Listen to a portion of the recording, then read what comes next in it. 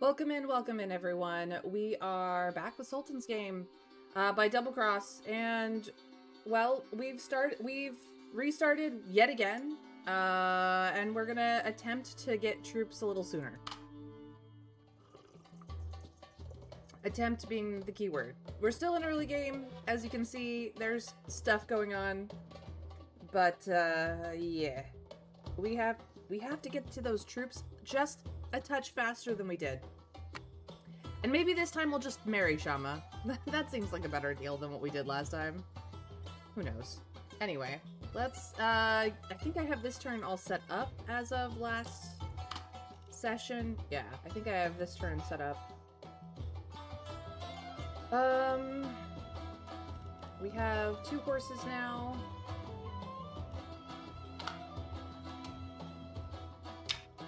We do have the charted oasis, which will be going away soon. Faraj is in court today, so Lady Becky's helping him out. We have to go talk to the vizier, of course. Nabani is being Nabani, and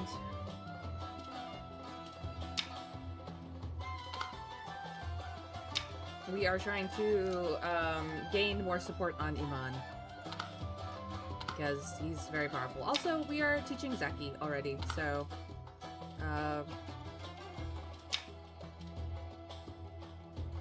Raid is next on my list. Raid I can use an extravagance card on, that's right. If I want to. Yeah, let's just end the day and see if we can't move things along. Welcome in, Crafty Blue! Thank you for the lurk. Allison! It's lovely to see you. A queen is never late, everybody else is simply early. I'm not a queen, but thank you. Getting her the title is the best result, but yeah, it's a little bit of a challenge. It's not that it was... The challenge of it wasn't the problem, it was... the fact that I ran out of time, or ran out of cards before I could get her the title, so... I just have to start everybody's quest, like, way sooner. Anyway. Real warriors are born through real hunts. You decide to give Zeki a taste of blood. The more successes, the merrier. Tap preferably 5+. We got 9. It was a good hunt. He hunts with you, skins the animals, distributes the meat and offal fairly, enjoys meats at the campfires, thus is befitting the life a young lad should enthrall in, and he gets physique and survival for that, which is very helpful to him. People are still willing to come under our roof. Let's see if we get the good money today. We get the decent money today, not the good money. 3 gold coins is still better than 0. And we start trading with the Oasis some more, and we get that. Oh, congrats, guys! Second, first, and third. Let's go. Good job, everyone. Good job. You guys remember that channel points exist. Alright, we sent somebody to court. We got some inside information. The Sultan is wearied. Lady Becky is just Lady Becky. He is best kitten. We sent somebody to the bookstore and borrowed a book. The Mystery of Mysteries! Ooh, that's probably for my daughter. Can I influence Iman? I absolutely can. We have a nice little chat. He's very much more supportive of us, and we got a secret.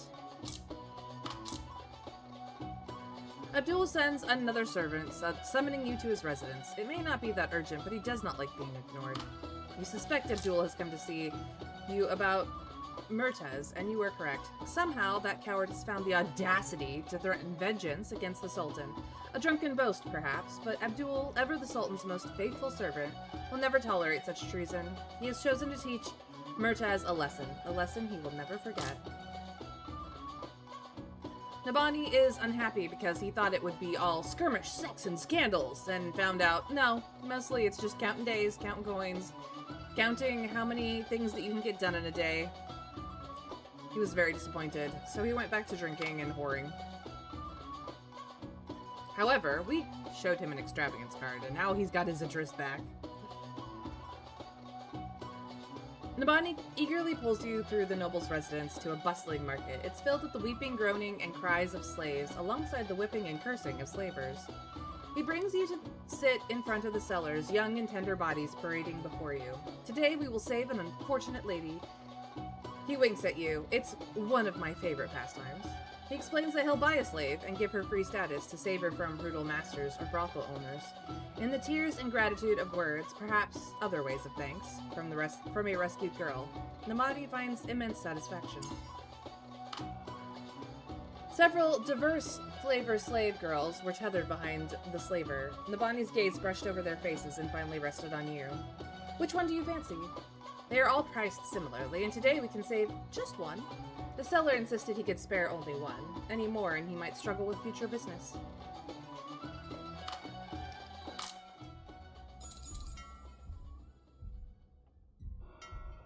And there goes our oasis. The Sultan has decided to go handle it. Now, we could conquest here, but we're not going to. Absolutely not. Let's see here. That's fine. I can only do extravagance of bronze because Raid is bronze. Okay. Well, let's get organized here. We do not yet have too many people. And we do have the prison open. Let's see here. The Battle of the Wolves' Den is a conquest. Injured White Rhino is conquest or cardinality. I'm probably going to do conquest, if anything. The Vicious Dogs can be an extravagance, but only a bronze or lower. Okay, they'll come back around. I'm not worried about them.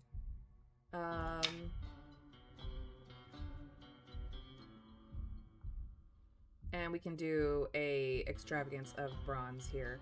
The barbarian slave, she gets free herself. We did the fragile slave girl last time. The talented slave girl we could do next if we wanted to.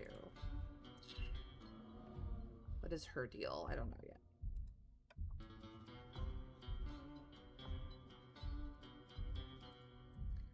Let me go find out.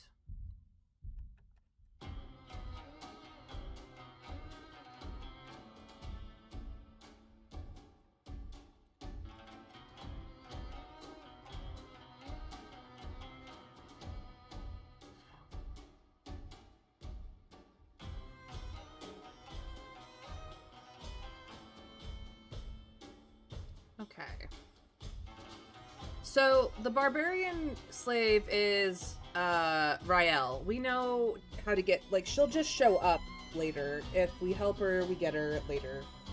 Sewea is the frail girl, frail slave girl, and we did her last time. We convinced Nabani to take her in, and he was like, great. And then she was just a demanding, crazy person the whole time. And,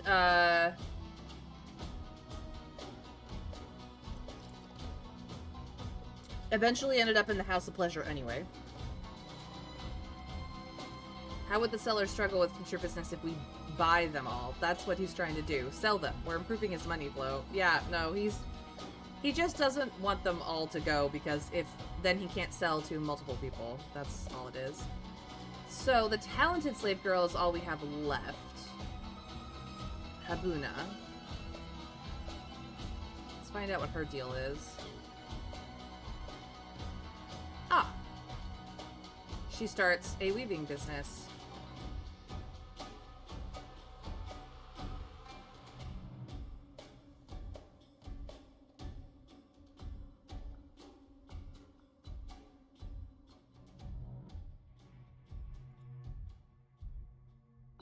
And she is the way to the Blue Turban Army troop. Okay.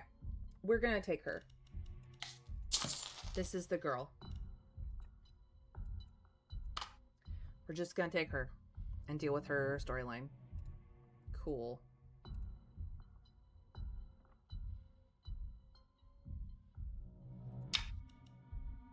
Alright. I will deal with this. Fatuna is in the court. Zeki doesn't want to talk to me for the next section of his thing yet. So he can go talk to his mom. And then we'll have lots of support here. Who's in the bookstore? Jabal is in the bookstore. Fantastic. Maggie, my dear wife. Or Maggie, my dear wife. Yes, please. And grab a book, I guess. Alright, that leaves Faraj and Lady Becky to handle things at home.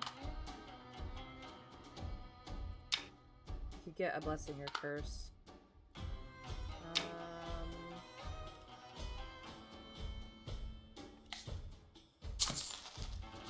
No. Save your money, save your money, save your money. We're waiting for my hero to come back. That leaves the bathhouse, obviously.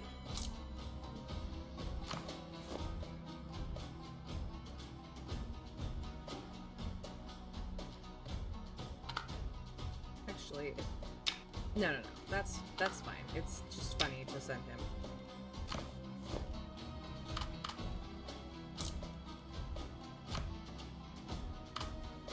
We'll go take a bath for once. I could have done one of these, but that's okay. I probably should do Injured White Rhino soon. This, I need a Carnality card of Stone Tier.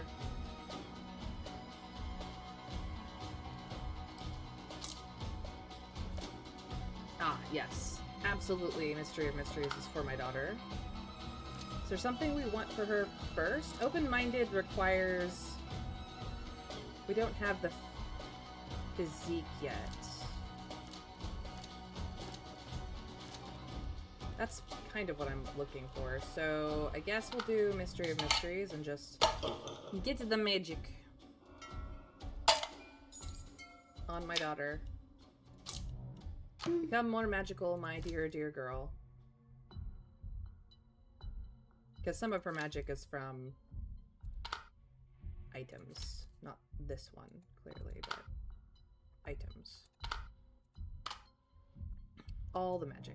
Alright, I really should start these guys soon as well, because they take some time. But we're good for today. Alright, bathhouse is resolving first. Oh, we got all the hot goss. The tea has been spilled.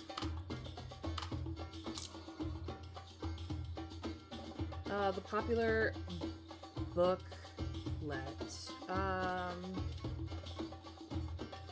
Right. So if we say this is praise the Sultan, we get gold. If we say this is slander, we lose renown, but we gain influence. And if we say this is just a woman's pastime, we gain renown. Okay.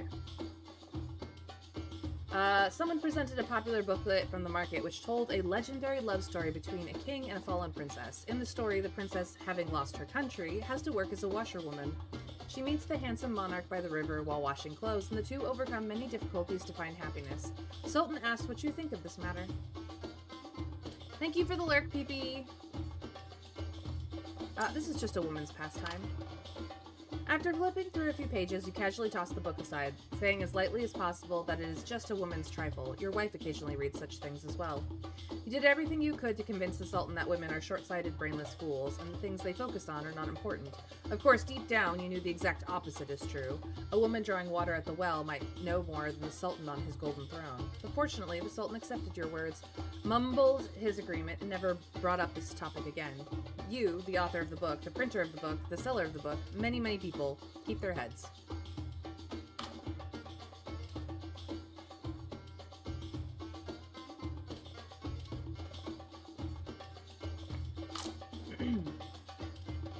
People come to the house. We make it the good money. Thank you, Faraj. You did very well. And we got extra good money. Excellent. We sent somebody to the court. They got us some inside information. The Sultan wearies, and we got Mystique from Zaki.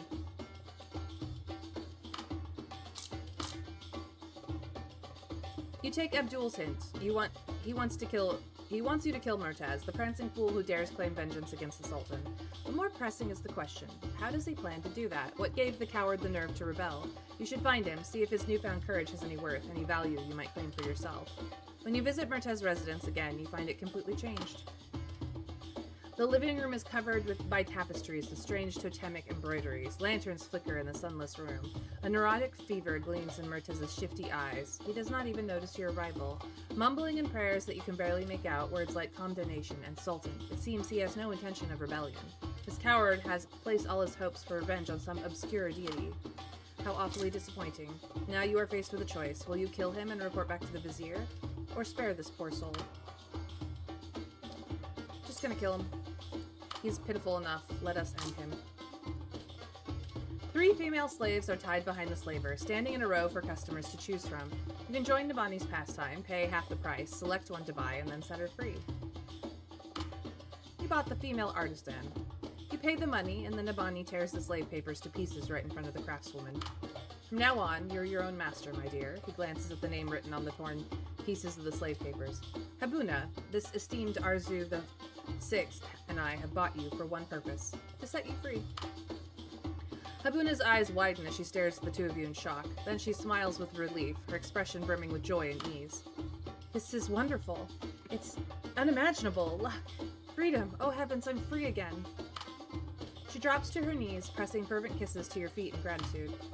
If it pleases you both, I'd like to start anew right away. I'll find a shop that offers credit and then get some fabric and thread. Habuna speaks quickly, already planning her future. Both of you gladly give her blessings. We could just fund her. Like, literally, we could have just funded her. Oh my god. You're lurking and scrapping, Miko. Good job. Alright. We sent somebody to the bookstore or borrowed a book. Ooh, dignity. And we influence a noble. Jabal is even more supportive now. And we get a secret. Alright. I probably have to stop buying books now. She learned more magic. My daughter is amazing.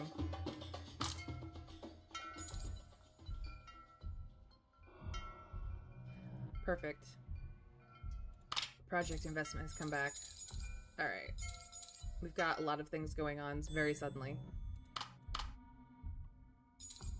And Zeki has more requests. Okay, and he's gone off to do whatever. Amain is in. Lady Becky can handle you.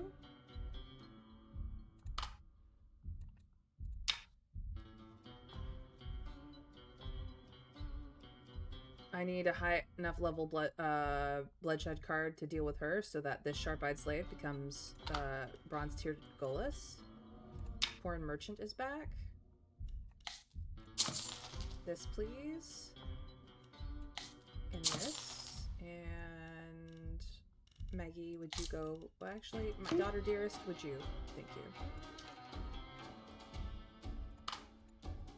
Awesome. Purchase successful. Purchase successful. That happened. This is an accessory, of which you have an accessory, but this accessory has magic on it. So we'll switch to that, and then this necklace goes on someone who absolutely needs it. I have the lucky amulet on, which means my twin needs it. Good, good, excellent. Okay. The other thing we got is this, which requires a turn to use. At some point, I should probably do this one.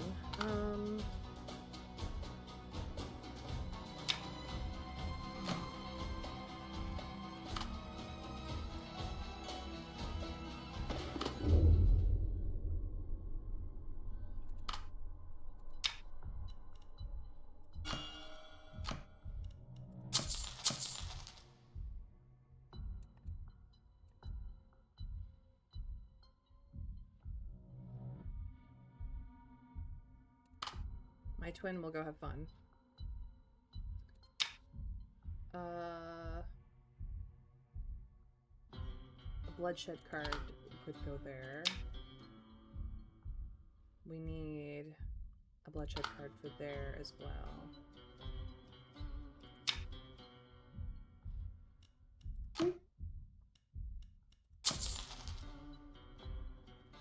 And unfortunately, our extravagance was too high. So I am gonna draw an extra card and see what I get. Silver Carnality? I mean, not that I can't, but...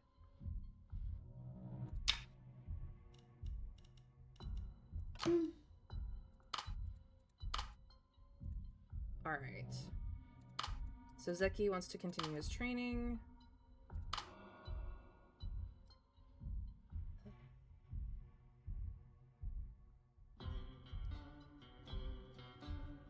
We usually do communication in the court, which I believe is,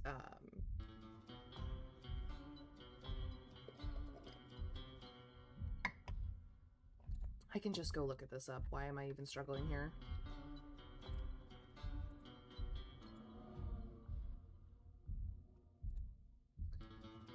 Communication in the court is sociability. Gossip in the bathhouse is charisma. And the House of Delights is both. But the sociability is harder to get up, so I'm gonna go with sociability.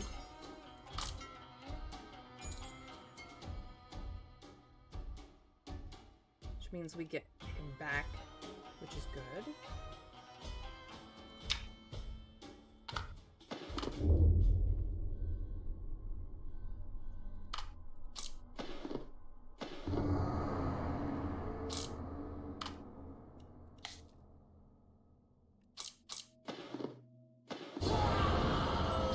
Perfect. But I need one more. I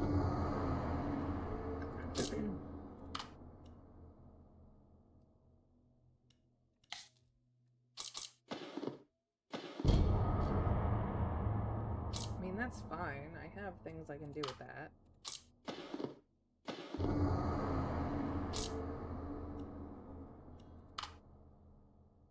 I am serious. This is bullshit. Beautiful. Actually, that works out for me. This is what I need. This I want to deal with immediately.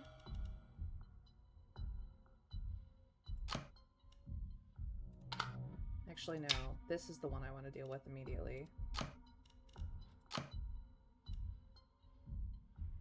I should be fine. So this one will sit for a hot second. He can wait for a hot second.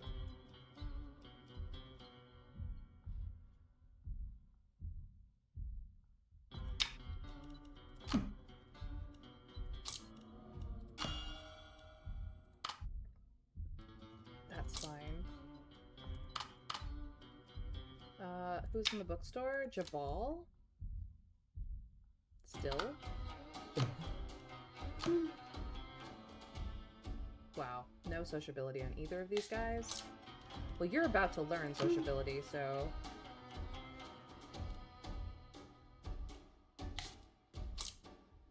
Hold on. Maybe it would be better... Jeez Louise, they both suck.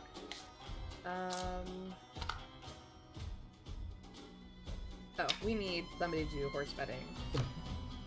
That's what we need. Nope, wrong section. That should be more than enough.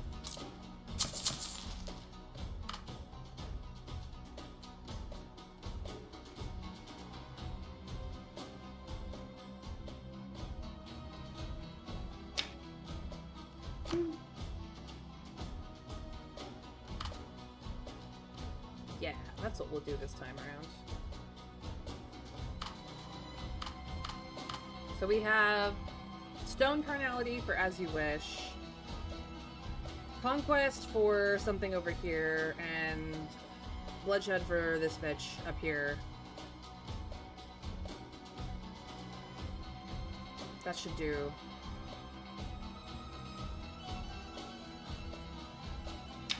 We can use the bloodshed card here, but it's a matter of whether we can get it or not.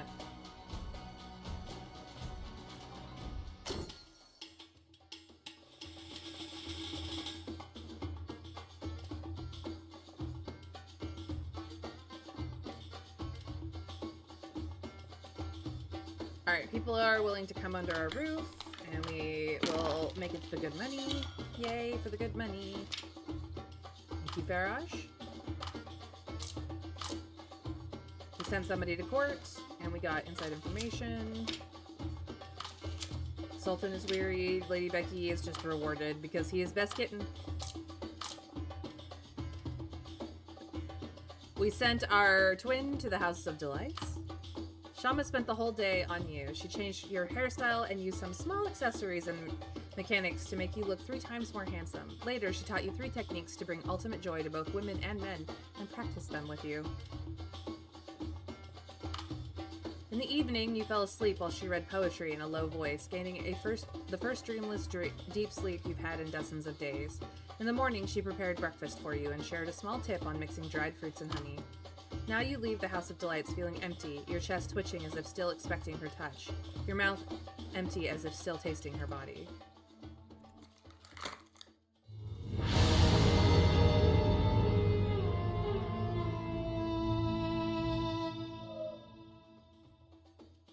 And we still got wife's resentment even though it was the twin who went, but we kind of, both me and my twin pretend to be the same person, so that's fair. Spark of passion incoming. Suddenly she gasped, you hesitant, joyful, and somewhat cruel.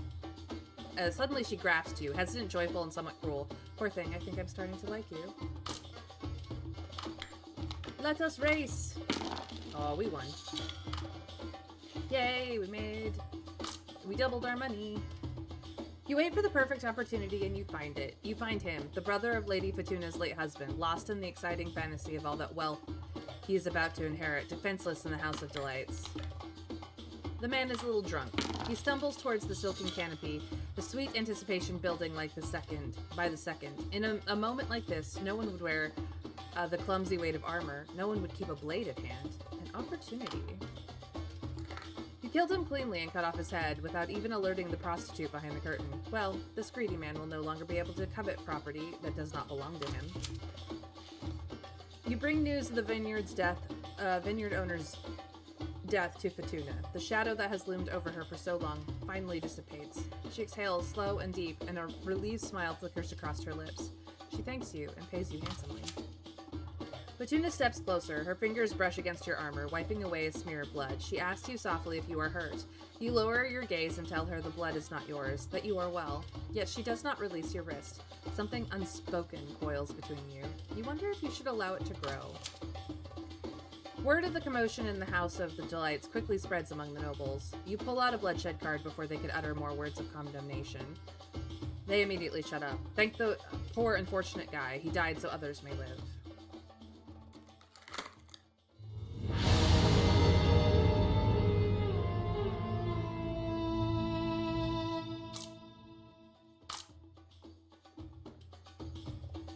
A tiring day is about to end, and you walk through the shadows of the Sultan's palace walls, ready to turn home. But a woman in white blocks your way. Do you need help? This is what you deserve. Whether she is camouflaging as a mortal to hide her identity or an emissary of sacred power, wouldn't you raise a request? You hope Lumera can become more helpful. The next day, Lumera came to your house, telling you that she had a strange dream. The details are unclear, but it was a pleasant, auspicious dream, and it was about you. And she gets combat and survival for whatever reason. Bonnie fucks off, but only beauties or fine liquor can motivate him, but only for a short while. You send someone to track him down at the House of Delights, where chaos has broken out. A paying customer has been waiting far too long for the girl he requested, but was left ignored. Frustrated, he stands up, pulls aside the veil, and sees that most of the girls are fawning over Navani in the inner chamber. The man, furious at being ignored, challenges Navani, the center of attention. 2 men head to the open ground in front of the House of Delights, ready to settle the matter. When you and Maggie arrive, a familiar girl hurries over and pleads with you as a powerful minister to mediate the duel. If any patron were to die there, it would spell disaster for everyone at the House of Delights. I will persuade Nabani to stop stealing all the girls because he's being selfish. You approached Nabani, patted his shoulder, and gestured for him to notice the anxious and worried ladies of Delight around. If anything happened to him, how sad these girls would be. Why disappoint so much love over a vain duel? Nabani laughed heartily. You're right, Arzu the Sixth. You always have a way with words to touch people's hearts, whether it's me or the Sultan. All right, my friend. I apologize for monopolizing the beautiful little mermaid for too long. He bows to the neglected man. Since there was a step, the man readily accepted, and the two shook hands, leaving it at that.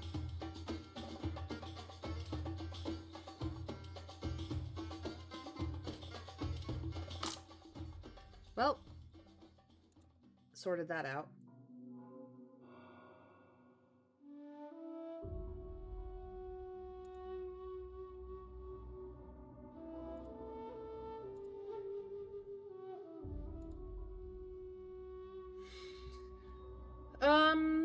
Let's run away? Okay. Okay, my wife, let's run away. Why am I not allowed? While passing by Noffel's secluded mansion during one of your private meetings, you notice unusually loud sounds coming from within. Entering, you find a gathering taking place, with Noffel seated at the center. When you burst in, all the guests halt their chatter and action, simultaneously looking at you. Why am I not allowed? Am I not a noble? The nobles whispered among them some impatient young ones who immediately jumped up to insult you, referring to you as an unwelcome and shameless intruder, even bluntly calling you the Sultan's lackey. As if I had a choice.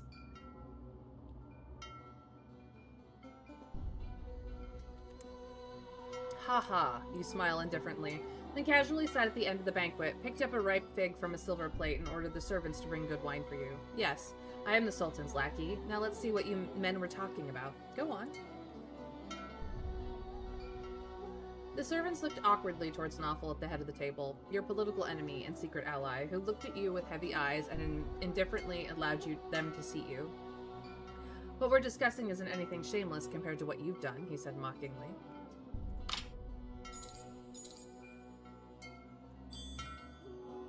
And Nabani wants to talk to us. Of course he does. As if we don't have enough to do today.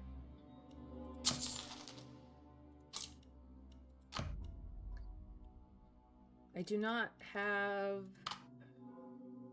an easy thing to clear up wife's resentment with, and Habib is not here yet, so that's a problem.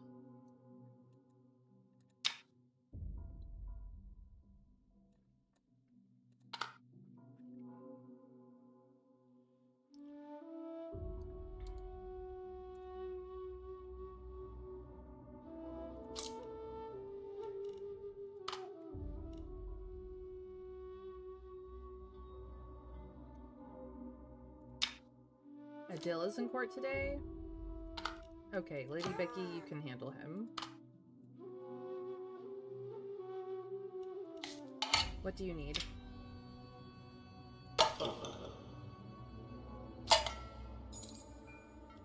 Minor trouble. In your spare time, you occasionally think of the female slave you and Nabani saved. Ah, right. She is a free person now, wondering how she is living with her own skills. With sufficient influence or notoriety, you can resolve the issue directly. Nobles rely on influence while commoners need notoriety. Well, my influence is 11, and my so I should have enough? I believe...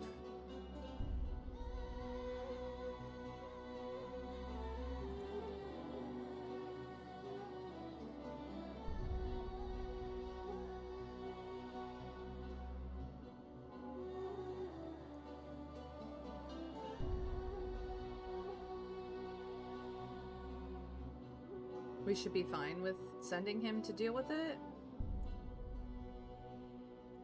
Okay.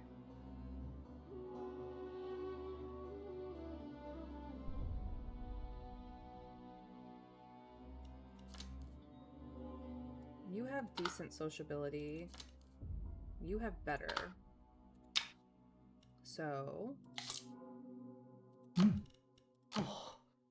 handle this for me, will you? Thank you.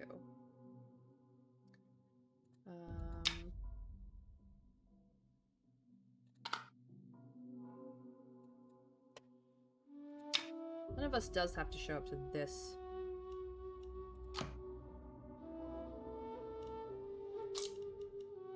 Wisdom, wisdom, wisdom. That will certainly help, because this is a 3-check situation. Okay.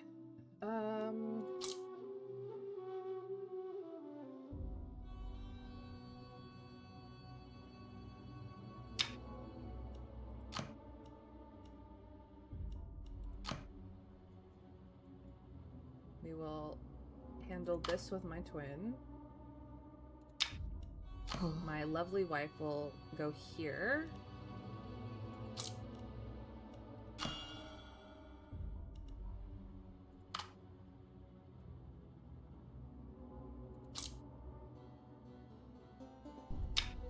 Zaid is in the bookshop. Would have loved to get some support on Zaid.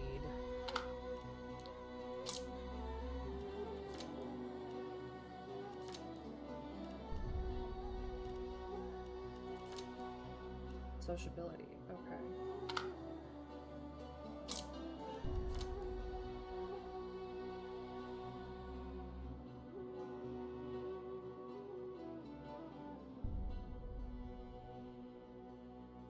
She needs more physique is the problem.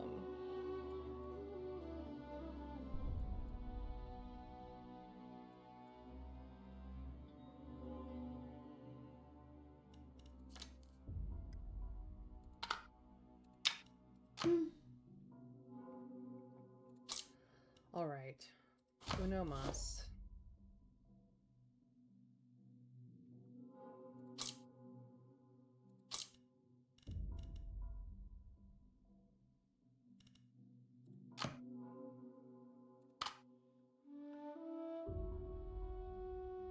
It won't put support on him because she's not tagged with the noble tag yet.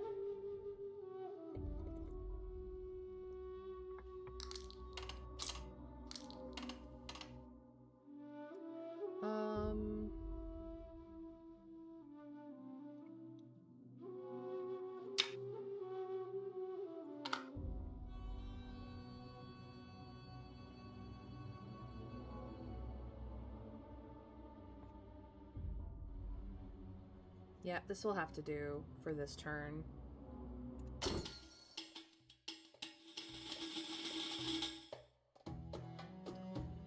Your neighbor, a fool who always competes with you, beats his own wife's face just to warn her not to talk to someone like you. A dirty bastard who fornicates with wisdom using sorcerer's cards. Since the mud has already been flung at you, you decide to accept it. Alas, in a way that will be a little different than he imagined. You will demonstrate to your neighbor with action how devoid he is in imagination. Once you are done, it shall be clear as water from the river of Indus to him that having an obedient lover and a gentle, respected wife is a blissful thing, and that he shouldn't have treated her so abusively. Initially, the man yelled at you and resisted like a rabid dog, but soon, in agony, he lost the strength to struggle. Lying on the ground, silently shedding tears, now he resembled the poor woman he abused every day. This is what he deserved, you told him. You were the retribution for his evil deeds. While disciplining him, Maggie took the poor woman back to her place, treated her wounds, and spoke of many things to her. The next morning, the woman took her unconscious husband from among the mess. Her gaze was resolute, and when she looked at you, there was a hint of gratitude in her eyes. As you brushed past her, you vaguely spied some sort of protruding shape from her pocket. Perhaps a dagger, perhaps something else indescribable. A shiver ran through you as you turned back. Maggie was smiling faintly at you. After that incident, many men instinctively lowered their heads and averted their eyes when they saw you.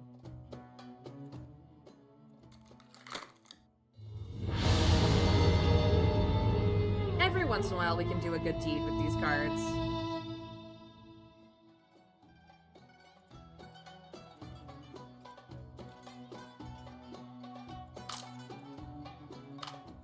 The oasis is gone. It's very sad. To rise, one must learn to navigate the court, and sooner the young man sees the world for what it is, the better. Heck yeah, we got the 5 successes I was hoping for. So he got lots of sociability, which makes him way more useful now. People come to the estate, and we make the good money. My wife, so good.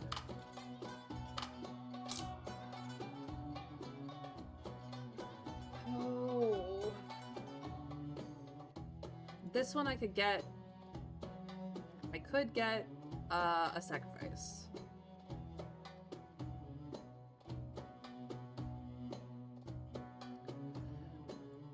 Earlier, when you were still prosperous, you lent some money to a friend. Now, in your time of need, you found various excuses to refuse. The newly bought gemstone ring swayed in front of you, particularly annoying. We could turn away in anger and get a bronze secret. We could blackjack him and get a betrayed friend. We could humiliate him at the palace to gain infamy and influence, or we could cancel his debt and gain renown and influence. Sometimes I just need a sacrifice, though. No matter what excuses he makes, you keep nodding. Your heart has already left and gone to an alley on his way home. Used to walk arm in arm through there often. Tonight you will collect your debt. What an idiot. Alright. We sent somebody to the palace and got inside information. The Sultan is wearied. And Lady Becky just is rewarded. Because it's Lady Becky. Sent someone to the bookshop to... Ooh, loquacious. To get a book. Let's see if we get some information.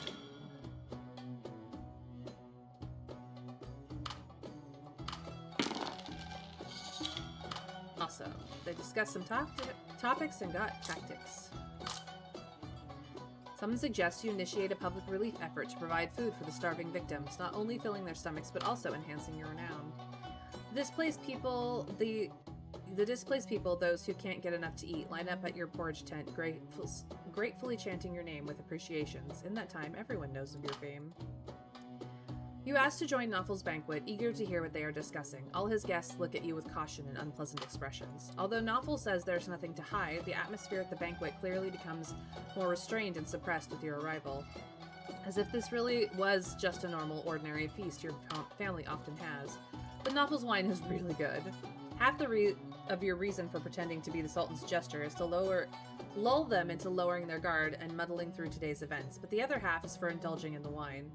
You drank cup after cup until amid the bizarre atmosphere, the voices speaking loudly and passionately become less clear, until someone suddenly calls your name. A young man suddenly stood up. He loudly calls your name, resentfully. Arzu the Sixth, why did you agree to participate in that absurd game? If you refused, perhaps the Sultan would have given it up. Everyone here knows which game he means. You've had quite a lot to drink. Can you still hold your tongue? I can.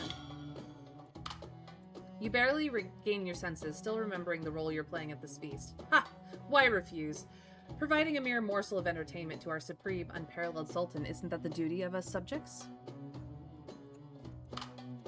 Your smug, flattering response provokes loud cheers, evidencing that those gathered around Noffel share similar political views. Shameless! The young man turns red and white with anger. You're usurping the Sultan's authority, He bites his lip and halts his speech, as though you have exasperated him. The young man's outrage is genuine, but what can he do? The situation is already set in stone. Immediately, another man approaches you, a fat, middle-aged noble whose name you cannot recall. He looks at you with more flattery and eagerness, clearly also muddled by drink. I wish I could become you, he slurs. I heard you can request women from the Sultan's harem under a pretense of carnality. There are so many beauties in the Sultan's harem. My god, I can only imagine such pinnacle. You laugh heartily at this.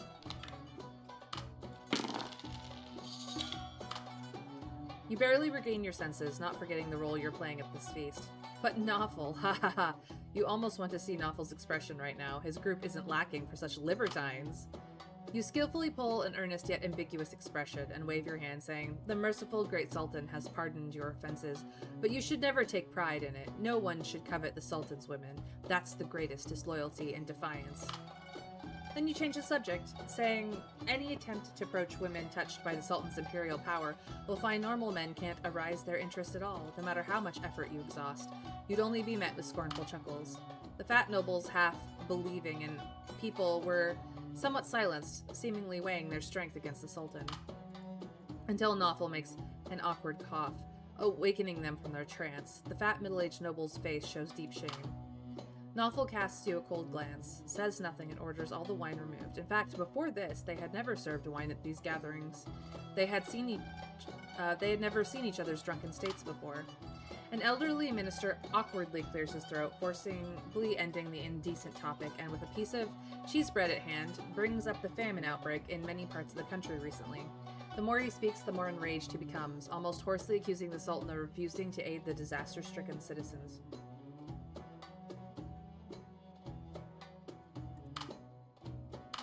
I don't see him doing anything about it. People deeply sympathize with him because his territory is located in the most affected area, and he can only watch as his subjects starve to death. They vent their anger, criticize, and speak more and more outrageously, emotions spiraling out of control. You've had quite a lot to drink. Can you still hold your tongue? Yes, I can.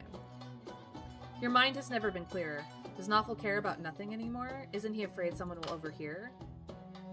You make a noise, raise the cup, and throw leftover wine in the face of that elderly noble, the drunkenness softening the fierceness in your eyes, but still enough to sober a person. Had enough? You grab his collar, nearly lifting the frail elder before pushing him back. How dare you question our fair and all-knowing Sultan? Huh? If everyone desires the Sultan's attention for their territory's affairs, wanting the treasury to be particularly generous here would have caused chaos a long while ago. Ha ha ha, if you don't want to starve, then you are the ones to starve. You nearly press noses with them as you point, laughing heartily, returning to your seat with a drunken stagger, yelling for more wine. Bring a few more pitchers of fine wine. Let us toast the Empire, toast the Sultan, toast the Eternal Sun. No one responds to your toast. The banquet ends in a not-so-joyful atmosphere. Nawful orders the drunken you to be escorted out by the servants and placed into your carriage. A feeling in the depth of your mind gives you a vague sense of something is off. A cold wind cutting across your sweaty back, bringing a chilling sting. The feeling of being scrutinized, like needles pricking your back, finally fades as you board the carriage. Only now do you have the clarity to review tonight's yield. A gut feeling tells you there is a spy lurking at Nawful's banquet. You're almost certain it's the young noble, despite his well-crafted disguise. What he didn't realize was, while he monitored you, you also watched him. Besides questioning and aping others' perspectives, he never presented his own. The only issue remaining is, should you tell Nawful this? I did not, in fact, catch this guy last time, so this will be a little bit new in that storyline. Alright. In your spare time, you occasionally think of the female slave you and Nabani saved. Ah, right, she is a free person now, wondering how she is living with her own skills. Your influence is enough to deter rogues. A young woman trying to make a living on her own is inevitably subjected to covetous glances. However, Nabani uses noble authority to declare that Habuna is under your protection, and he tells her that if she encounters trouble, she can use your name and tell others she is working for you. Habuna kneels again to thank you for your kindness. She presents you with a fine piece of fabric she has woven by herself. With such skills and your protection, no one would doubt her ability to gain a foothold in this neighborhood and live well. And we get elegant blue gauze. One day, in the future, after visiting Habuna, Nabani excitedly comes to share his thoughts with you. She's rather ordinary looking, but have you seen her hands? They're rough from work, yet beautiful in their own way. Oh, don't get me wrong. I've helped many women before, but something about her brings me such joy. Not the romantic kind, mind you, just pure happiness. Though there is one small problem. Nabani dramatically sweeps back his curls, a playful grin spreading across his face. She didn't even spare a glance at my handsome face. Ah, never mind. Let's get a drink. It's on me today.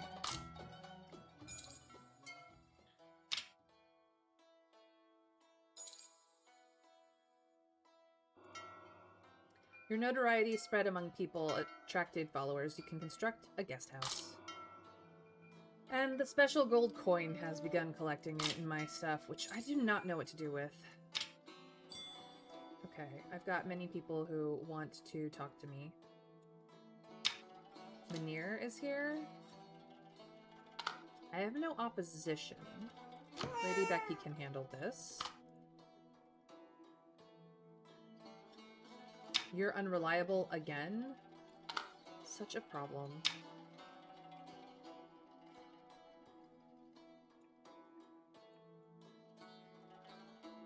Okay. I have to do this. I'm not even gonna bother with a bloodshed card because I can handle bloodshed cards just fine.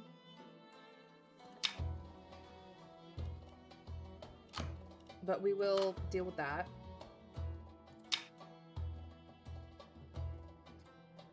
I have a conquest here. Okay.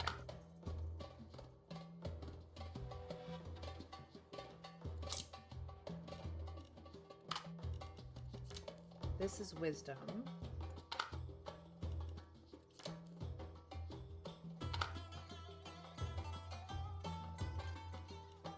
So I've got one more round on the project investment. So let's make my daughter wise AF.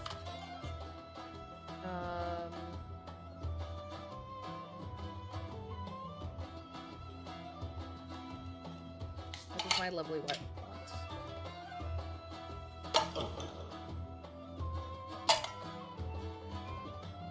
Let's see.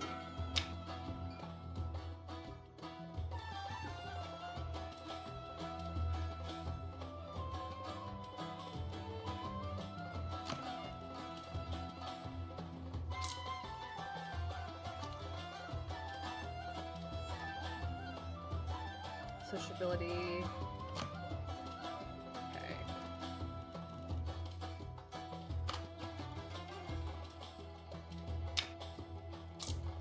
Oh. Barrage, we'll deal with yours another time. Zeki, same. Who's in the bath? Or not the bathhouse. Who is in the bookshop? Samir.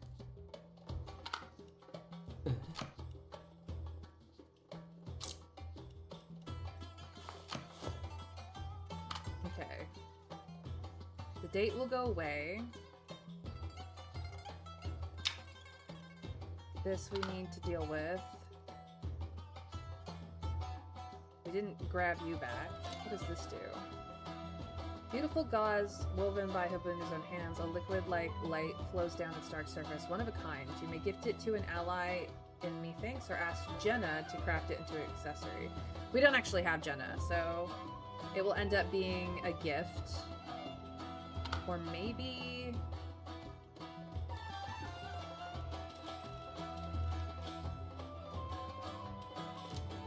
maybe it can be dealt with this.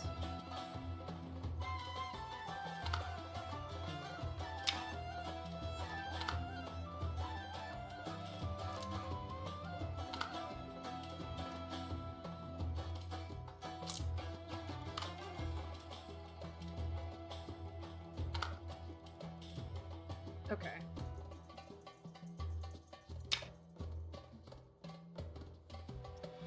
We actually do have this.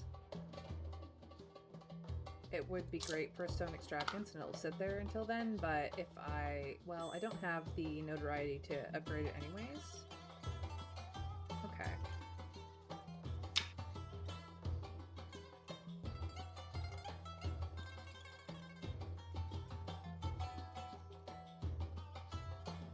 I can give him cards to do things with, so...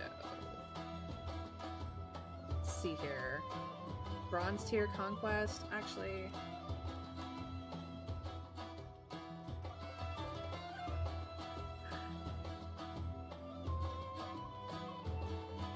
Bloodshed card just kills him. A bronze tier conquest does stuff. Silver conquest does stuff as well. Okay.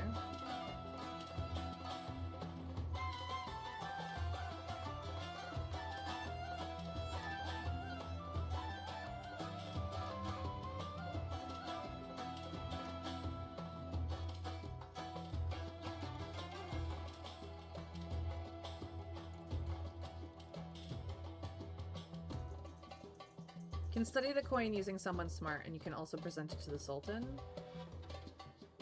For funsies, you can try to use the coin with the merchant who rents out their spare room. I mean, you need enough coins to buy a thing, I guess. We'll see. I think this is the turn. But...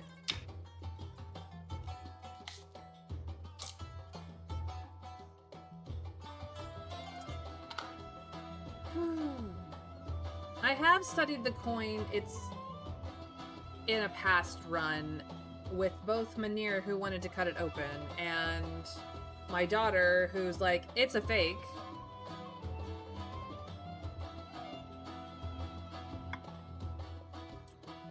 But I suppose I can wait until my foreign merchant comes back. You decide to kill this pathetic person and end the despair and pain he does not end. He dares not end. You judge this wretched soul, proclaiming his sins for all to hear. The priests arrive, destroying the strange totems. The people argue. Were they truly conduits to demons or merely a coward's desperate delusions? As for Mertez's meager belongings, you pocket them while no one is watching.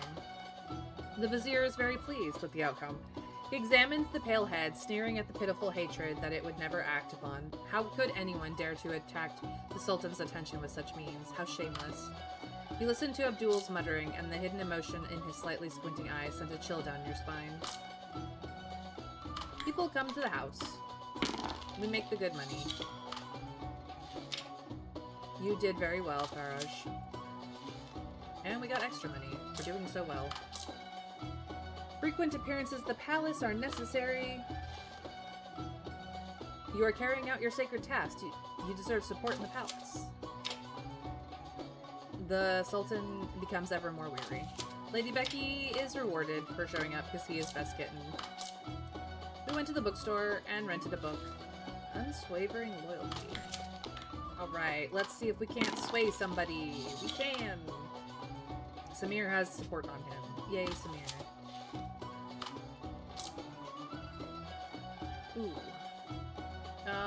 Farmers.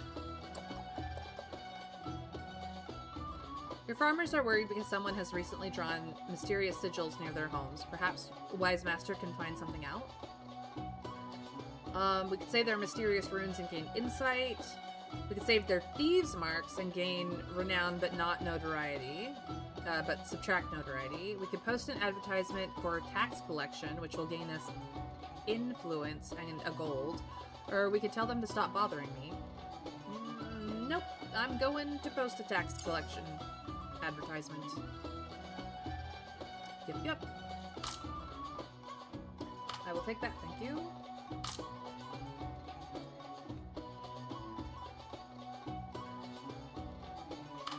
While you struggle to survive, Nabani is out having fun.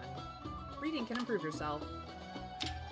The full title is Logical Overview of 100 Questions Underpinning Abstract Concepts in Intellectual and Ontological Understanding of Scholarship. A synopsis is presumed to be redundant.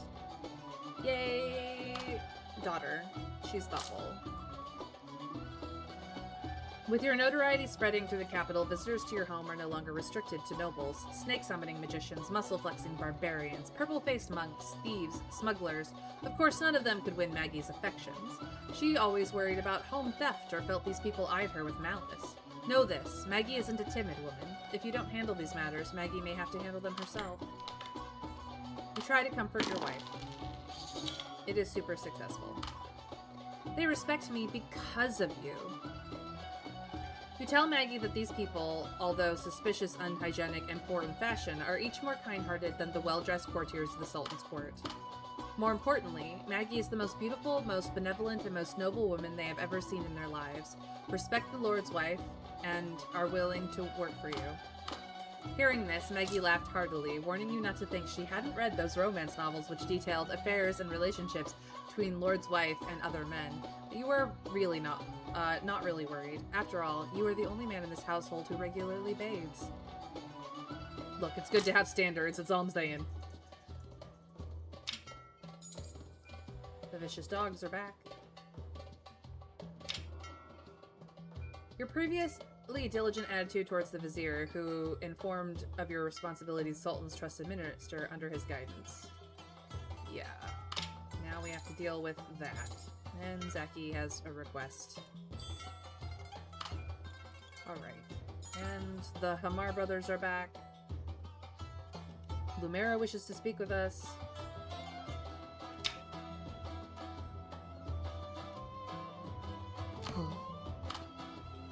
After the last guidance, he completely regards you as his mentor for life. This time, he has come to you again. And you hosted him. Zeki expresses his gratitude and admiration for your guidance during this period, but he doesn't want to bother you all the time. He asks where you usually go for answers when you have questions.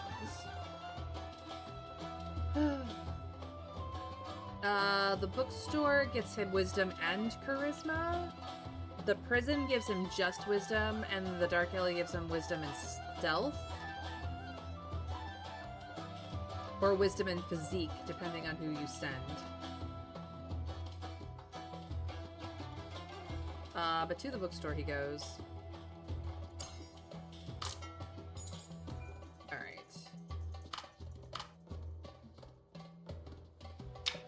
This is that. Okay.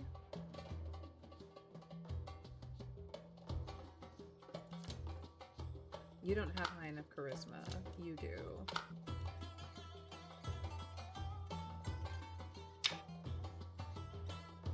Seems like a waste for a turn, but okay. The Ample Noble is there. I see. We will deal with Zeki's request on another day, because that cancels him out. Good, good, good.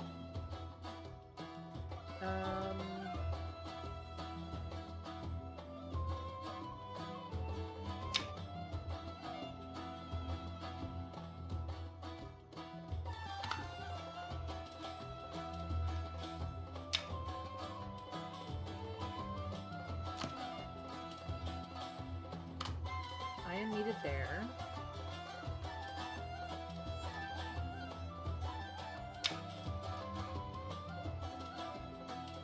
I'm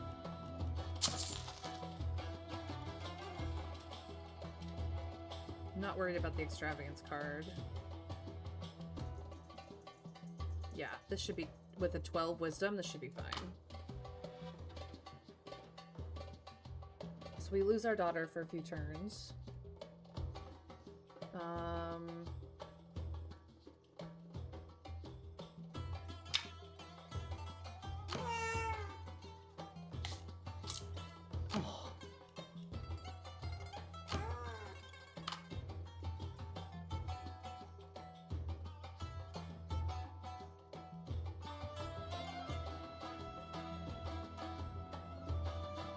Might as well deal with this then.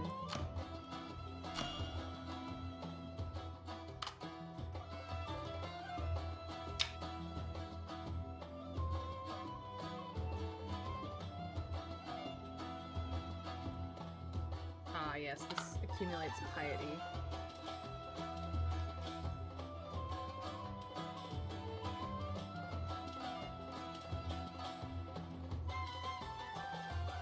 Who was in the bookstore today? Fatuna? Okay, we're good.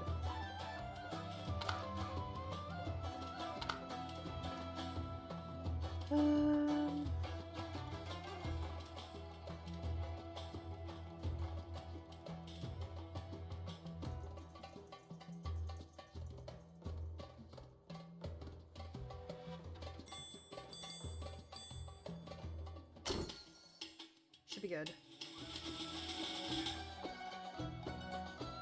Ah, the Celestial Globe finished up. What do we get? Trajectory of Time. Haven't had that in a while. Nala has thought of a new game. She invites you to use a bloodshed card to execute her most defiant slave. This will be immensely fun for both of you. This is a bloodshed card worthy of you, you tell her as you take the golden knife from her hand and put a chain around her neck. Then you untie the nomad slave, leaving him with the weapon and the time. Surprisingly, after a long time, no more sound came from the room. Just when you were getting impatient, the slave opened the door, threw the bloodstained scimitar on the ground, and told you that he needed a handy bow and arrow to better serve you.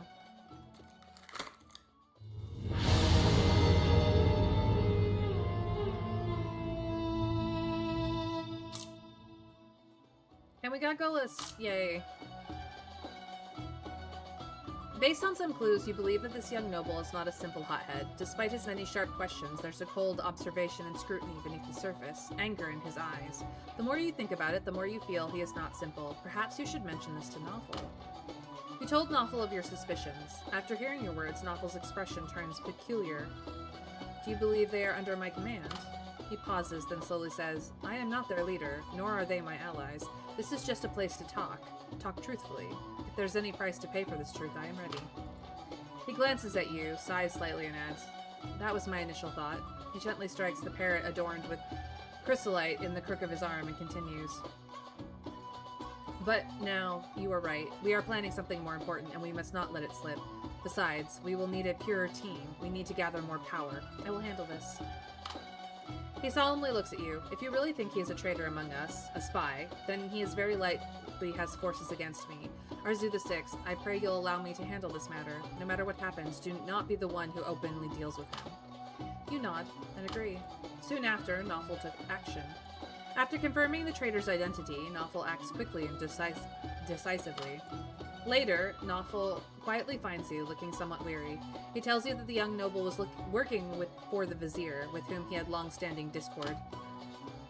Our young people shouldn't be like this. They were meant to be the clearest in judgment, the most ambitious, never extinguished hope. Novel shakes his head, and sighs, and gives you a jug of wine, perhaps noticing how you seem to enjoy it at the banquet.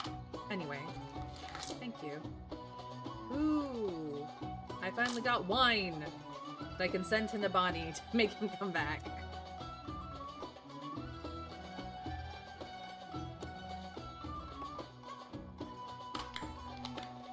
Alright, people come to the estate. We managed to handle it. You did very well. In this palatial estate, most will bow their heads. Alright.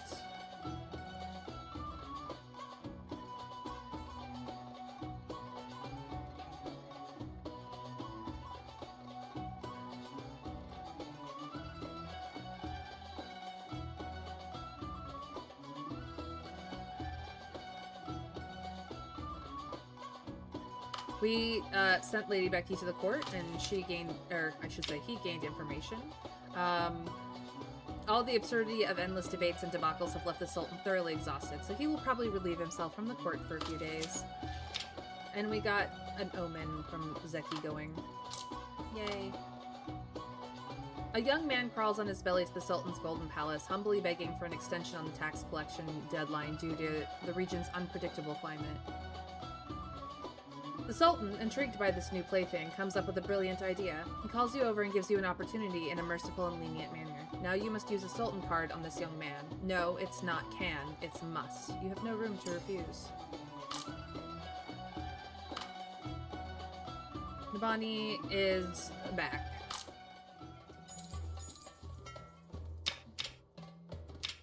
Yes, I know. People want to talk to me. I understand that.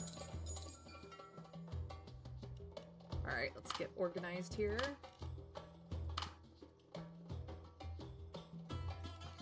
Golas can take the stallion.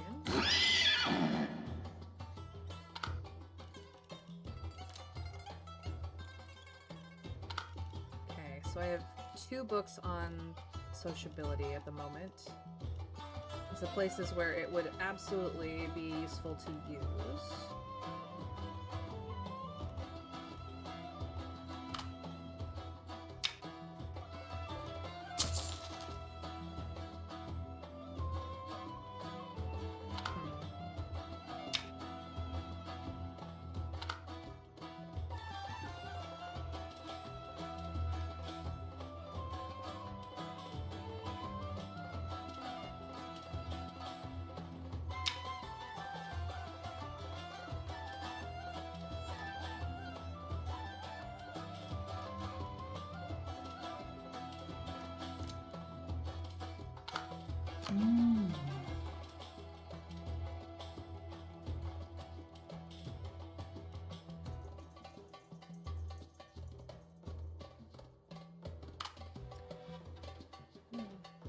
My wife, so good. Who's in the bookstore today? Zaid is still in the bookstore? Okay.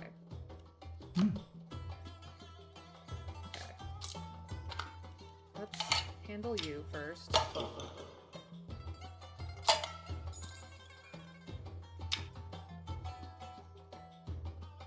Valor, alertness, or grace. Let's find out what those mean. Okay.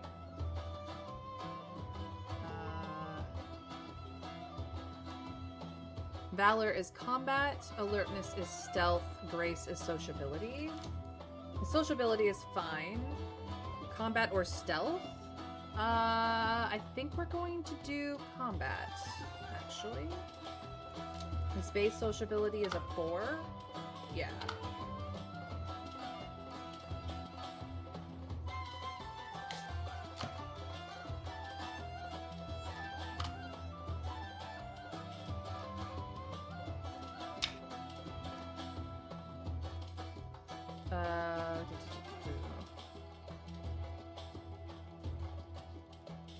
Doesn't require a check, it just requires a turn.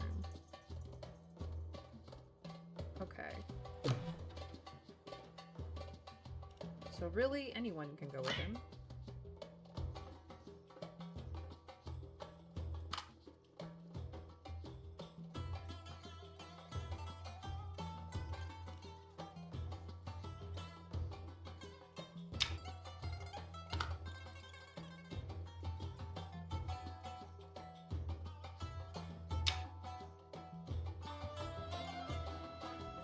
I like the extravagance route for this one. Oh, and I don't have an extravagance card. So maybe we do this. I need sociability and combat.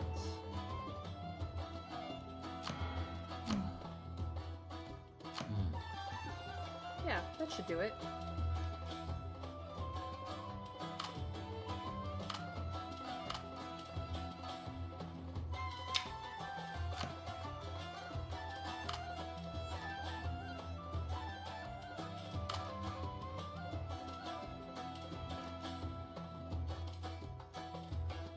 I have a sense of happiness to cancel out wife's resentment. Okay. We need to do that. Oh, nobody's managing the estate. Ooh, that's not very good. I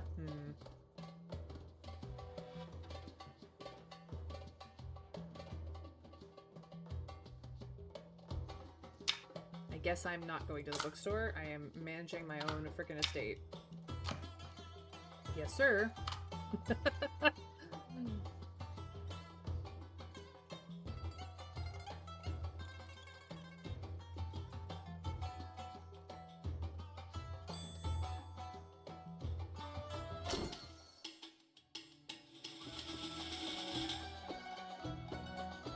You overheard a noble in the bathhouse complaining, intentionally or not, about how his house outside the city has been occupied by a group of cunning vagrants.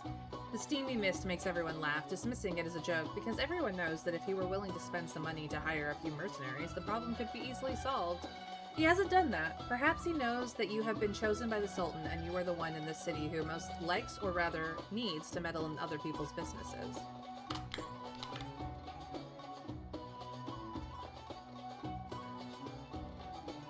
We arrive at the location of the house. The vagrants occupying the place are emaciated in ragged clothes and armed with crude weapons. They don't seem difficult to deal with. After half a day's observation, you also notice the group of vagrants is not completely disorganized. They vaguely have one leader. Perhaps, besides violence, you could try other methods. Successfully persuaded the mob. You use your silver tongue to both threaten them with the dire outcome of occupying a noble's mansion and promise benefits if they left on their own accord. The untraveled, starving mob are shattered by your words, murmuring hesitantly. You take advantage of their lapse in vigilance and capture the leader, sending the vagrants scattering headless. The noble, overjoyed, showered you with endless gratitudes over and over again. You stop him just as he is about to hurry into his house. With sudden realization, he slaps his forehead and offers you some coins as a reward. We gained infamy, though. This can barely be considered a conquest. The Sultan finds this story dull, dismissing the guards to take the leaders of the vagrants slandering before him away. Before you can break the conquest card and retire, you hear the Sultan yawn, telling a noble, "Ahmed, I heard there's fine wine in your mansion?" The noble hastily promises to dedicate all his wine to the Sultan, but the Sultan smiles without remark. That miser knelt, shaking with cold sweat, taking a while before reluctantly claiming he misspoke, saying he'd offer the whole mansion instead. The Sultan waves, accepting the wine only, and giving the mansion to you. Such is most befitting of the spirit of, of the conquest card. Mr. Scrake, welcome in. Thank you for the lurk. I hope you are well. I hope your Darkest Dungeon, or Darkest Dungeon 2, or Baldur's Gate 3 shenanigans are being joyful. That you are having fun. If I can English.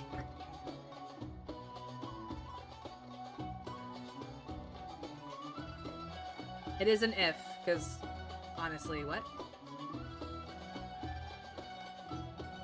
Both are, and you're good. How about me? I'm good. I'm playing one of my favorite games. How could I not be good? The Sultan's game is fun, even if I'm bad at it. I have another vacant mansion to use. To do what with? I don't know. According to tradition, concubines of the deceased royal, upon reaching an age where they can no longer bear children, may receive money to leave the harem and live freely, another form of the Sultan's mercy. Many of the former king's concubines have already met the conditions, but no one dares bring it up with the Sultan. How to handle these petitions? At least they can be free.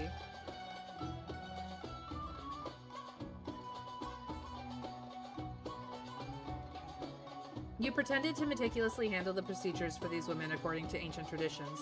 When the Sultan asks, all you say is, I believe the merciful Supreme Sultan will continue the former king's mercy, just like the sun rises every day. Most of them get married off to other nobles, or return to their families, or such. You take him to the bookshop. Every riddle has its answer, you tell him. History and books hold them all. The bookstore owner is always welcoming of new customers like him. They enjoy a lively chat, and old customers passing by give the young man recommendations from their own reading. What a pleasant afternoon. I think so. People are still willing to come to my house, and do we make it the good money? Oh yes, we do. Yay, good money. Recently, your renown in the capital has been increasing, requiring you to handle more matters and meet more people, naturally with more help from Faraj. Sometimes, after reporting on the day's affairs, he looks at you with anticipation. I'll leave my back to you. Faraj is greatly encouraged. He excitedly invites you for a practice session with wooden swords, imagining a battle scenario where you two are surrounded by enemies back to back. Aw, look at him, he's so cute.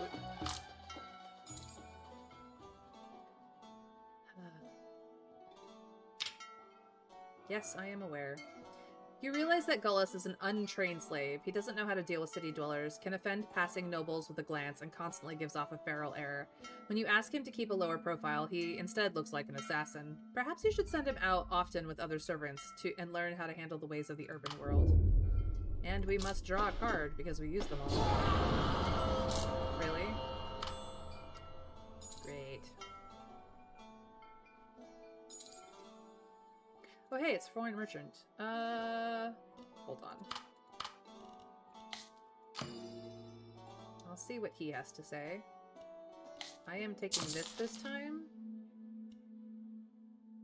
I kind of want all of them. I can afford them all. I will just buy out his store.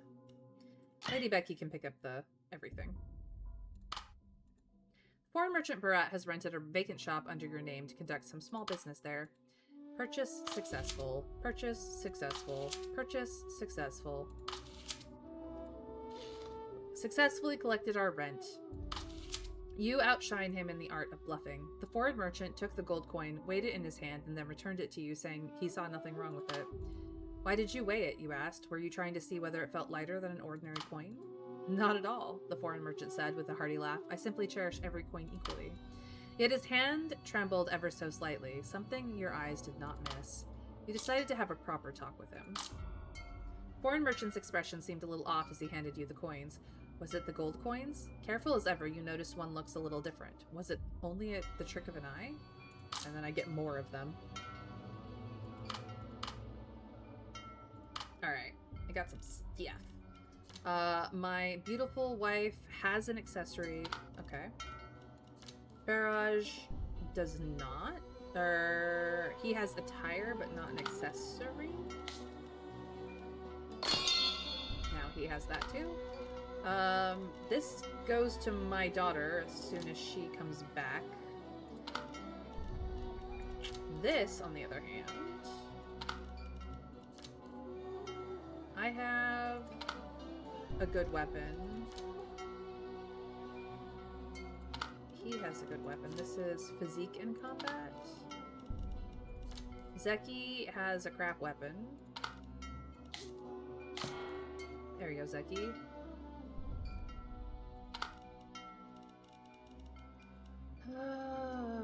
Okay.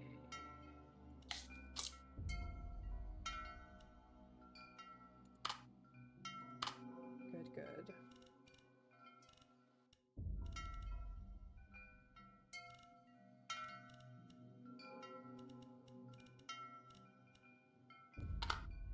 Okay, we have things going on.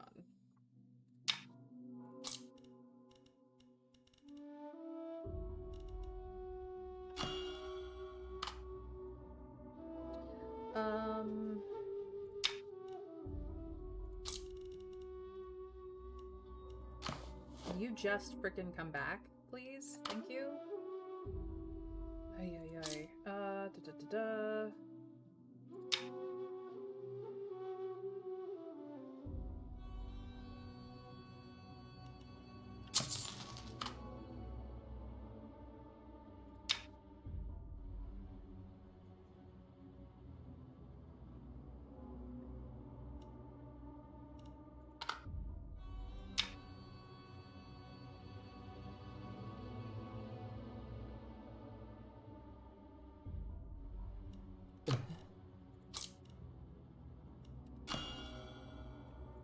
We're gonna do this early. Instead of pure thoughts, we're doing intent to rebel, because that gives us fear of the Sultan, which we can then upgrade. And we're not doing the cult route, so...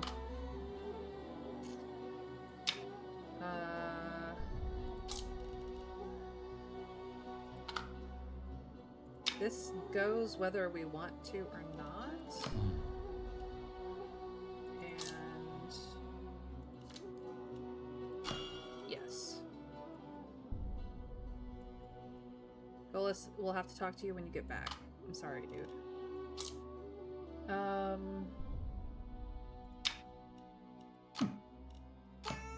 You two can handle that.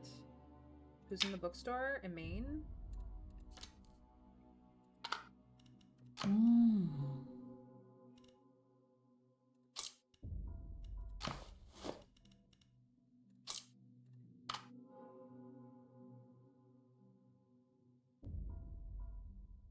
Okay, that does leave double me.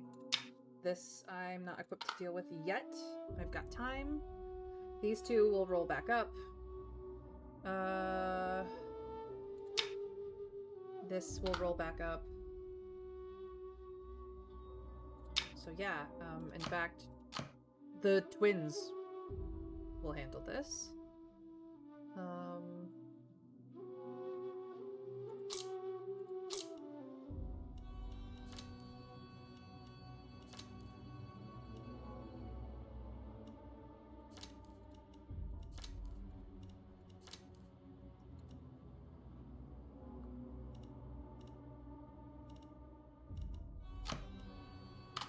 Do that.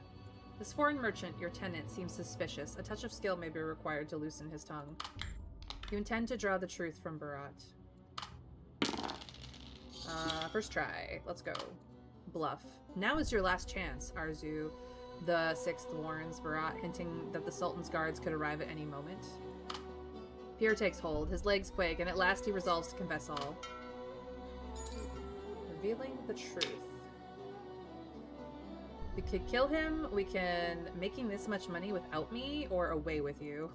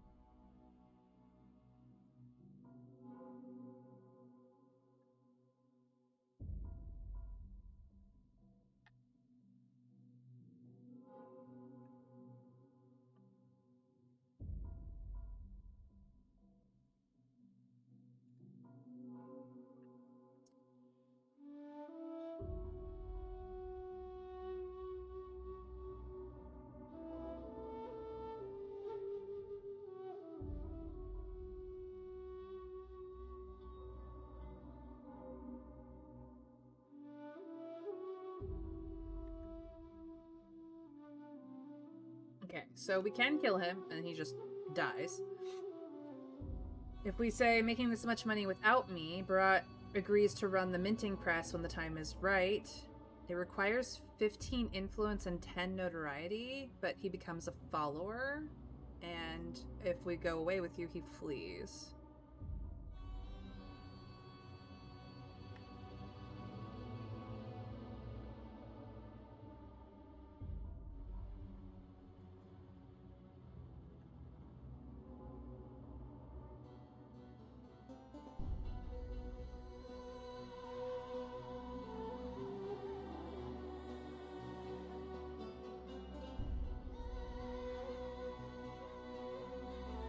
Okay.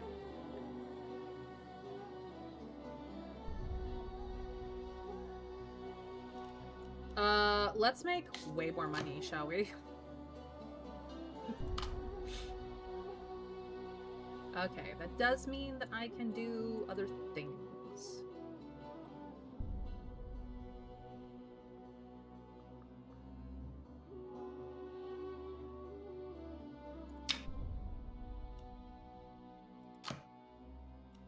Actually, it would probably be better if I did that the other way around. Hold on. Twin can go here.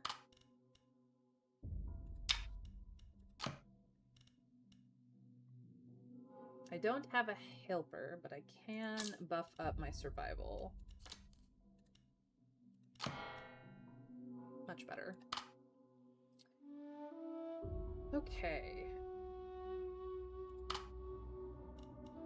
Or maybe I should have done that on myself.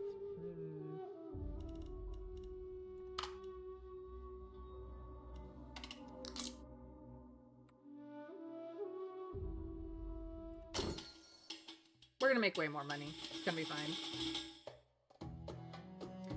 You see a large crowd gathering in the market as you approach. You realize it's Noffel's family distributing porridge to the poor. Everyone gets a ladle, and children or women with children receive an extra ladle. The line is long, and Noffel stands behind the cauldron, his brow furrowed. You spend some money and set up a new stall across from Noffel's porridge stand, offering freshly baked bread and fresh camel milk, quickly gathering a large number of refugees who couldn't stand in line there. The next day, many courtiers nudged each other and inquired about the matter, and you openly said you just wanted to undermine Noffel to make him look bad. They laughed loudly and mocked Noffel's shabbiness. Noffel walked past them, seemingly indifferent to it all. Except that we fed twice as many people. So, honestly, we did more good than not. After rigorous training, the young noble has fully committed himself to you. Now you have the chance to shape his mind with your own ideals. Following me may lead to death. You deliberately say this to Zeki without a doubt. Every young person dreams of a glorious death. He is no exception. People are willing to still come to the house. We maketh the good money, and we move on. Yep, Farage, you're the best. Good job. And we get extra good money because our place is amazing. The Angler isn't the largest bookstore in town, but it is the best bookstore, and we now have another book. And we have influenced a noble. Amain now has more support on her than opposition, and we gained Mystique, because she's very mysterious. The Sultan is like the sun, projecting vast distorted shadows named power when away from the court, but the Sultan is still not seen today. I see. Suddenly, you realize what's behind those secretive glances and smiles. Nabani's imagination is clearly bigger than what is actually real. Only beauties or fine liquor can motivate Nabani, but only for a short while. The foreign merchant leads you to the residence you rented to him. At last he admits it. He is the one who has been producing the counterfeit coins. Before you can respond, he adds hurriedly, "All of it was made in the cellar of the very house you lent me." The implication is clear, a thinly veiled threat. If his schemes get exposed, people will think you're involved too. After all, you're the one who rented him the villa. Now what will you do? Mint the Sultan's damned coins. Counterfeiting sounds like a venture that pays without fail. You ease the foreign merchant's fears with but a few words. The crux is plain. You bear a deeper loathing for the Sultan. You have means to profit from his missteps, and you are better placed than he to turn his coin to your advantage. With all his energy and enthusiasm, he eagerly explains the secrets of the trade to you. He counsels that you must bind both the lawful and the lawless to your cause, so that news of the fraud never reaches the Sultan's hounds.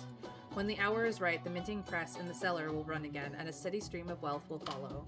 To undertake this perilous trade with any hope of safety, you require 15 influence and 10 notoriety, which we don't have the notoriety yet, and the influence we're like 2 away from, so we can't actually do anything about it until later. Oh, we've got horse betting again? Okay. Let us upgrade something. This inside information will do.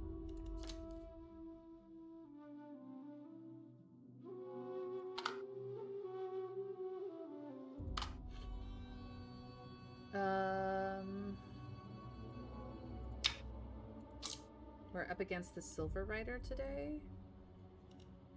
You have no anything. Hold on. Yes, excellent. With better horse. Absolutely. We're gonna make more money. Yes, yes, more money. So that's that for today. Snake Valley is fine.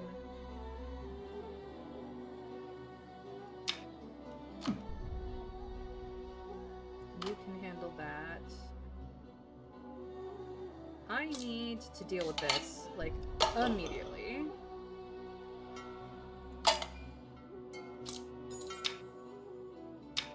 But unfortunately, it has to do with my twin. So, twin, just please make her happy. Resolve that for me, will you? Who's in the bookstore? Samir is in the bookstore again? Okay. You can handle this.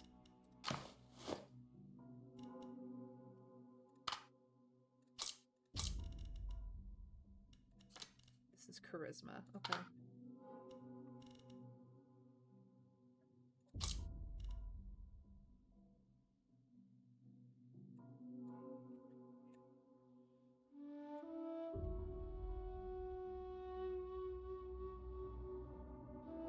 Oh dear, what? Look, they're just going to have a lovely chat. It's so platonic.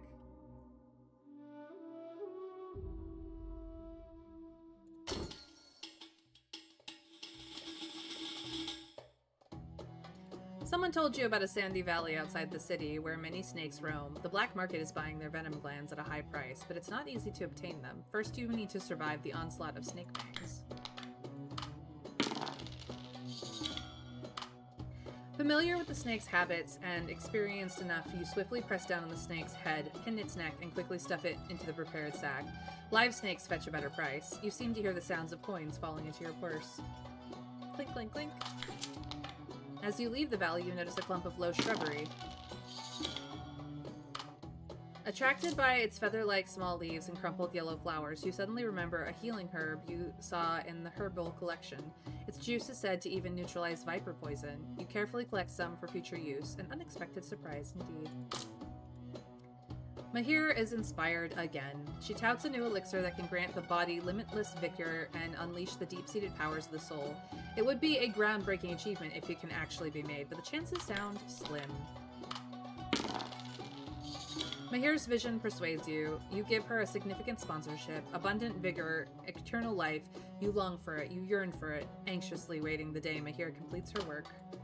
The research progresses smoothly with people's joint effort. Mahir brings you 3 vials of impossibly clear liquid, indistinguishable from water, yet tests reveal a vitality pulsing from within.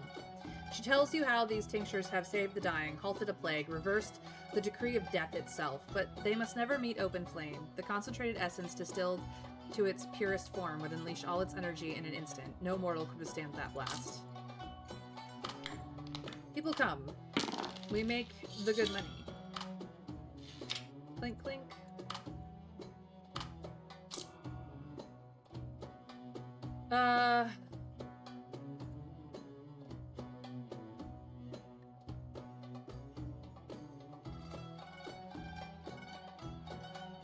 Your next woman. Yep. That is the influence we need. Oh dear, that nice merchant was doing all the counterfeiting, yes. Yes, he was. The Sultan is still away from court, but we did upgrade some information. Starlit Apprentice, yay. Can we influence a noble? We sure can. Good job, Samir. Support us, please. More information. Okay. You send our writer. We need to win. We do win. Congrats, we doubled our money. Good for us. What you are going through and what you have done already are enough to drive any spouse mad. You would do well to keep her in good cheer, lest you find yourself dead before you even know how. Is marriage a ship or the ocean itself? There are neither seas too safe nor clouds too clear. The key is, do we still have the desire to set sail? Yes.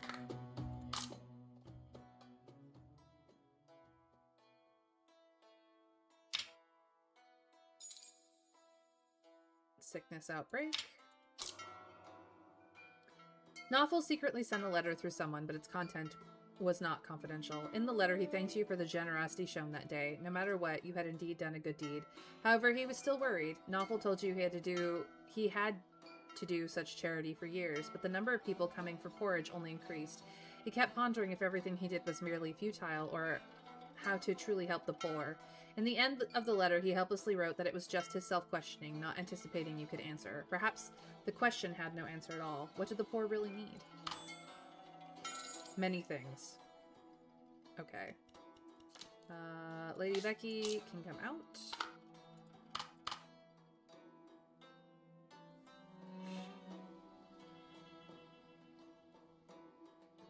My wife needs to go to her tea party.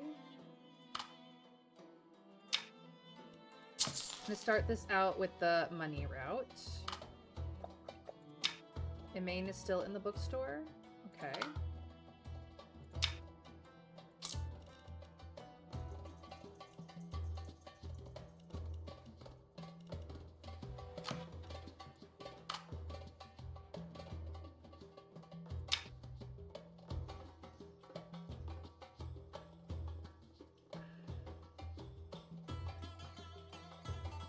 Do we save him or what? That's a good question.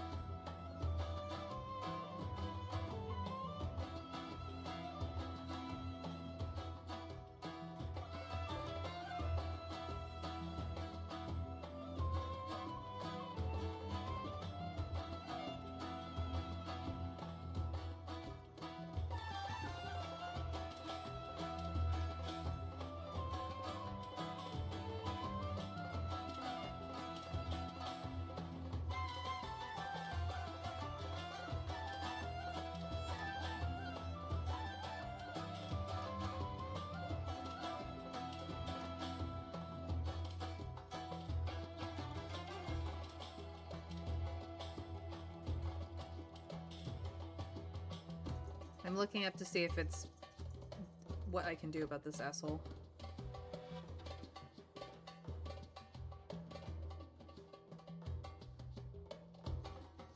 I could just let this guy die. I know for a fact that that's fine.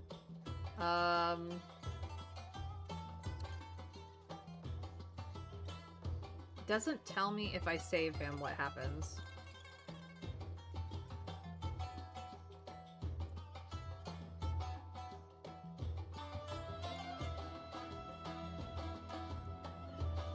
He can just die, it's fine. I do not care about this man. You're back to being freaking unreliable? Great. My daughter, what can I do for you?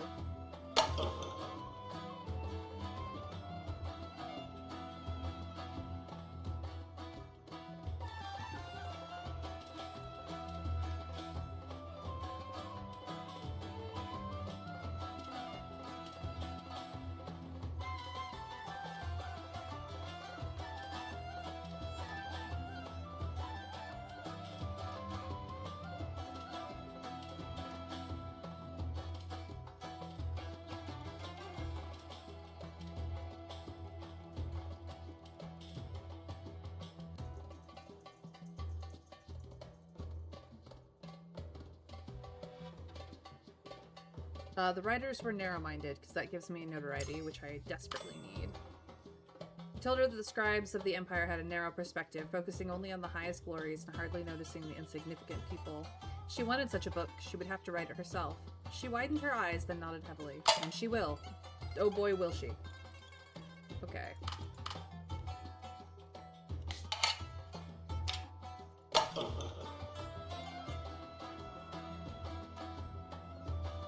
Zeki came to see you alone, thoughtfully asking if all good deeds are rewarded in turn. Not really.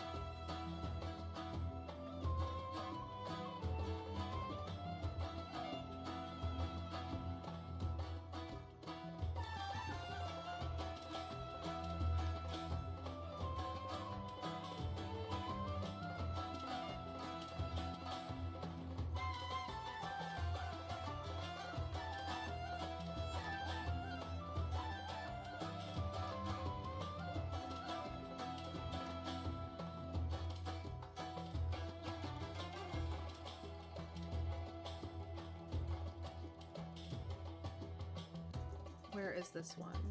Here it is.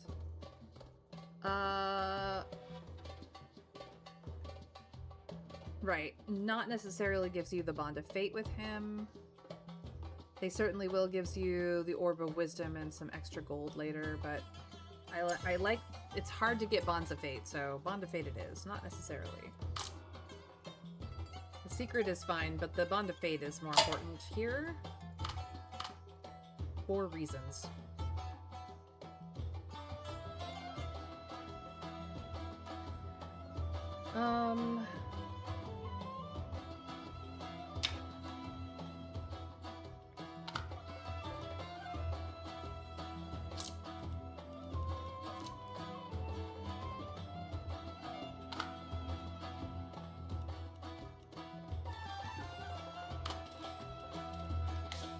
This goes to my daughter.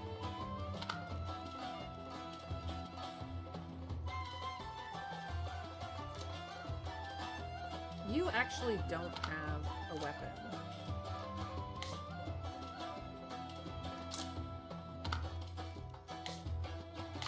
Now you have a weapon. You can return to this.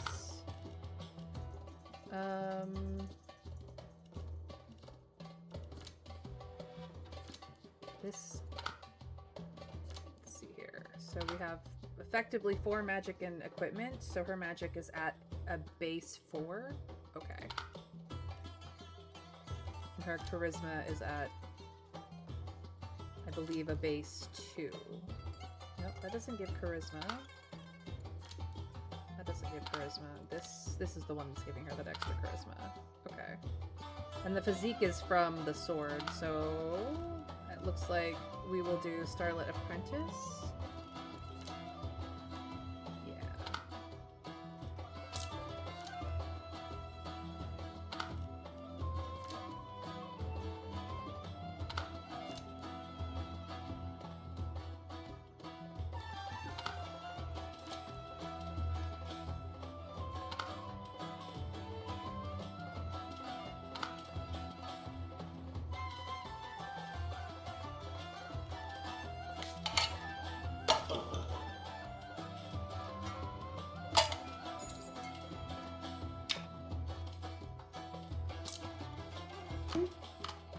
There's my dear daughter.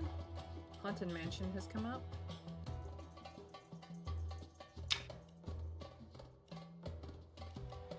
You're annoying. You can stay there then. You handle this.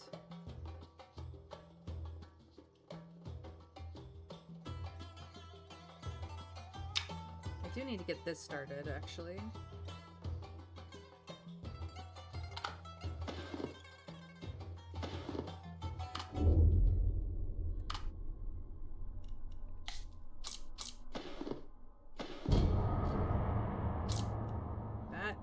Not the right card.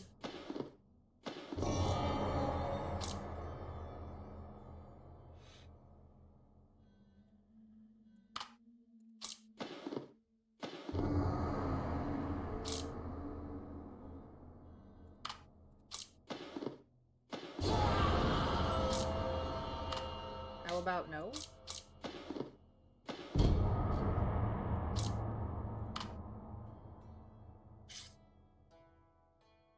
Rude.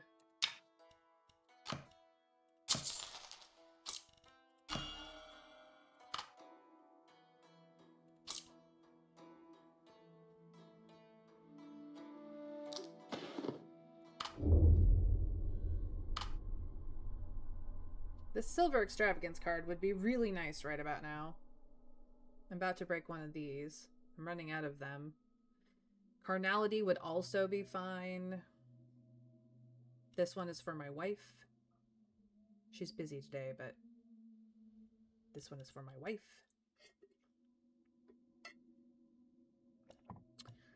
Conquest we can do.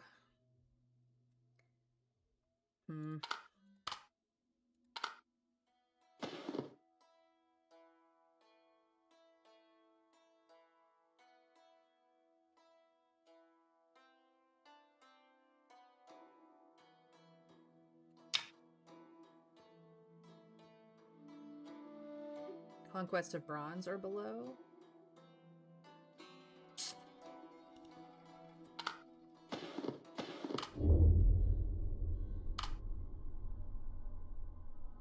So, essentially, stone.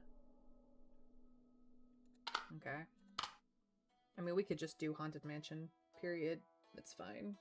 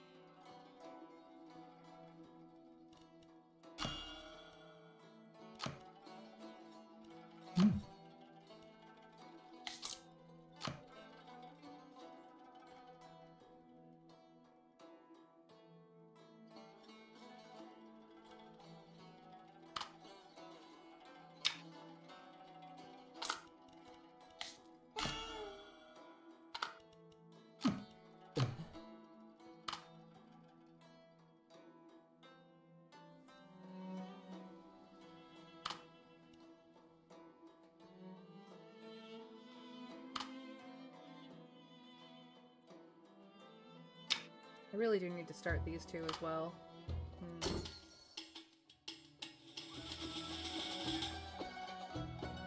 Someone has spotted a white rhino near a lush watering hole in the wild, seemingly injured. You spot the white rhino from a distance. The plan is to sneak closer and find its weakness.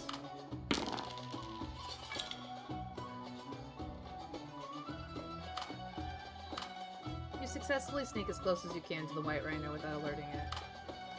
It is drinking at the riverside with a long bleeding wound on its side. The wound seems deep, likely made by a sharp blade. You ponder. A well-aimed harpoon through the wound would slay it, while causing the least damage to the beautiful hide. You grip your harpoon, take aim at the white rhino's wound, and hurl it. You succeeded. Thanks to your perfect physique and combat prowess, you thrust the harpoon right into the white rhino's wound. The rhino roars are deafening as it struggles madly, dashing across the fields, trying to shake off the painful blade, raising clouds of dust in its trail. At last it falls, prone from blood loss, lifeless. After ensuring its death, you wipe the sweat from your brows and quickly take your bloody trophy before the hyenas are drawn.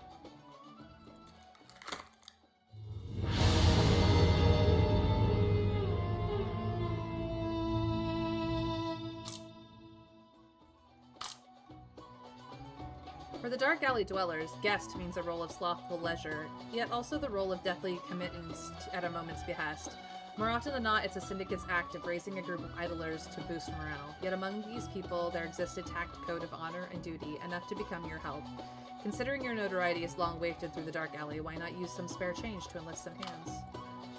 Place with food, water, and safety. Heaven to the people in the slums actually need you to spend money just so they can have a place like this, and they're even willing to risk their lives for it. You suddenly realize something feels off, and all those voices of praise begin to lose their luster.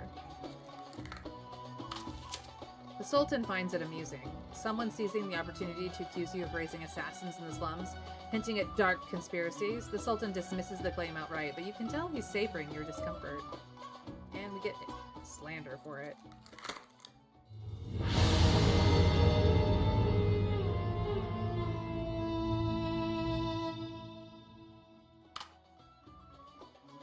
People still come to the house. We make good money. You did very well.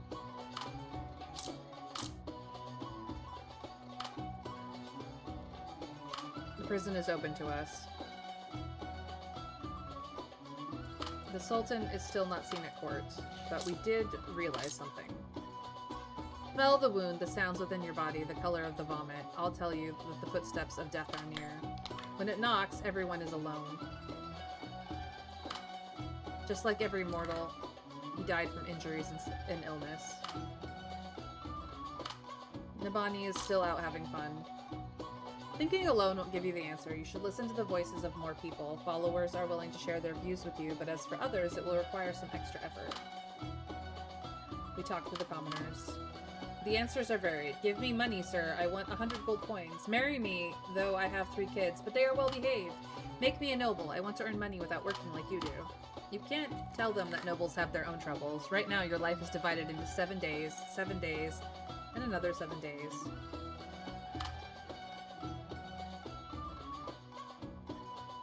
Maggie hosts tea parties, and it is all good.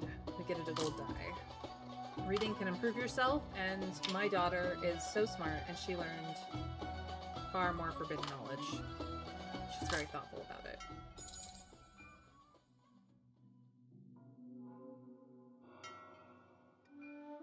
You plan to open a guest house in the dark alley, a haven for those who can help you despite their lowly status, yet you hesitate. Who should manage it? This person must come from common stock, skilled at handling peddlers in the various classes of society. They need to cook well, as a guest house's greatest attraction is free meals. This person must be sufficiently loyal to you, otherwise it would be quite dangerous, and they must be clever and adaptable. Who knows what might happen in Dark Alley? What about the cook from your territory? After hearing your concerns, Maggie thinks for a moment before suddenly suggesting, I believe his name is Habib. When we first married, you took me on a tour of your territory. I remember we once had an excellent meal. Because I praised how delicious the food was, you specifically called him out to commend him, which is why I remember his name. You slap your forehead. Maggie's suggestion strikes true, so you send word to summon Habib from your lands. He arrives tomorrow, and your guest house opens its doors. Oop, the Dark Alley dogfighting has appeared. Oof.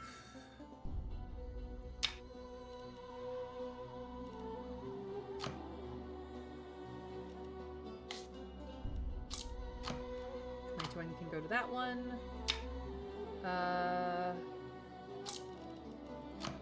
We will do this one.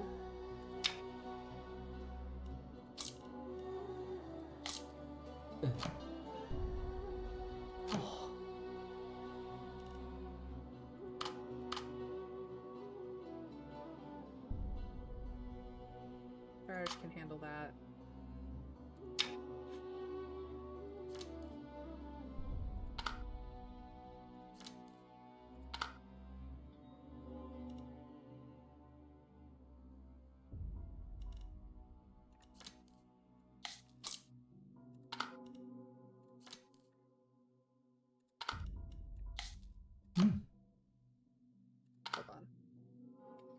Hold on.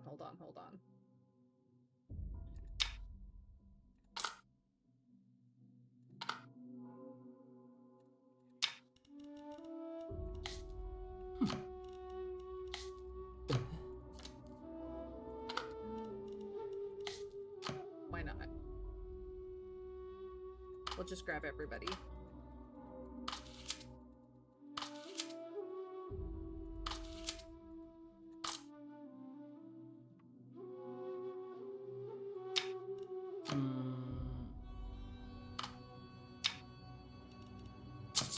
Obviously, we bet on the only awesome dog here.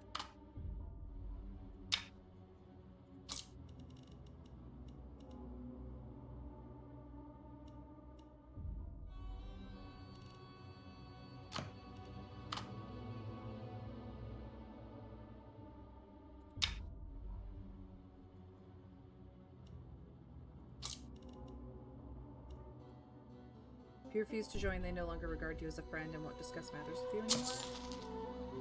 Okay. Fine.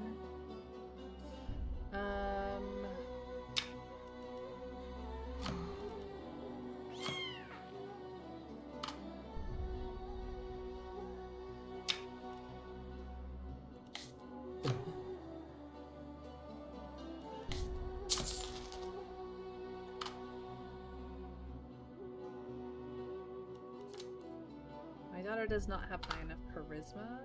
Who's in the bookstore? Jabal?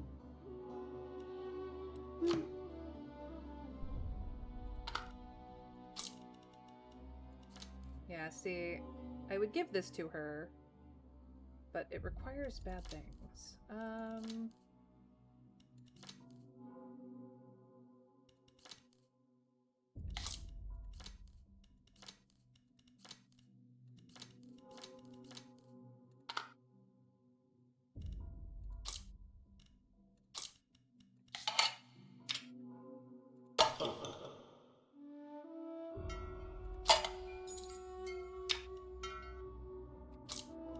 This is for me.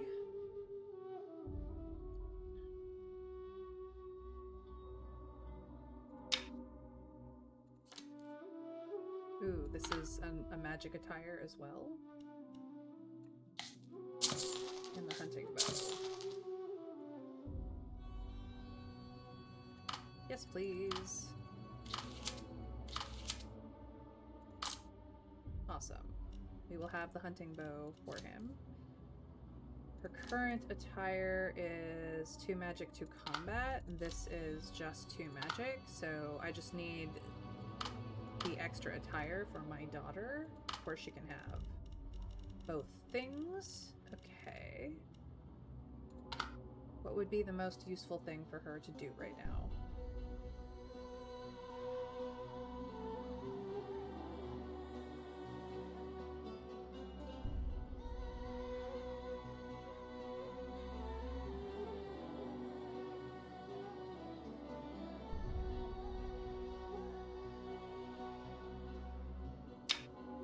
Probably this.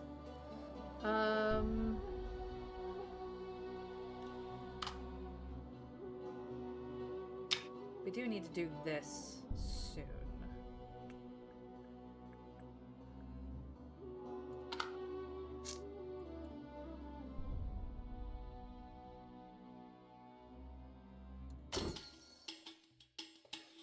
Do I know what I'm doing? No. As you step into the study, a dark figure scrambles out the window in a panic. To catch a thief. You can't run far with shoes like these. When Ferris drags him back, the young pickpocket keeps cursing his shoes. If he had stolen your money sooner or gotten sturdy boots, he would never have been caught. We let him go. You recover the coin, and as for the little thief, you scold him lightly and tell him to come to the guest house for a meal if hunger strikes. Others won't be so lenient. The boy stalks off in defiance in his eyes, and you wonder how much of your words sink in. Not much. He's a very stubborn kid. People come to the estate. They are taken care of. We make the good money. We make even better money because our wife is there that day. Here's the prison for nobles and serious criminals alike. We choose to talk to one of the prisoners. He's young and hot-headed. This prisoner is yours. She's unruly in the cell, fighting. Had you not come, the guards might have killed this mad woman within days. Not everyone knows what kind of game you're playing, and that those who fall into your hands seldom meet a gentle fate. But we have also bought Raid. Right. What is the best answer? Here you are.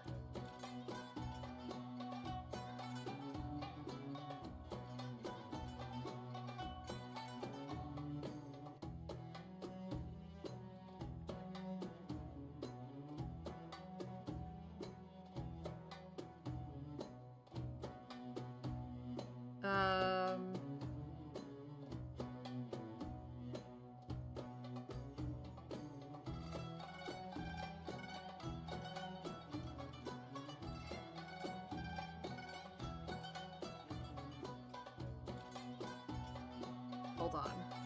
I'm looking at something.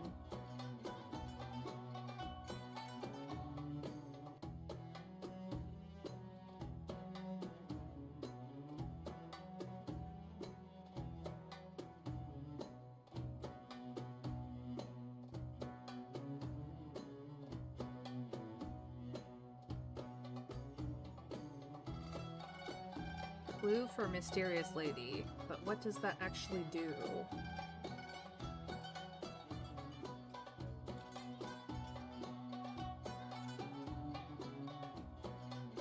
Ah. Who is she?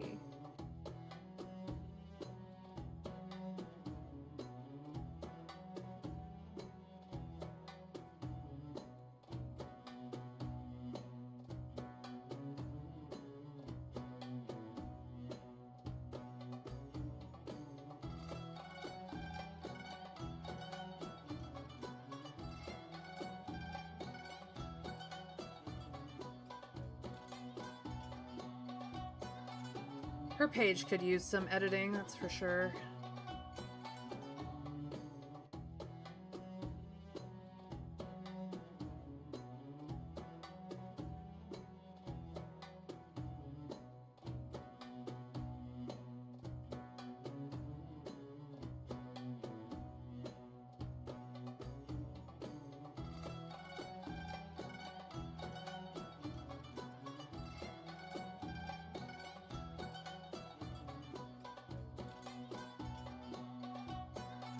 Interesting. I'm doing this for your sake.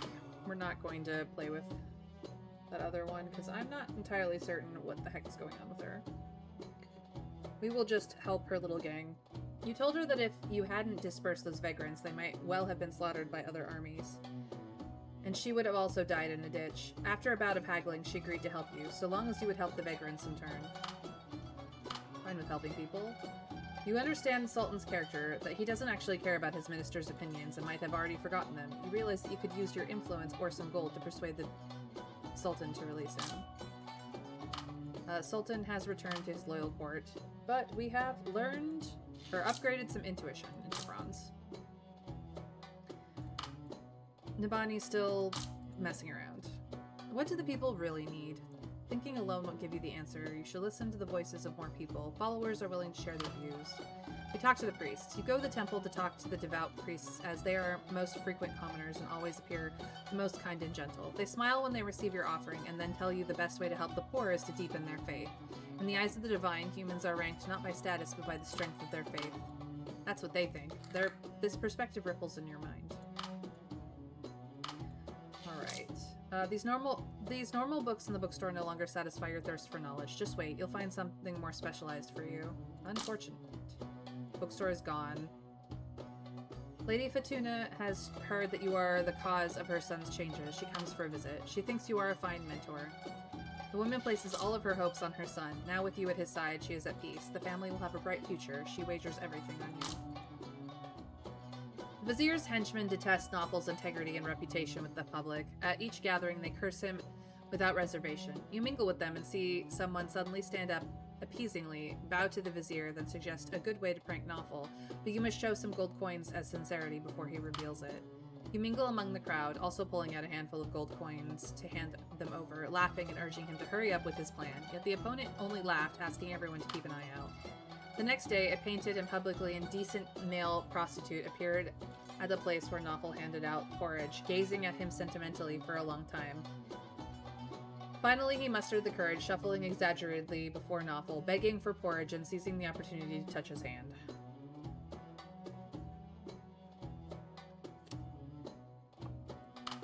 The Vizier's henchmen laugh, describing Nawfal's petrified and bewildered expression, never once seen in court.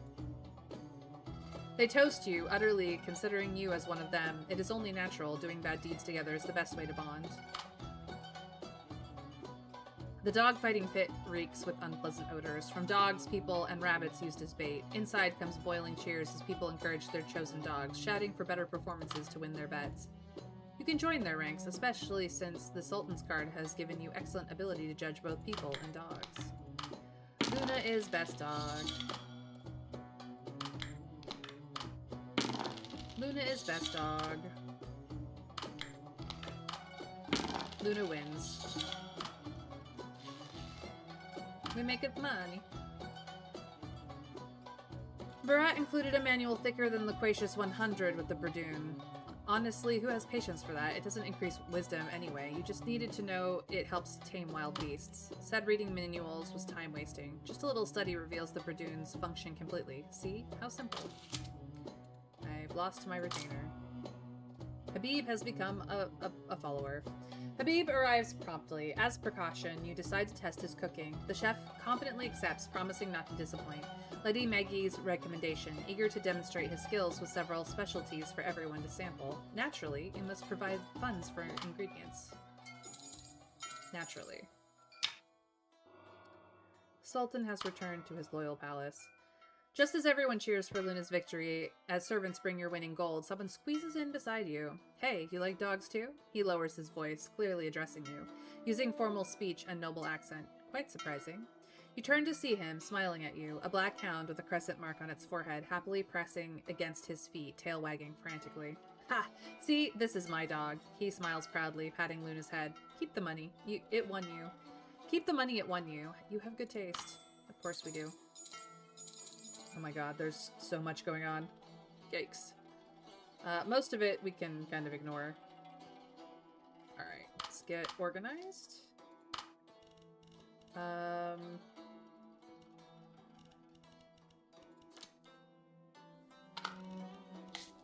Jasmine can be on me for the time being.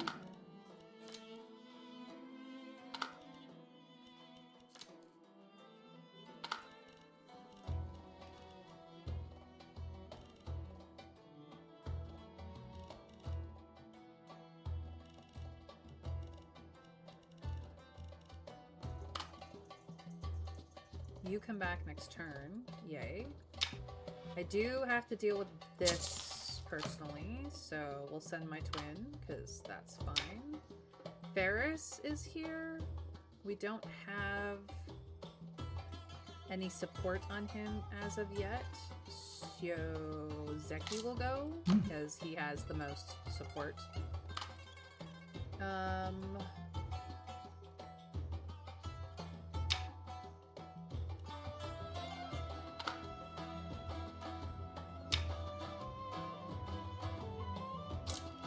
Her the intent to rebel. That works. We still need something for the Sultan's prank.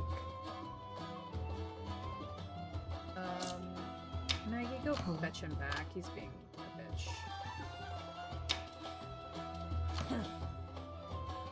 You can go there.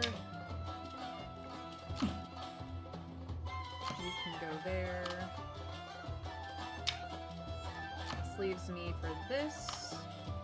A woman dressed as a warrior blocks your doorway, aggressively demanding an explanation. As soon as she sees you, Adela gives you an angry rant. The rhino was her prey. She had been tracking it for months, and when you finally managed to wound it, you swooped in and claimed the trophy. She is deeply upset. You try to talk to her, but she wants none of your excuses.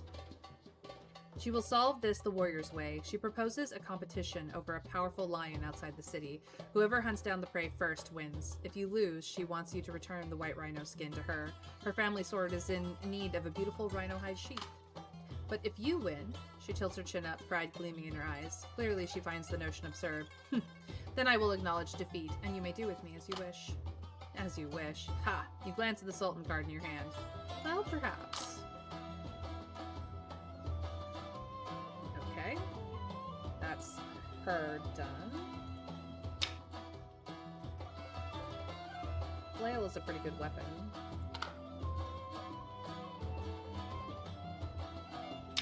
We haven't done the bathhouse in a while. Nobody in the guest house and won't be until it refreshes.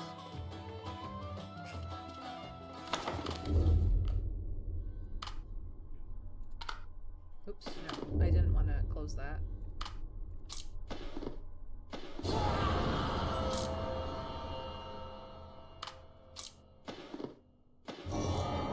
That's what I was looking for. So I can handle this much better.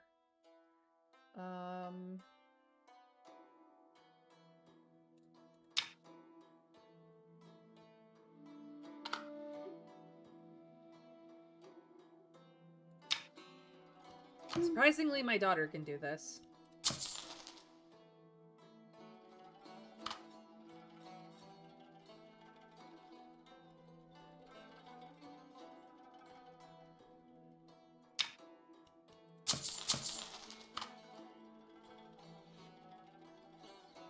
That should handle most of the pressing stuff. We'll have to do this as soon as we're all... I need this to go up. I do. Okay. Surprisingly, daughter, the bookworm can hunt books. Well, yes, but that's because surprisingly she has enough combat and physique to do it. Like... It's a little ridiculous that my daughter has that much combat on her, but she is definitely not helpless. Which is why I think the mysterious woman in white upgrades her combat and her survivability so that she can do the book hunts. I think that's why. They're just expensive. I hate that. Makes sense. Yeah.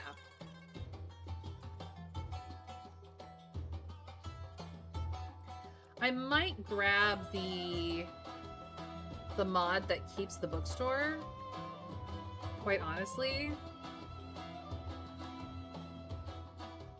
in the near future. I think I do have like a few mods in this game, but like most of them are quality of life mods.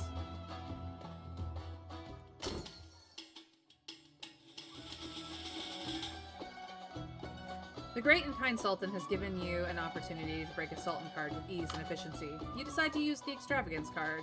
You present a card depicting charity. The Sultan's eyes narrow. The Sultan narrows his eyes. A dull choice, he remarks, displeased. Then after a pause, he smiles. Very well, he says. He may delay his tribute until autumn, but the son of a governor cannot sleep in an inn like a common traveler, can he? I expect you to build him a palace, one worthy of his station. If you fail... His voice trails off, leaving a deep, hungry abyss brimming with malice. Of course.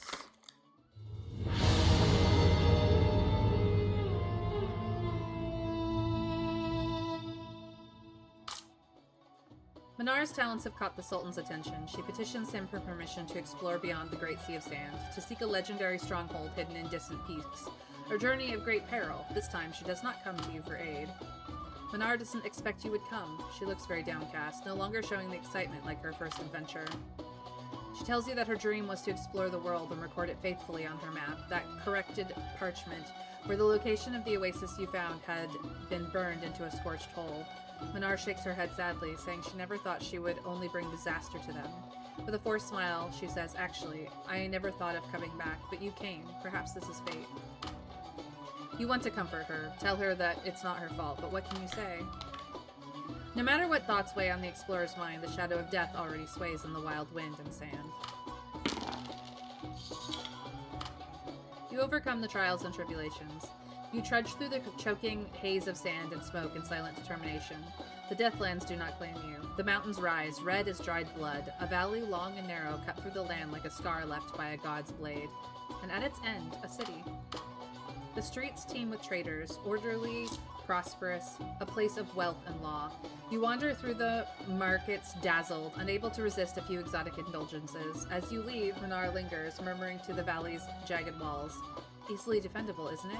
Then, shaking her head with a rueful smile, she turns to you. No matter. Thank you. People come to the house.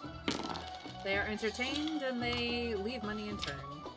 You always do well, Faraj.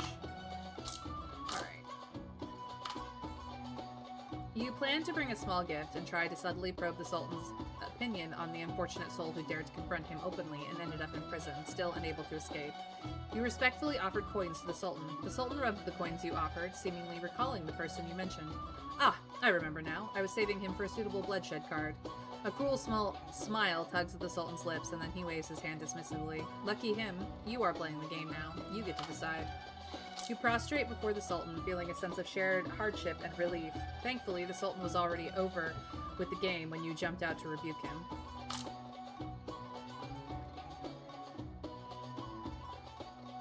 Alright.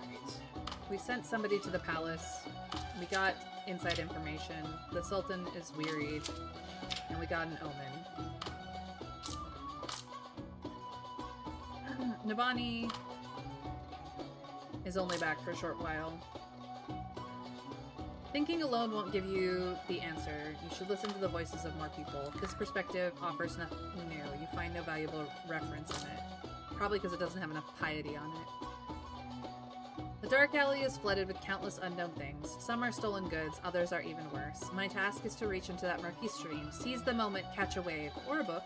Once it's out of that river, it becomes as perfect and intriguing as the rest of my collection. The bookstore owner says as he invites you, or someone as skilled as in combat as you, to join him in catching waves. You only need to keep watch. The bookstore owner, much like a hound, can always sniff out his target in the bustling dark alley. Just make sure he doesn't get hit with a blackjack. Easy enough. A single wave. Today's a good day. A fine book acquired. Knowledge gained without bloodshed. Something noteworthy has happened. Oh no, we welcome these guys. I need the notoriety. Her child is everything to her. Your excellent tutelage to her child has led her to offer you her friendship. You might have chosen the wrong person. You tell Fatuna you've already planned a rebellion. It might lead to a tragic end for her and her son. She was silent for a moment. Then she agreed to bet her own life on you. So we gained her as a follower, her opposition goes away, and her support rises. Habib has arrived at the guest house's kitchen, arranging his pots and sharpening his knives, preparing for this pre-appointment trial. You provided Habib with a generous budget. He accepted the coins with excitement, purchasing fresh seasonal ingredients from the market without pocketing a single copper piece. These exceptional materials showcased his culinary mastery, and soon irresistibly enticing aromas wafted above the guest house. Complex, rich, intoxicating. Not only were the rough laborers you hired captivated, but you yourself could not help swallowing in anticipation.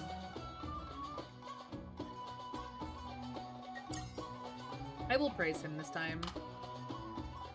Because we can get stuff. It's fine.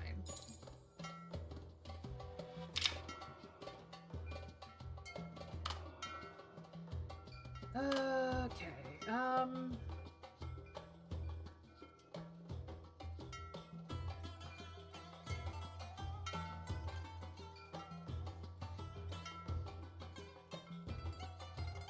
I really need the notoriety.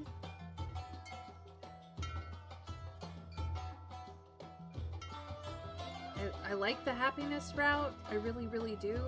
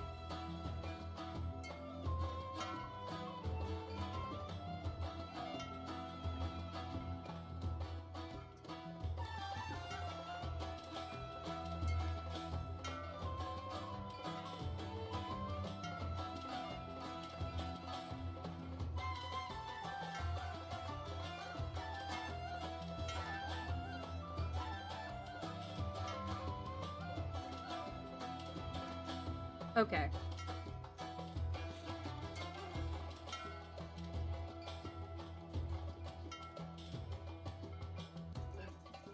There is a mod, well more than one, that keeps books after reading. As it points out, it's not like you eat them. After all, there's another mod that lets you have up to 4 people reading the same book at the same time. Book clubs are a thing. Yeah, I might dig into the book mods just because it's so rough, and multiple people need the books, and then like you have to cycle through them, and there's too many books to cycle through them all in a single run. It's supposed to add complexity to the game,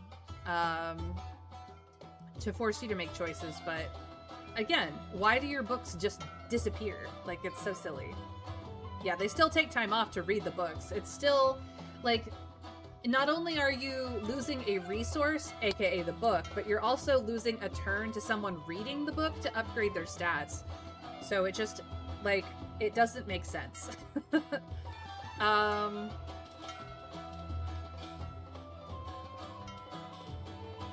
If we go the happiness route, she gets one thing. If we go the revenge route, she gets a bond of fate with us.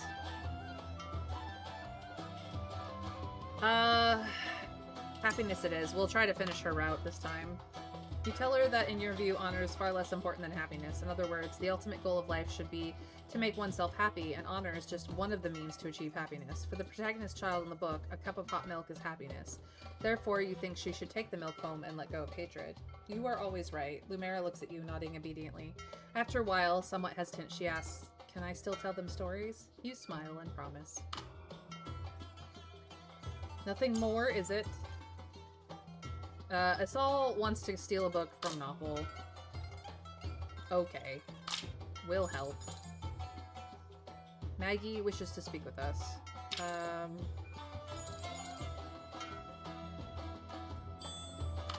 Alright, let's get organized. I've got crazy shit going on. So many people want to talk to me. Holy shit.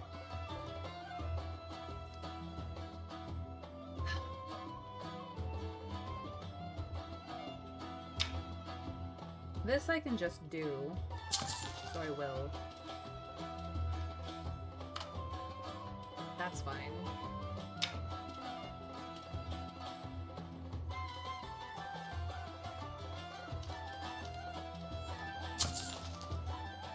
I don't necessarily have to go myself. Zeki does have wisdom and stealth, so this should be okay. The pickpocket ringleader sells stolen good at your doorstep, not just for business, clearly. Buy stolen goods. We will. We will buy them. Perfect. One hand for money. Interested in this way of drawing lots, you decide to try it out at least once. The Marauders, Silver Marauders band right up front. Oh, hell yeah, am I taking that? Hold on. I have a silver bracelet. Let's sort this out again. You don't have an accessory. You also have an accessory. I have an accessory. Navani doesn't need it. You have an accessory.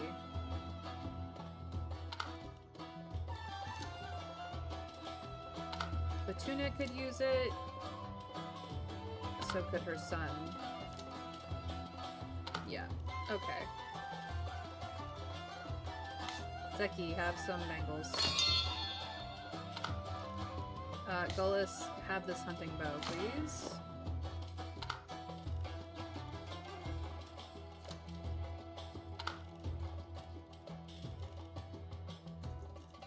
I have so many people who want to talk to me. We have the Sultan's forgiveness as well. Okay. There's a lot going on here.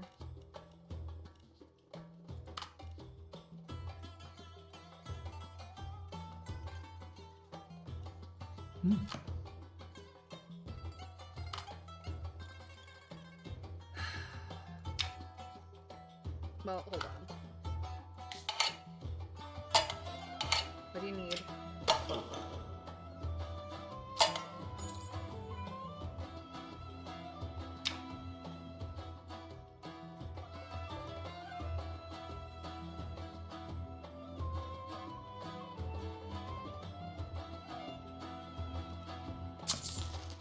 There they go. That's fine. What do you need?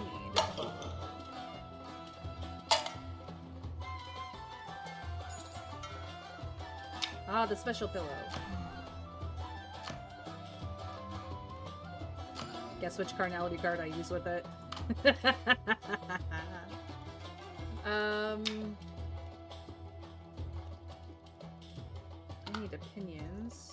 This is the feast. But I can wait on that.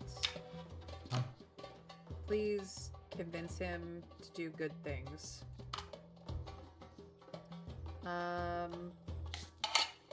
What do you need?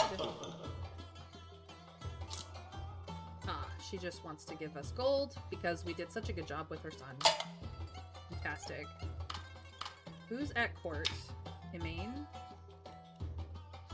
Katrina can handle that. Good job. Golis, what do you need? Social training, right.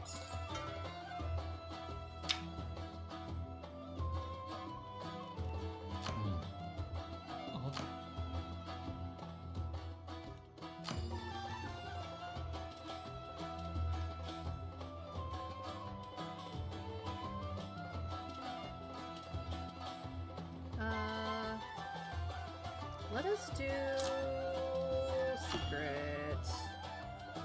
That will do us very well, I think.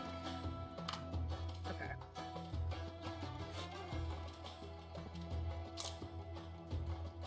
Faraj can handle the house with Lady Becky.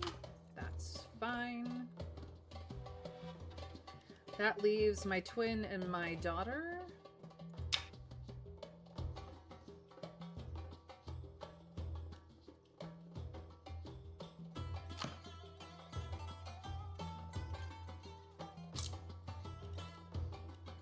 Which one am I not going to use?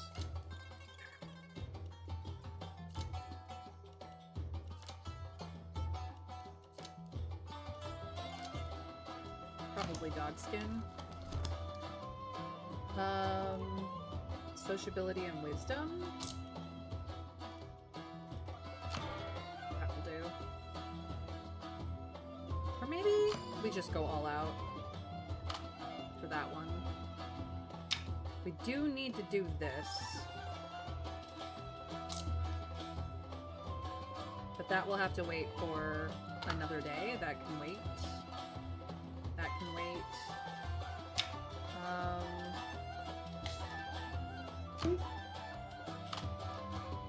I know it would be better off for my daughter to do literally anything else, but we're gonna do that. Right? So what did we get last time? Oh, in the Land of the Jinns, which just starts one of those. Okay.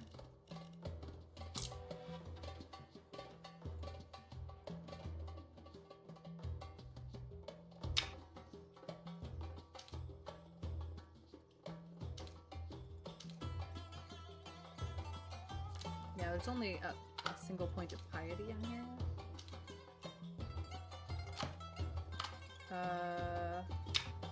We forgot something.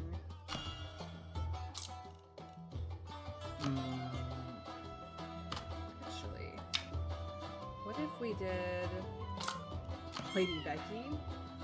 This follower can't actually do anything. Okay. I was curious.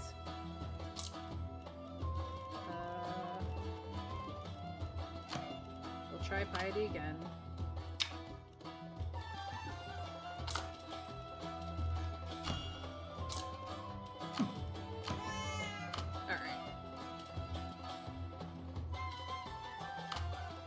Is everything, right? Yeah.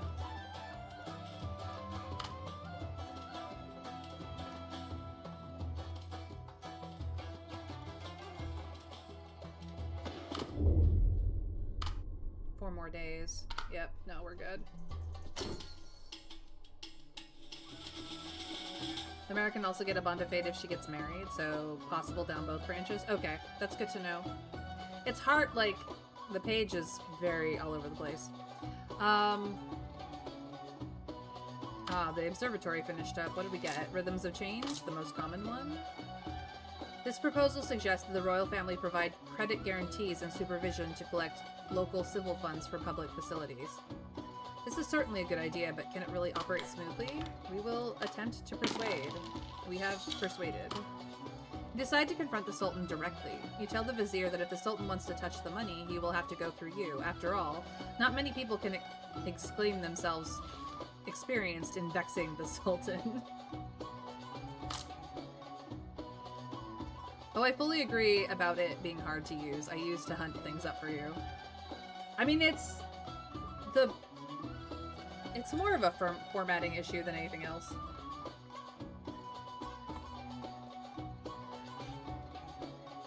It doesn't help that some things have the titles of what the quest or event is on it, and some of them show up like events, like random events, and so you have to find the text for them, which can be kind of hard. The people running the wiki have done their best.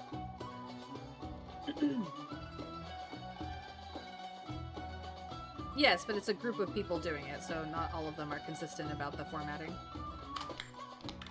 Alright, people are still willing to come to the house, and we make the good money when they do. Yay for that. You establish contact with the newly discovered prosperous city. The merchants you and Minar met are happy to do some small business with you.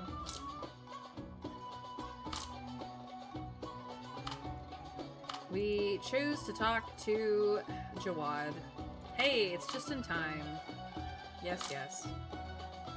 Frequent appearances at the palace are good to do. We get inside information for having support. The Sultan is weary. We get an omen because Fatuna went. And all that happened. Thinking alone won't give you the answer. You should listen to the voices of more people and followers. There is nothing new in this perspective. Well, crap. Oh, criminal evidence up the wazoo. We're gonna get... complications are about to happen. Asal asks you to accompany him to visit Nawfal already, presenting a precious ancient tome as a calling card. And you, as one of the city's most notable dignitaries, you can hardly arrive empty-handed. The servant greets you coldly, leads you to the parlor, and serves a few cups of bland wine. After some time, Nawfal emerges, clutching a scroll. He frowns, scrutinizing you and Asal as he paces. I have little interest in meeting you outside of court, Lord Arzu the Sixth. You're tempted to tell him you feel the same, but then you think of his legendary library and glance at Asal's wide, sparkling eyes. So you settle back into the unyielding wooden chair with delicate calm, introduce Asal, and explain your purpose. I recognize the proprietor of the Angler, of course, but my collection, I see no obligation or need to show it to either of you. Asal sends you frantic glances. It's time to reveal your sincerity. That won't work on me. Nawfal is trying very hard to keep his composure, but really, did he think he could fool you? His old rival? Asal's book is indeed a rare treasure. Even you feel a twinge of envy. Still, the one you've brought is no less remarkable. Look at Nawfal's shining eyes and trembling hand. He's dying to dive into the study right now, yet still trying to keep that calm facade. Tisk. You hear him clear his throat and call for a servant. Take them to my library. They have one candle's time. When it burns out, they leave. Asal nearly jumps with excitement, while you make a great show of adjusting your robes and pretending you couldn't care less. Time to see whether Nawfal's fabled endless library lives up to the stories.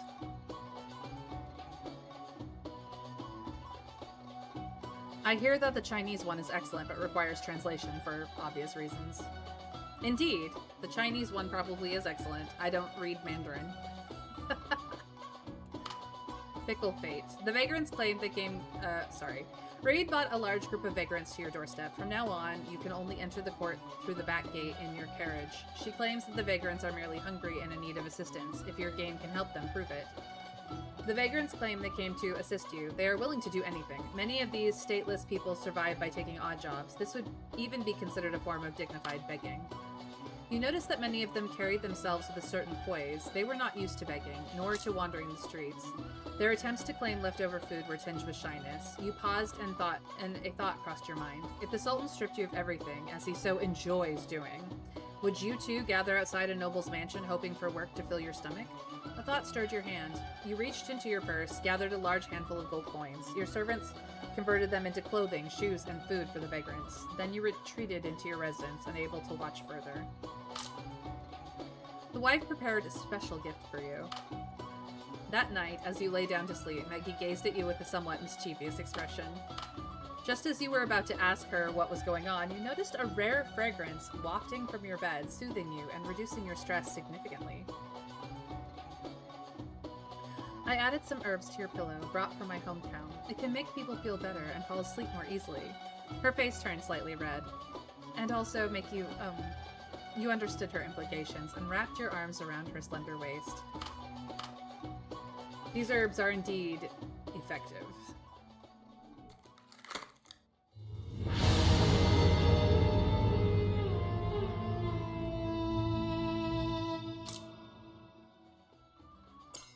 We'll help. We'll help. We'll help. Choose a suitable companion, preferably a servant, and take Golas out for some casual activities to help him get used to city life. A royal treat.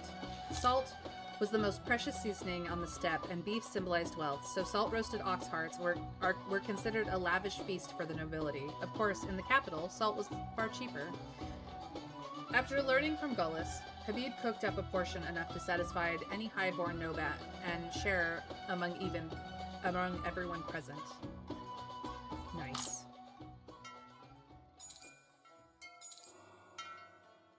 And the pugilist in the dark alley arrives. Okay.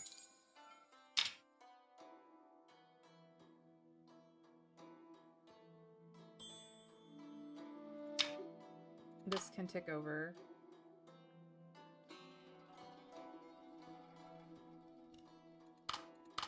Time to get organized. We do have that army, but we also have criminal evidence, which I need to deal with. Our daughter wants to speak with us as well. Ay, ay, ay. And then we have this, which does give physique. So... I also need to do Sultan's forgiveness.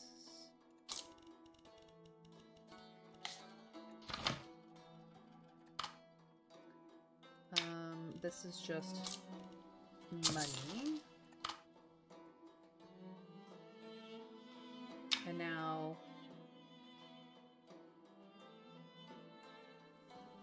I have a lot of things to do. Okay.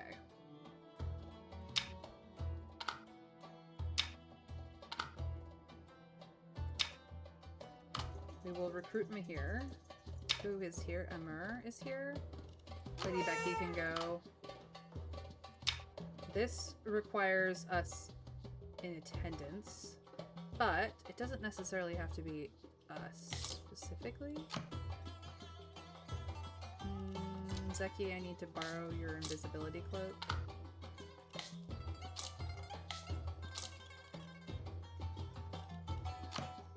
It's probably better that it's us.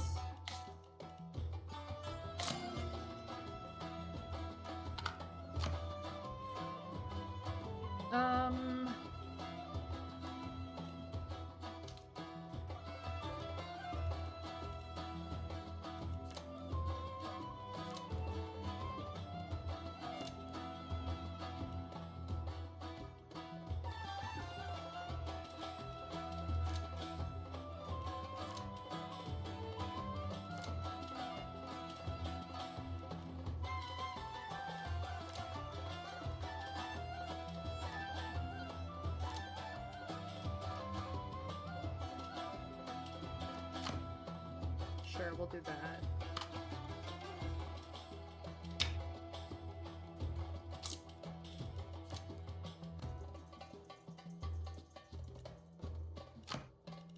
Huh?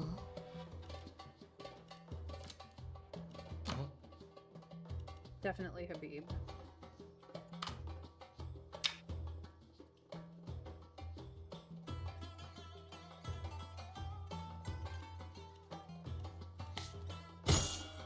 For the moment, we'll put that on you.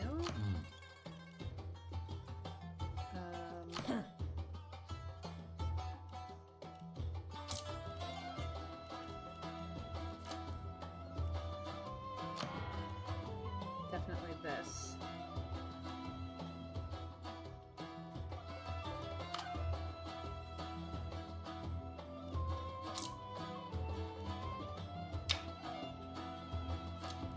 She does not have high enough charisma.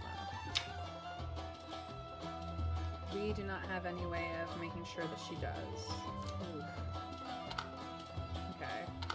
a little bit broke at the moment. Not really her fault.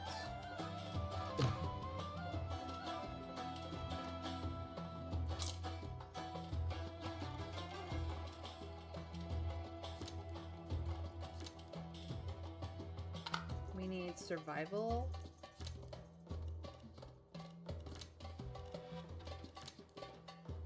That's stealth and survival. That's combat and stealth.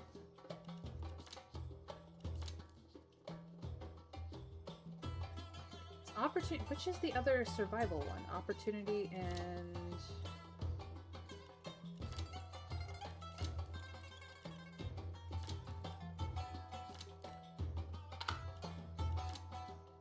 I don't think I have it, is the thing.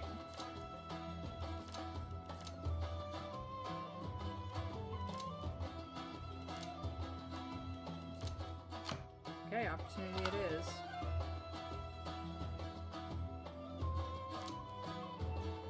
Because you have such a crap weapon.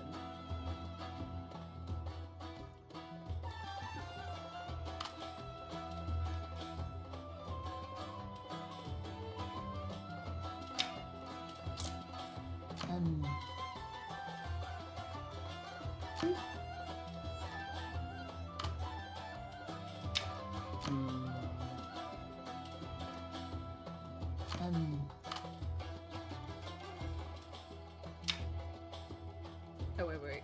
Oh, yeah, that's right. I don't have anyone who can go get him. Shoot.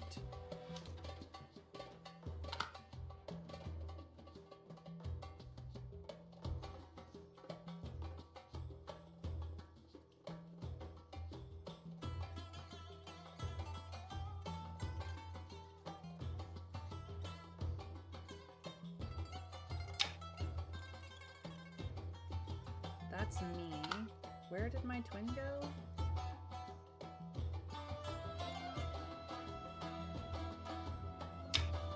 My twin went here. Never mind. We'll do that one later. I need to go to this. Ooh. We need stealth here as well. And survival.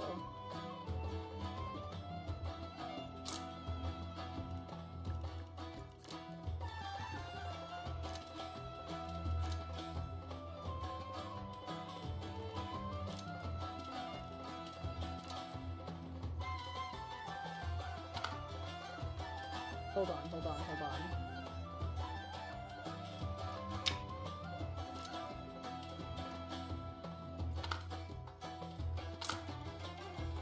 Okay.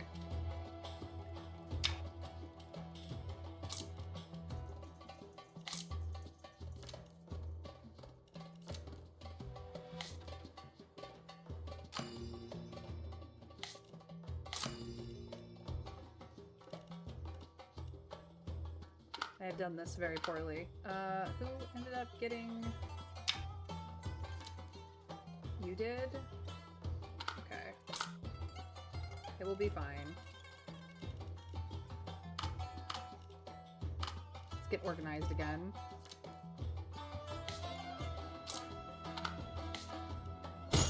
You get this back. I'll give you this for the time being. You have the invisibility cloak. That's fine.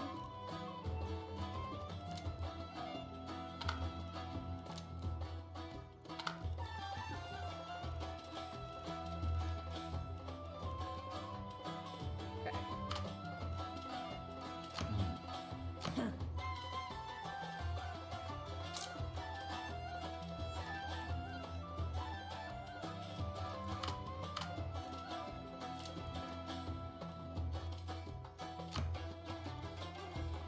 We'll do this instead.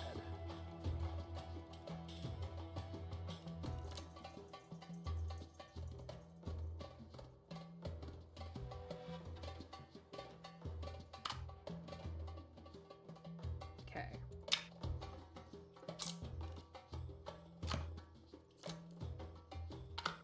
No. You need to go to this one, and you will get tactics here. You need to go to this one. You will also get... You need survival here.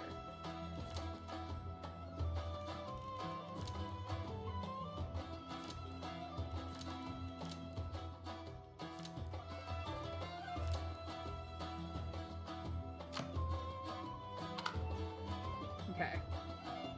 Hopefully that will work out. Everyone come together can be a different day, so Maggie can go fetch Nabani. And then we just have Habib doing nothing, which is probably fine. We can actually make use of you in the bathhouse.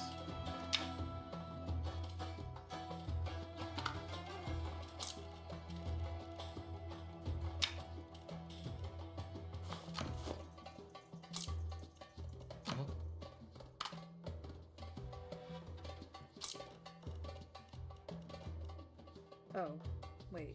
Who's doing the house? Who's handling the house? You two are handling the house, but you need the prosperous city.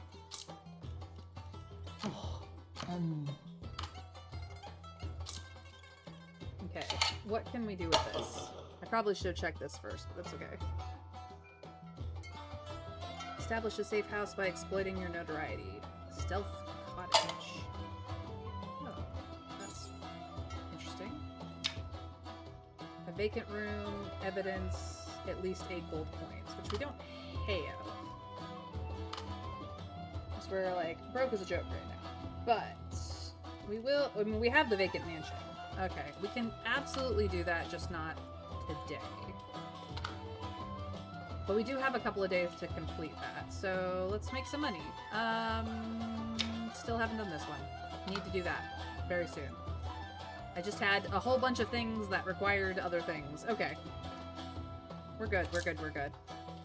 But we have a Marauders band, which is very good. Oh, that's probably the soonest I've ever managed to get an army, I'm gonna be honest.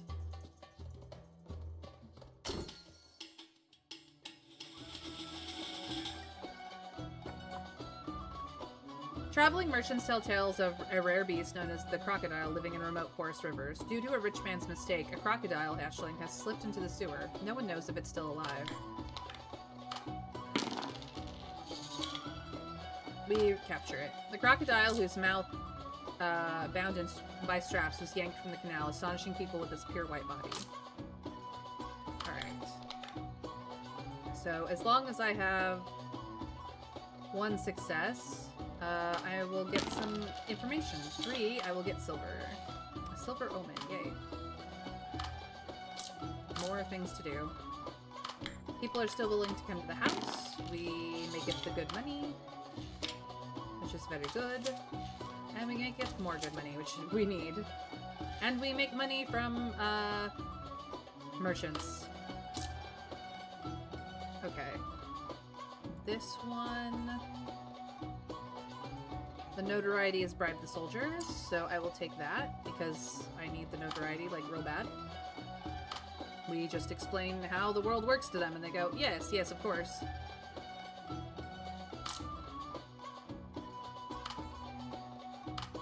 You informed the guard of the Sultan's forgiveness. The guard opened the cell door, and the tortured prisoner had no strength to say anything to you. Fearing the Sultan might change his mind, the prisoner's mother, after expressing endless gratitude to you, hurriedly took her son away. So now we have Quaes on the board. So noisy indeed. Lady Becky is Lady Becky. He is best cat. Pose the question to Lumera, wanting to hear her perspective. She pauses and tells you the best way to help the poor is to assist the mothers. A mother's poverty is transmitted to her children, and to give her children a better life, a mother will fight like a lioness and be cunning like a wolf. So it is. This perspective ripples in your mind. Nawfal's library is located in a cool, dry cellar directly beneath the residence. He allows you only a brief stay within its depths. So many books. The cellar has a few small windows at the top that lets in shafts of light. Through them, you can just make out the titles of the surrounding books.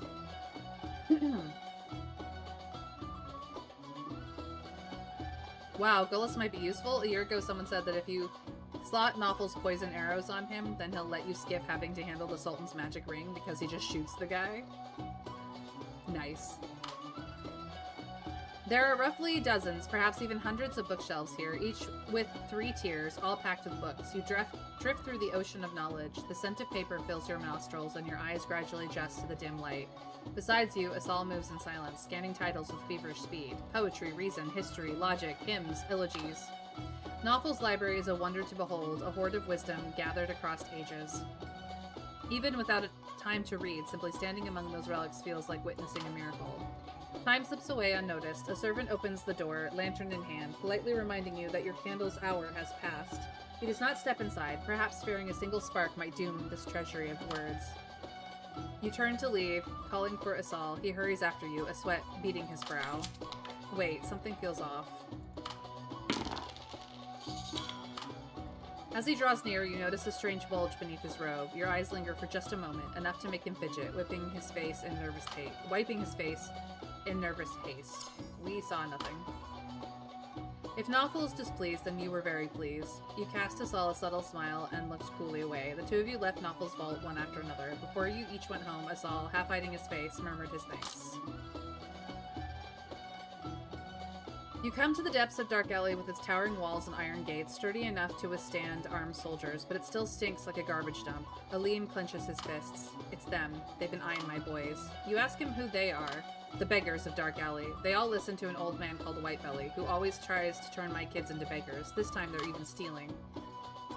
You remember the child beggars in Dark Alley, often physically disabled, using their deformed bodies to forcibly evoke passerby's sympathy.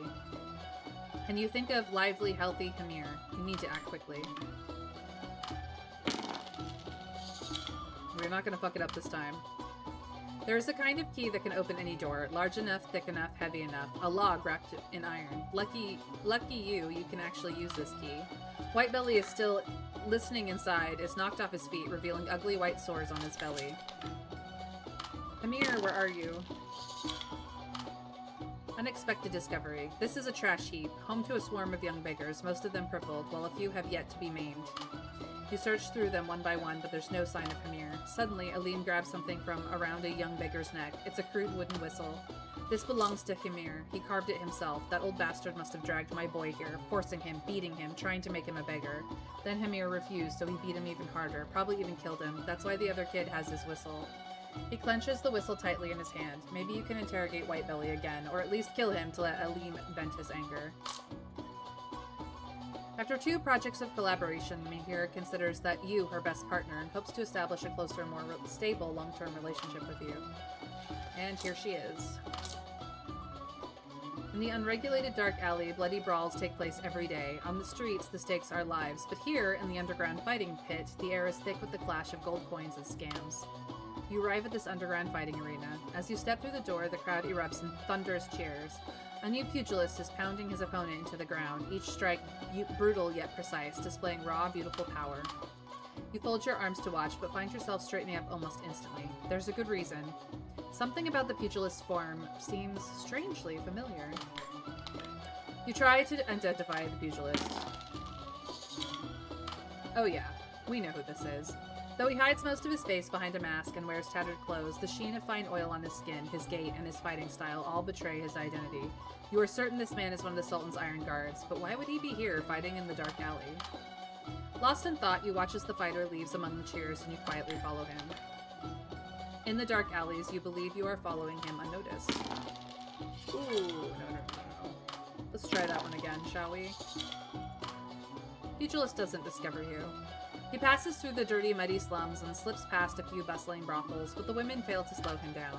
You keep following him step by step until he reaches the edge of the noble district. To avoid drawing attention, perhaps, he has his carriage waiting for him nearby. The carriage, far too luxurious for the Dark Alley, would have caused a sensation if seen there. Then you see him remove the mask from his face and accept a silk robe handed to him by a servant. Hidden in the shadows, you watch as the captain of the Sultan's Iron Guard, the Emperor's general, the illustrious Lord Jabal, steps into the carriage. As the carriage rolls away, you pick up the mask he left behind. A perfect leverage, something worth exploiting, you realize instantly. Yep. Nabani's back for a time.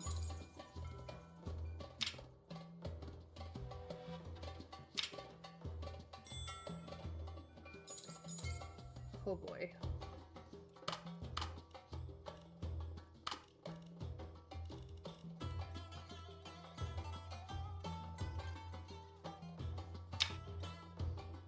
is here.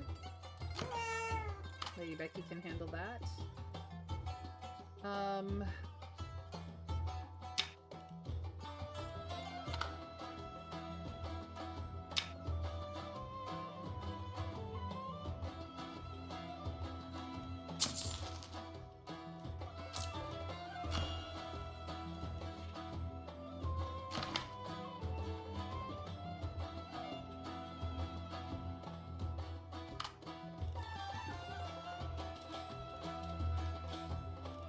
Oh, this doesn't get used up.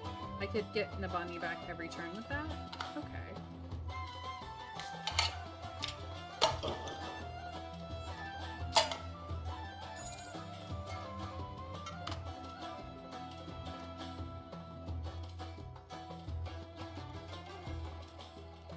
I thought it got used up, but apparently I was dumb. They can have some money, yes.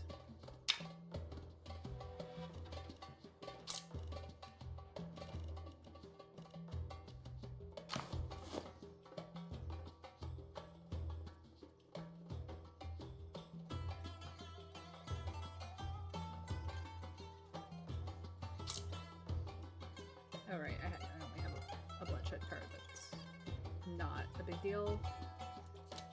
Let's actually sort out our equipment again.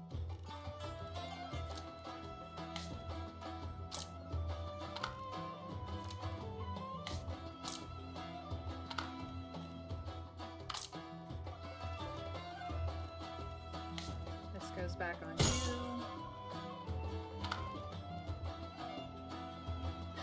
We had this on you, but honestly...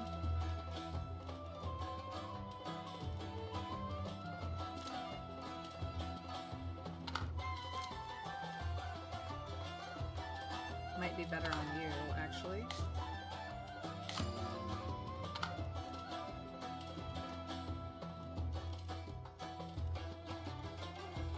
We do have the little crocodile now.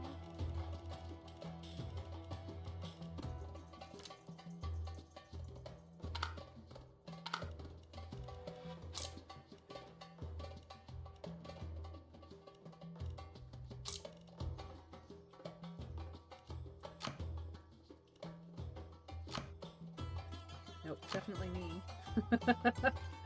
Definitely me.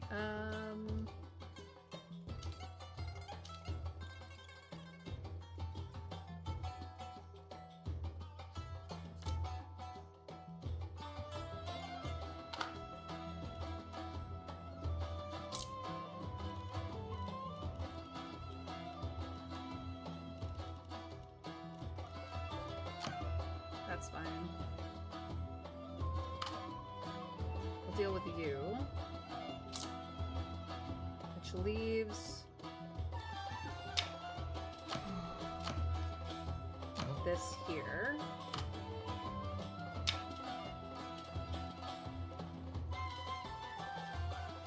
I don't really have money for books today.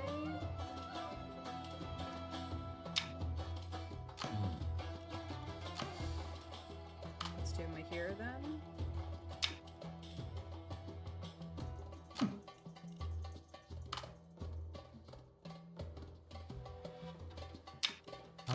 You love the bathhouse.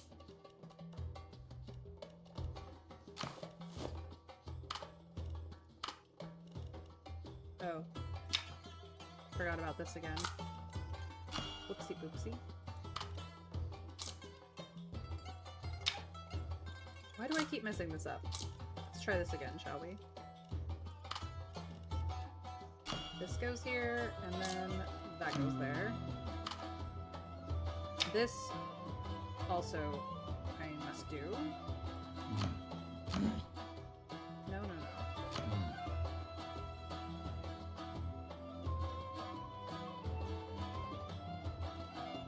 But we will give her this and...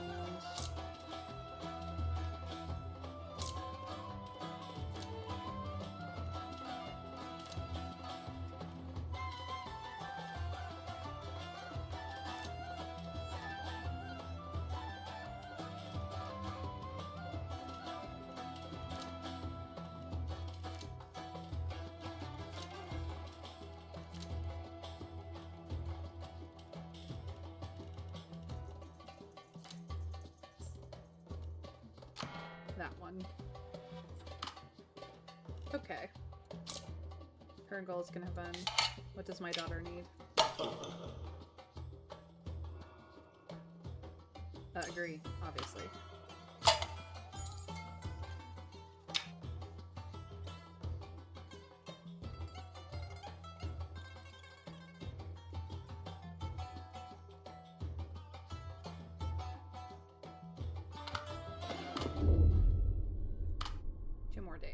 Okay. We're fine. This has not refreshed yet.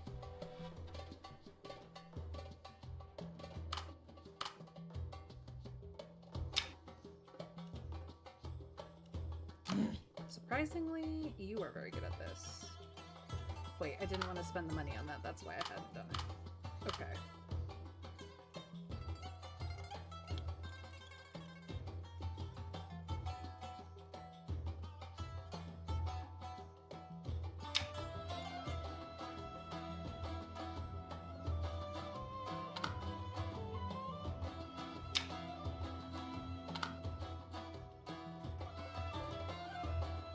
I think we're good. I think this is the turn. These guys just get to hang out, I guess.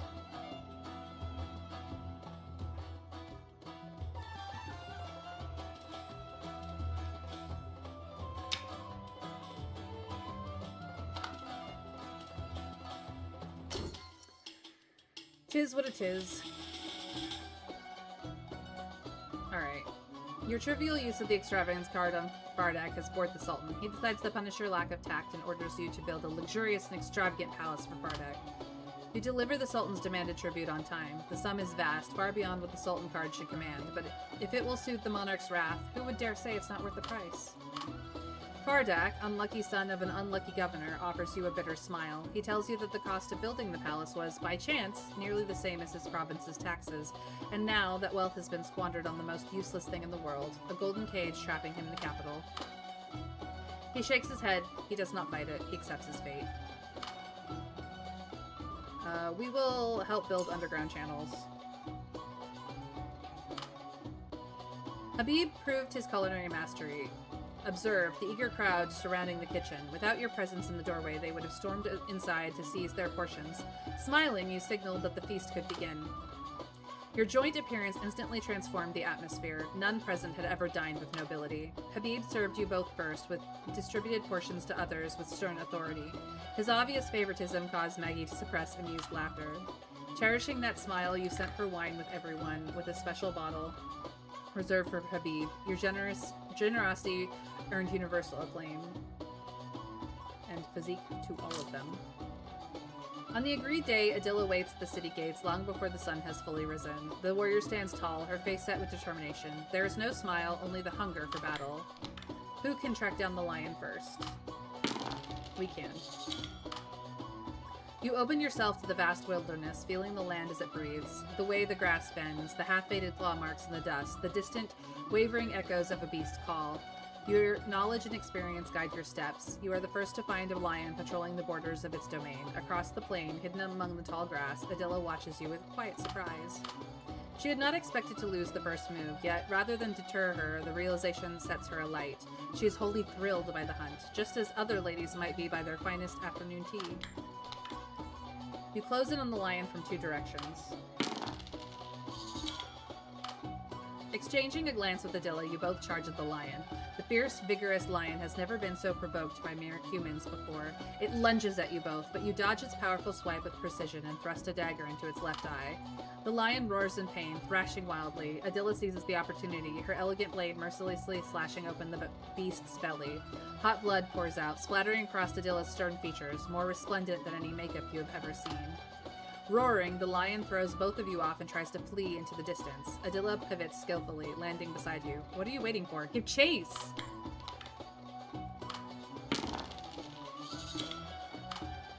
After an intense chase and fierce combat, the battered lion finally loses its strength and will. What an exhilarating fight. You neatly sever the lion's head and wave it at Adila. The young warrior, recovering from her exhaustion, walks over and high-fives you, her blood-stained face beaming with joy. We won! You were amazing, I admit it wholeheartedly. Adila bows to you sincerely. After fighting side by side with you, she considers you a friend. She speaks frankly without shame. You won. A hero like you deserves that rhino skin. As for me, do with me as you wish. Regardless of the outcome, she enjoyed the combat.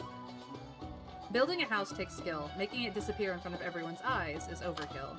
It was built, then it was gone. At first you had some ambitious expectations for this secret cabin, but it's hidden so well that you even have to wade through a pile of rotting garbage just to get inside. Might as well just use it as a regular safe house.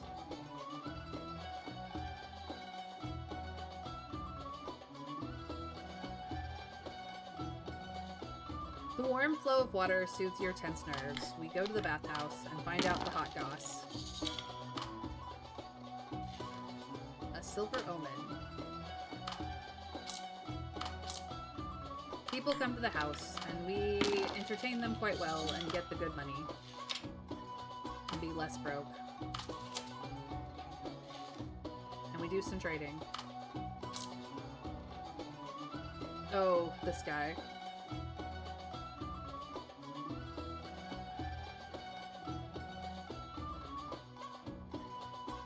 A strangely dressed itinerant monk claimed that you have a connection to the god he worships and wanted to give you an ancient statue. The statue had a serene and compassionate look, but you always felt something was off about it. We will rebuke it loudly and lose what infamy we have gained. You rebuke the cultist in public for trying to lead you down an evil path and undermining your faith in God. You urged everyone to reject such a gift from the devil, and the crowd, convinced by your speech, saw you as undeniably pious and virtuous. And he never showed up again.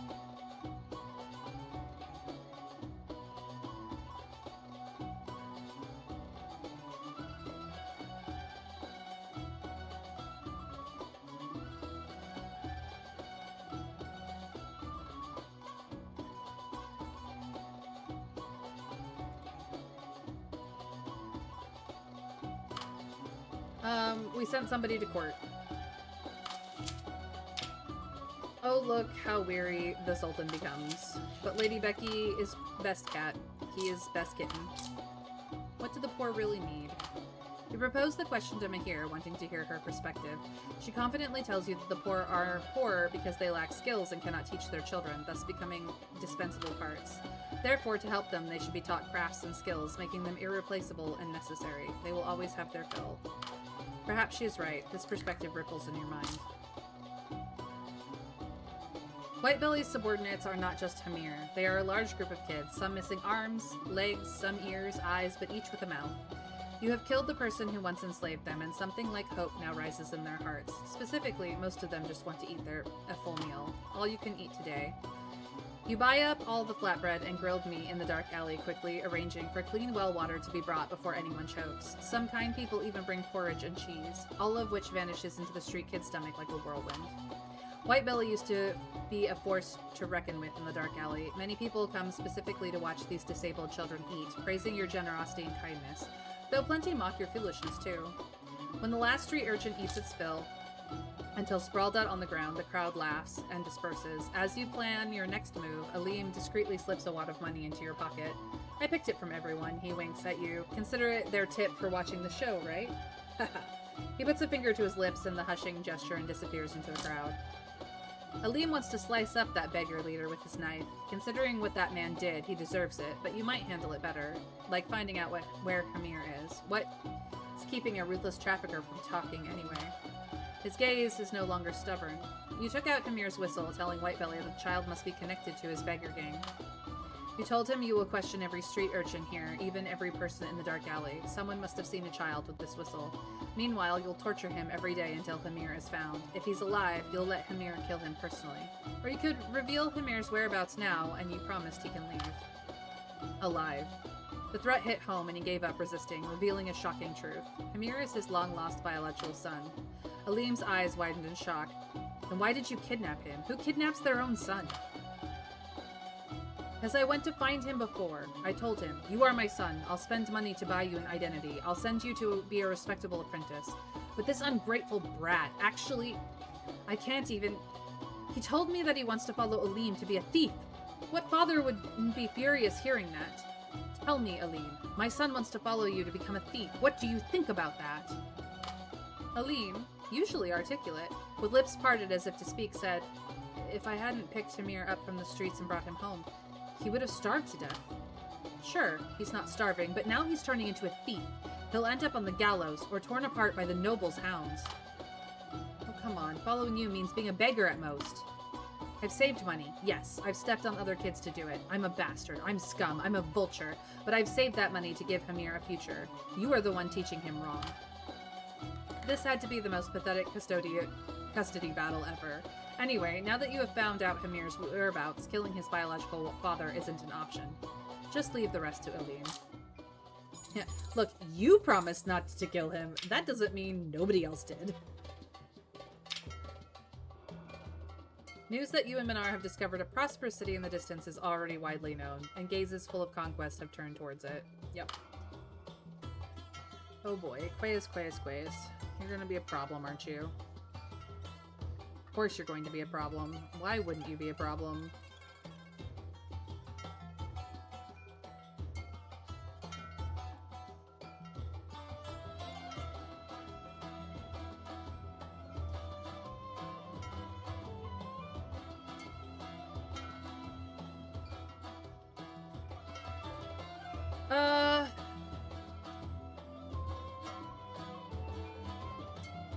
I am not like the Sultan. You'll see. Okay. This just happens, so we're gonna let it happen.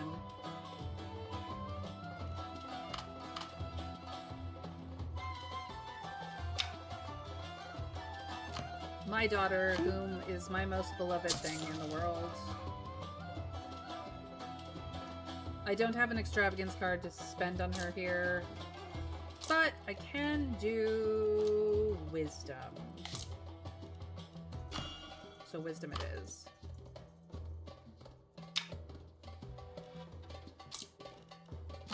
Habib can handle this.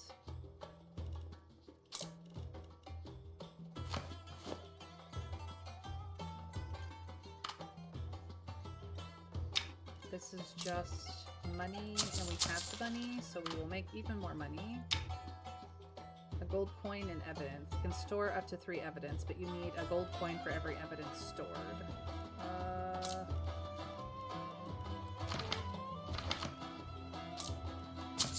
So...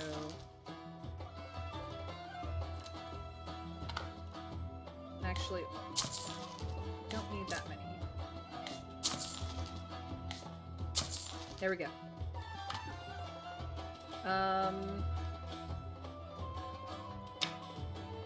We don't have the money for this. You are ridiculous. Nawful is in court today. Batuna can handle him. We will not get any more slander. We're still waiting for this to resolve.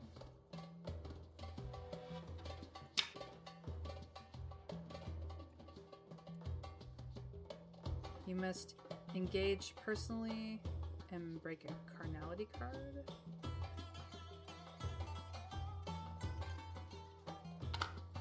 Hate that.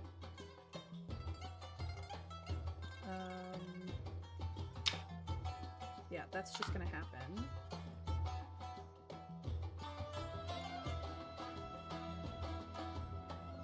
Alright, let's see what Zeki's problem is. I'm pretty sure I know what the problem is. Yes.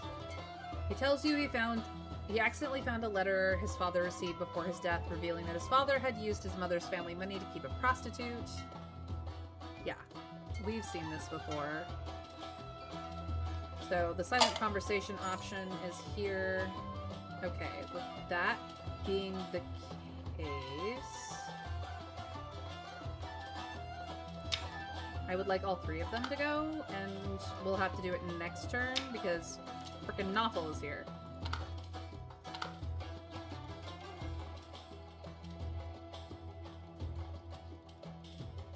Bloodshed Guard gets traded next turn.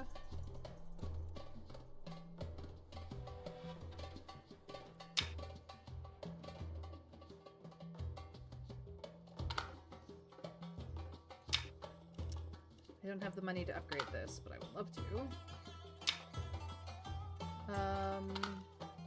Crash, what do you need?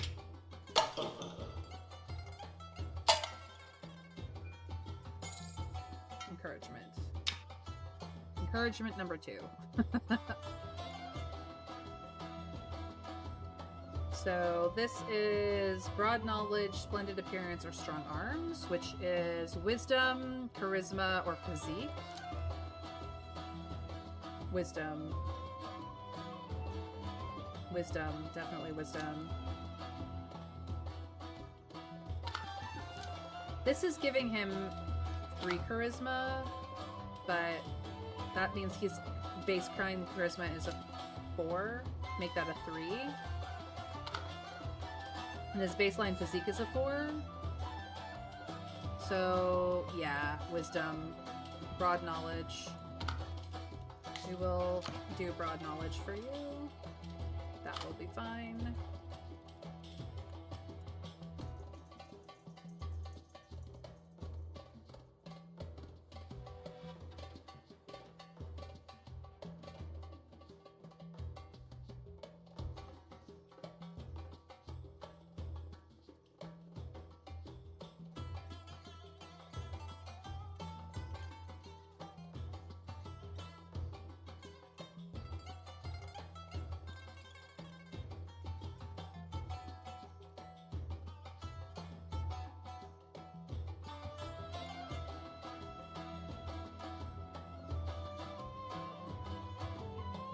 Okay. So that's all well in hand.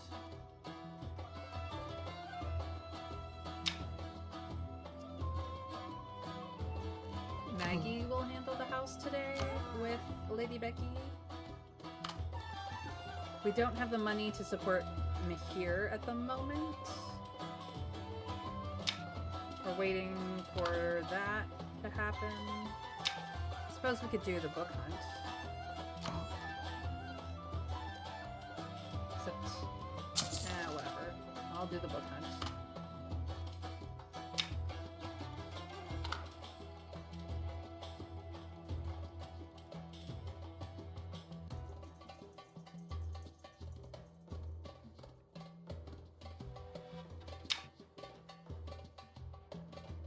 What cards do I have left? I don't have much in the way of conquest cards left. I have a lot of these. These are problematic.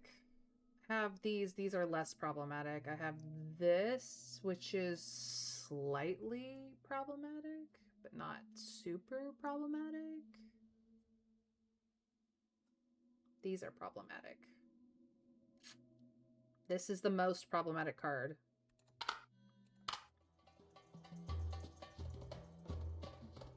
No, we haven't done this one.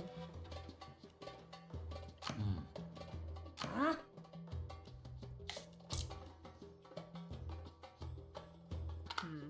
Is there something?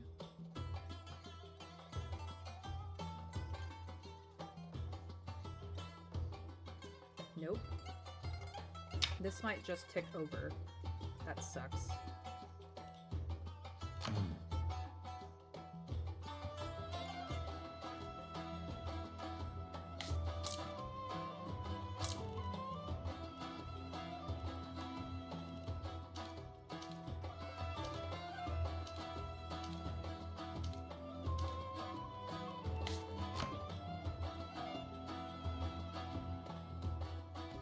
Okay, I can't even use that one anymore.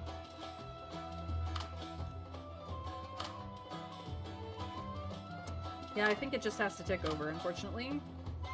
Sad.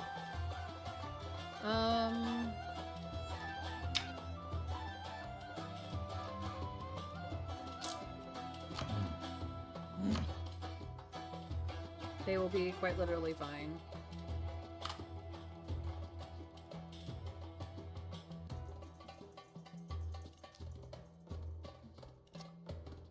I could have had them reading books, but meh.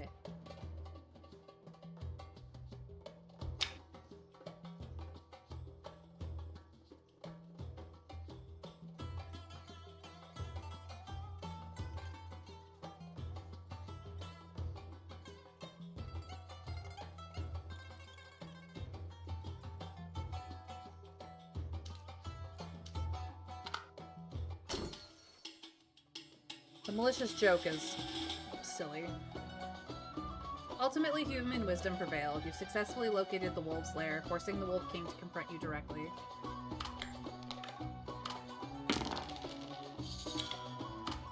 Perfectly killed the Wolf King and hunted down the pack. In the confines of Dark Alley, you track down a person mentioned by the prisoner and explain your attention to him. He thinks for a moment before eventually comprehending. Ah, so that's the case. You require the evidence for Jawad's case, right? It's not free and no credit. You have to pay up front. He named a price, 5 gold coins, no more, no less. Although it was frustrating, you still helped by paying this money in advance. When you meet again, you take a wrap scroll. Take it to that poor fool. Strange ink even stains his fingers. Looking forward to our next cooperation. You don't want to have anything more to do with these people. The book hunt happens. Everybody keeps their dignity. We get a book. Yay. The guest house overflows with people. Many who never contributed labor join the food queue, desperately hoping to taste Habib's renowned cooking. Quickly identified by legitimately hungry workers, arguments erupted and escalated towards violence. You instruct Habib to double the portions, while warning that anyone causing trouble won't get a bite. Soon, the tantalizing food aromas make everyone forget their previous anger. People are still willing to come under our roof. And so, we make the good money.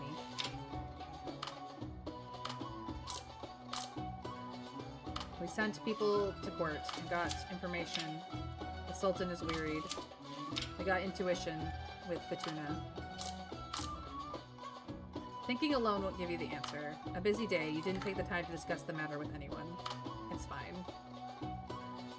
The dogfighting pit reeks of unpleasant odors, but we can join the ranks, and Luna is a badass and will win. She runs like lightning from the starting line. She stays ahead through the whole race, and in the end, she wins. Yay for us. Navani comes back for a short while from the liquor. Faraj is like a rapidly growing hound, wise and brave, longing for your praise. You often inspire me. This is the highest praise one person can give to another. You can see him smiling, trying hard not to suppress it, making every effort to keep himself from becoming too ecstatic, yet the gleam in his eyes betrays him. Your wisdom lights the candle of my intellect, Arzu the Sixth, he says, gazing at you with adoration, though a hint of other hidden emotions linger in his expression. Alright. Azal returned with the manuscript. He's like, hey, I would like to bring the book I stole back. Can you help? And we go, yeah, sure, we can help.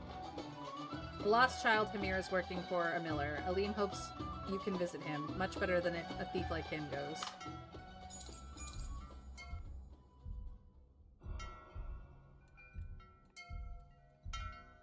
The roaming swordsman is a thing.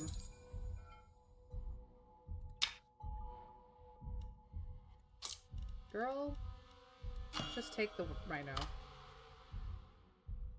It's fine. Okay, things are happening. Let's get organized here.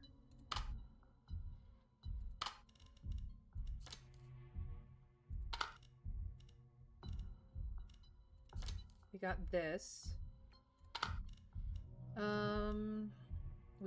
We probably should build the little crocodile, to be quite frank.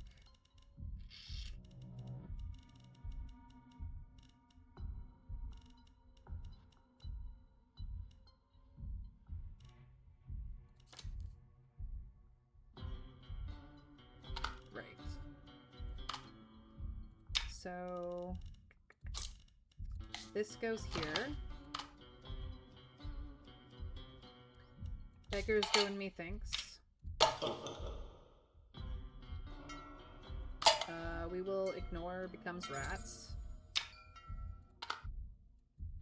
Not doing that. I think now we can do this.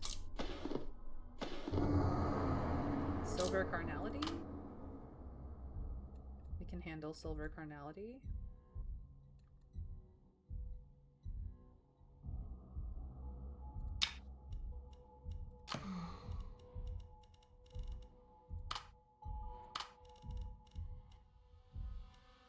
Hold on, where am I? I am... Oh, right, I'm helping our daughter. Okay, that's fine. Twin and all of that. All of them go to this conversation. So Tea Party will fail out because my wife is not there to attend. That's fine.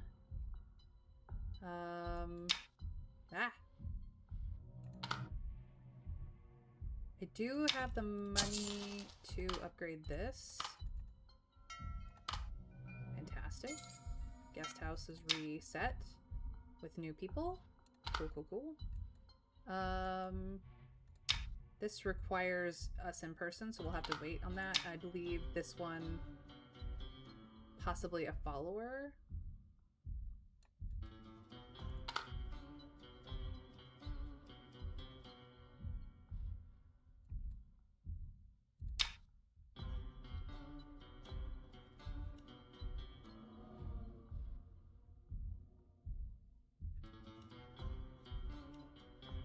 We can just hire him.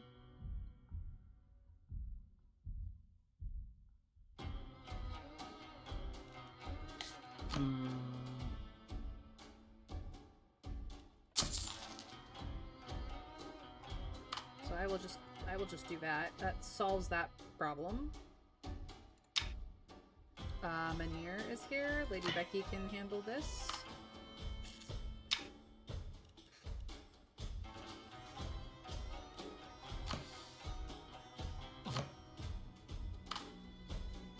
They can handle that.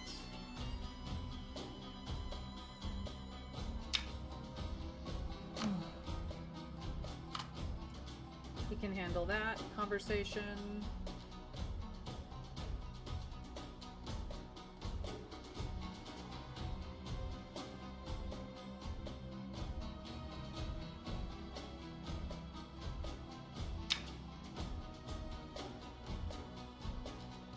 And we will do this with the silver carnality next time. Because that should be okay.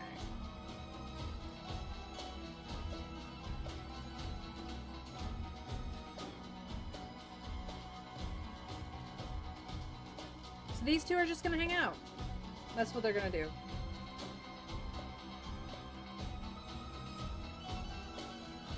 I needed to be in too many places at once. Which happens a lot in this game. You would be shocked. Actually, they could learn some things. What do they got? Let's figure out what books to give them. Charisma? What do you have? You have a charisma of 5. Your stealth is 5 because of this invisibility cloak, so that's not real stealth. You do have decent combat. You do have some sociability. Alright. You have a charisma of 2, which... one of which is coming from the stallion itself, and a bit of sociability, which is fine. So let's do charisma on one of you.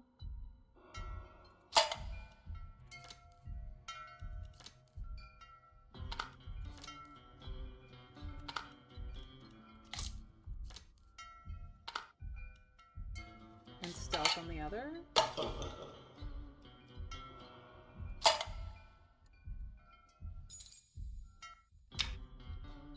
Okay, who's getting the stealth? You have no stealth. You have stealth from an object. You're getting the stealth. And you are getting the charisma. That will help you. Okay, they both had something to do then.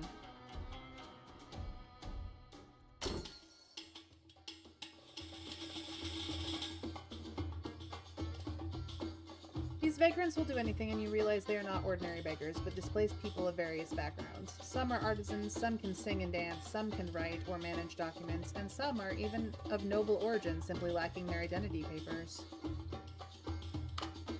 They truly can do anything. Your crumbling walls and cracked teapot were mended. A strange smoke lent your garments an air of refined fragrance. 6 oxen and 3 horses were shod in a single breath. Tales of your virtue, told from your 3rd year onward, were spun anew and spread throughout the marketplace. Your storerooms, ledgers, and shelves were brought into order. In the end, all was set in perfect order, and your household ran with newfound ease. Every time you heard rumors about yourself, their content evolved. Whether they were good or bad depended entirely on those ever-roaming gossip mongers chose to spin them, so long as someone enjoyed listening. And that raises my notoriety, which is very good for me. And we got a gold die from that. Zaki sat there silently, like a drenched chick, looking somewhat despondent. He is in urgent need of someone to help and guide him, yet the mother he once trusted most was now mired in deep suspicion. Should you summon Fatuna to confront him, or let Maggie comfort Zaki, who always had a way? You called both Maggie and Fatuna here. After seeing the old letter paper in her sunpans, Fatuna had remained silent for a long time before sighing, as if finally relieved. Yes, if you must ask, I gave him tea brewed from cloves, then gave him wine, and after that my brother pressed his head into the bath. Fatuna said calmly, looking straight at you. But why? Why? Father indeed had a mistress, but that's not a crime worthy of death. The young noble cried hoarsely, tears welling from his eyes. You didn't sentence him to death, my dear child, I know.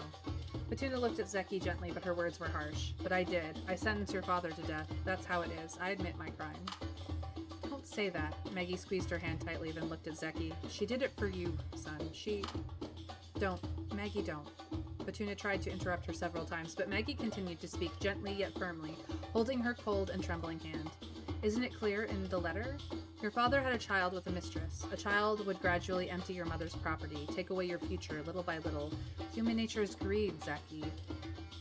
I can understand everything your mother did. She had to, because she must protect you. Who else could protect you? Your father blinded by lust, or the woman coveting your wealth? Fatuna finally began to weep. Her shoulders slumped helplessly. For the first time, even her brother did not understand why she was so determined. For the first time, someone could really understand her. But this truth was not a burden that a child should bear. She collapsed, covering her face, and cries bitterly. This has nothing to do with him. Why did you tell him? This is the sin I committed. This is my sin. Zaki was completely stunned. He looked blankly, unbelieving at his mother. Was his father's death because of him? This heavy sin falls upon his immature shoulders, but what wrong did he do? Maggie whispered to comfort Fatuna, telling her that children must know the truth while signaling to you. You understood her meaning, took Zaki and walked out of the room. Zeki stood silently beside you. He had never seen his mother cry before. He recalled for a long time the once gentle and smiling mother who had not smiled since his father's death. She maneuvered strongly, putting forth a brave front, navigating among those wolves to protect their precarious and stable life, all but for him. Yet even so, he choked as he lowered his head, unsure of how to continue. I really don't know what to do better. I have no right to blame my mother, but I also have no right to forgive her. What should I do? If you give me a knife, I will do it. If you tell me to forgive, I will do it. But which is right and which is wrong? I really don't know. He leaned against you slowly. His depressed confessions grew weaker and weaker, and you turned to look at him, this child. He fell asleep out of exhaustion. You pat his soft hair, wipe the tears from his face, and sigh softly. For a moment, you can feel that he almost regards you as his father. That's okay, we will fix it later. People still come to our house, and hopefully we can make the good money. Well, we did today. It was pretty good. Double the good money. Yay.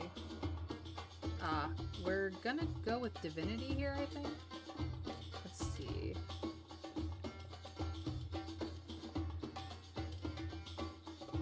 Several friends from your old school gather at your home. After a few drinks, you all discuss a topic that had sparked debates back then. What distinguishes humans from animals? The soul, intellect, body, or divinity?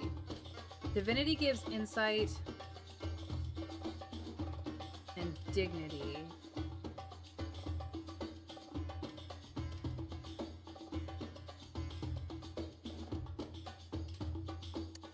Which is a book.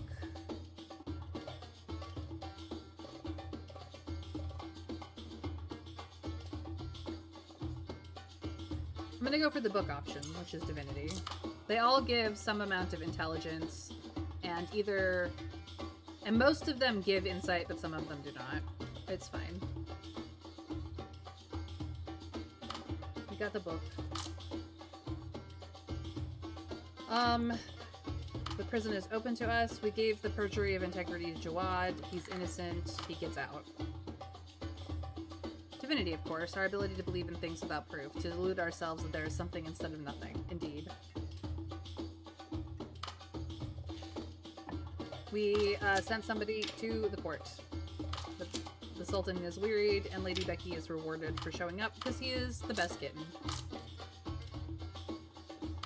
You propose the question to Nabani, wanting to hear his perspective. He shrugs and casually says that the way to help the poor is to lead them to rod, invade, and deceive. After all, the wealthy and the noble have accumulated their wealth through such means. What's wrong with taking it back? This perspective ripples in your mind. I think I now have all the suggested requirements to pick an ending for that one. I don't know. We'll see.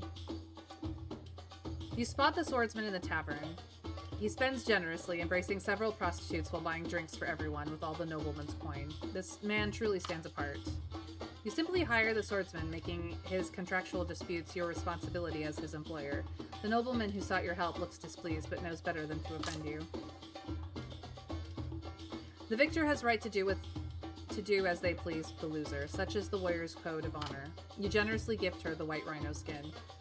What's the meaning of this? She stares at you, startled, unwilling to accept. You insist. Forget about the bet, Adilla. We are friends, aren't we? Giving a gift to a friend requires no reason. Besides, its color matches your sword.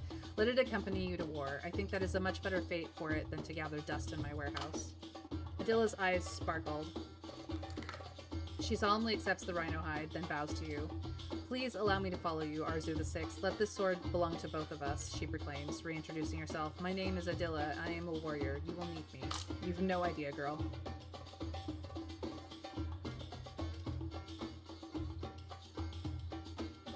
For what?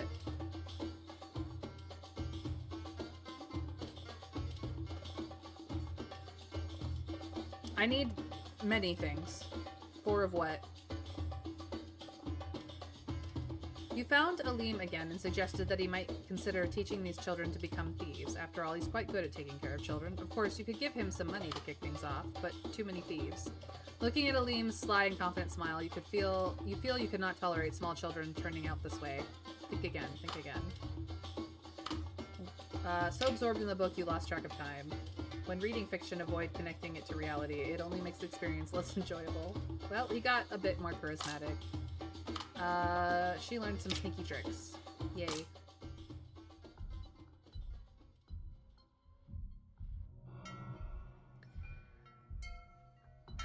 Lately, you notice Shama seems a bit melancholic. Your relationship encourages her to confide in you about her experiences. It turns out she is an illegitimate daughter of a noble, despised by her father due to a congenital deformity. Now her father has learned about her profession as a prostitute in the House of Delights and believes she has disgraced the family. So, we can help kill her father. We can take her as a concubine. I have an army early enough that I could help kill her father.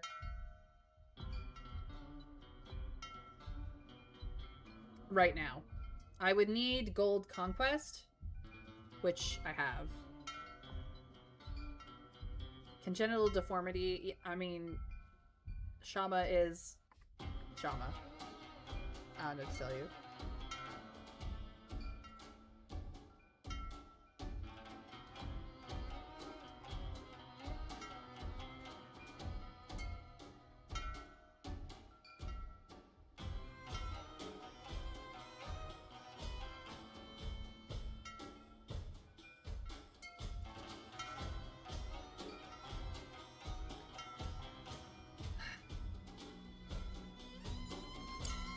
We're gonna try it.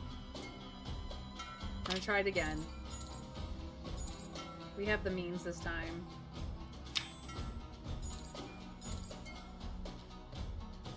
I have so many things going on now. Jeez Louise. It's just getting more complicated by the moment.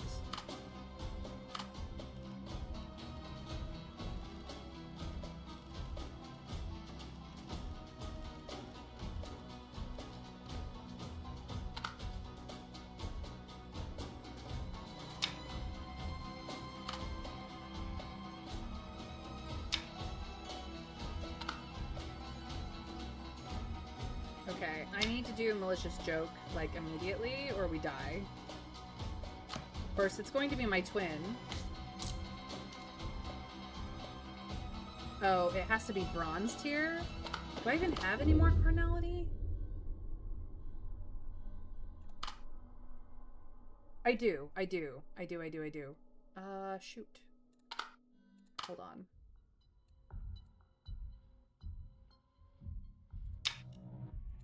He's back in his cups again. Get back up here.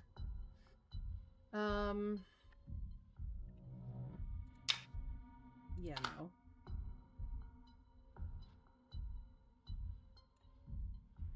Okay. Hold on.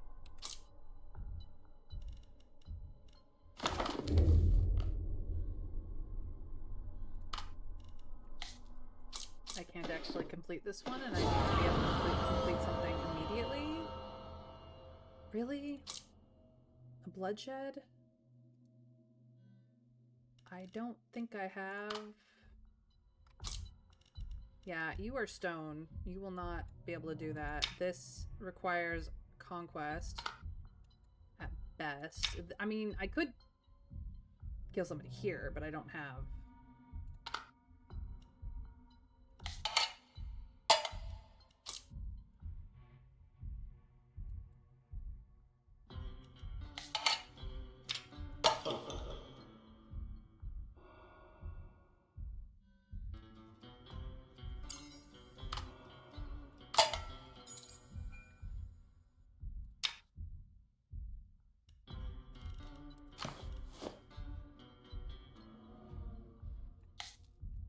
Become my ally, dude. I think this is the correct option. I could go look.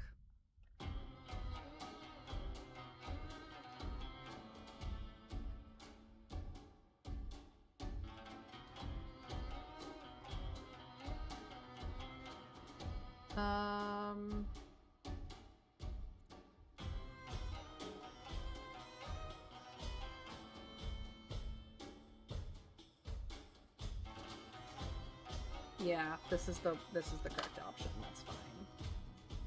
Who is in the grand game? In main? Handle it, Lady Becky. You're good.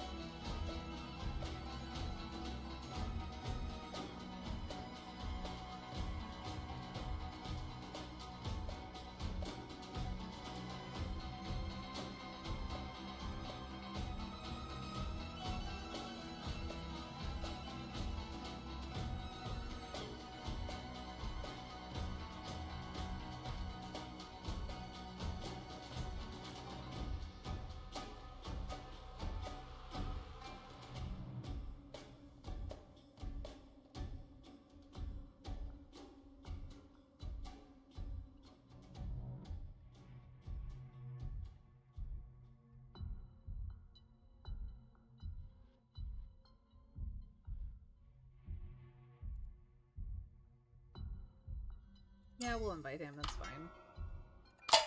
It's not that big a deal. Okay, I don't have the right card. This bloodshed card will literally get me immediately destroyed.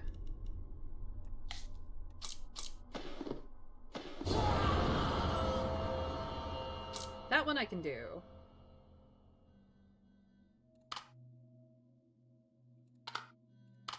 But the thing I need is one of the carnalities. The bronze ones. Okay.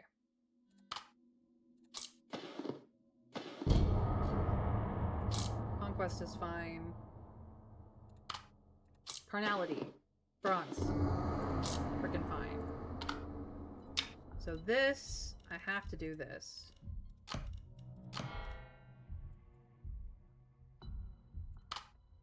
That's fine. Does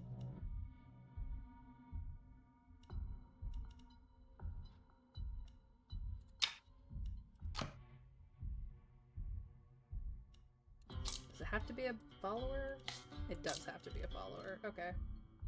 Just wanted to see what my options were on that. So, is it this guy I have to put into methinks?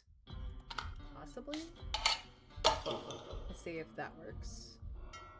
Yes, dealing with a betraying friend. But I do have to show up personally, and I am not available.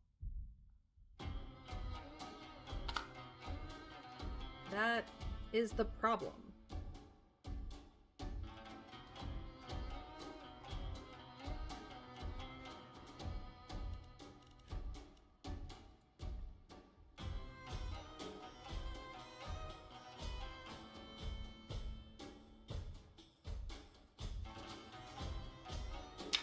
Or I could kill Juna.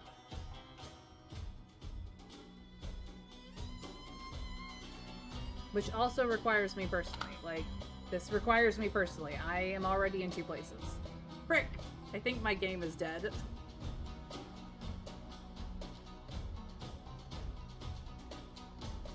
No. Return to the last turn. We can do this. It will be fine.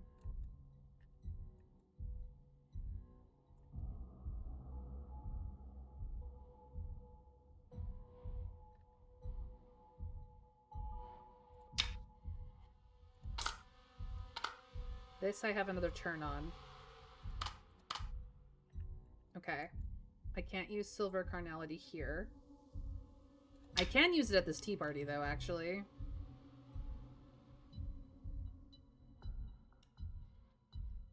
Huh? But that is my twin and not me. Don't want to do that.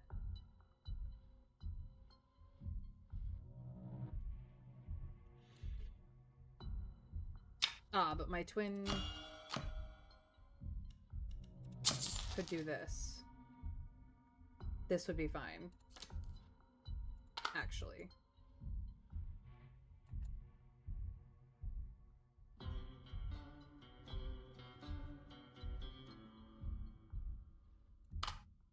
That solves that problem. Wife can still go to the tea party. Silent conversation, just... we will do that next turn.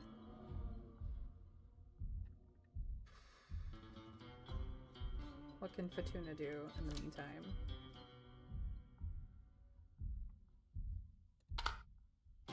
Read a book.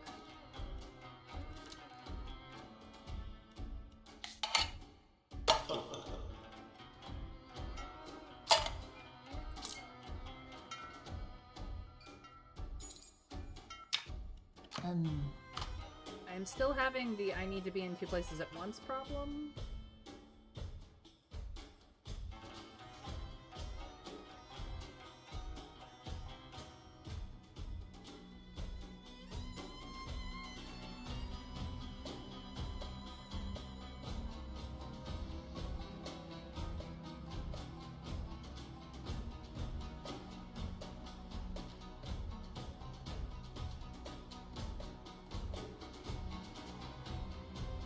I hate this.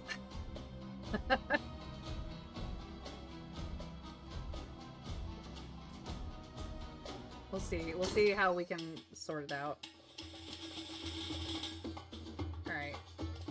The Vagrants do anything. We get an extra gold die and some renown and silver omen. People come to the house. We make the good money. Twice. We get a different thing this time. This is... let's see here. Subtle hint is influence. Consult the Sultan is gold. bronze freedom from fear is, let me take a look. We're definitely going to take a look. So I need those. We gave the Jawad's now in play. This is the court. Lady Becky is doing what Lady Becky do. Navani gives his perspective, which is fine.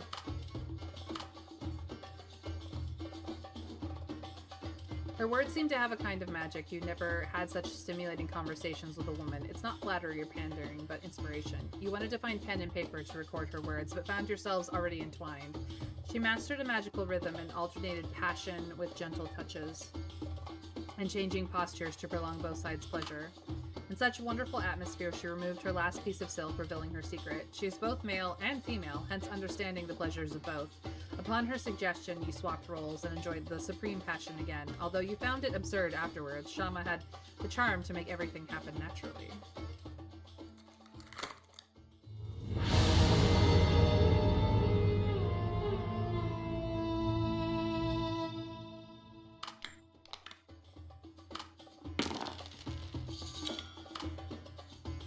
Yep.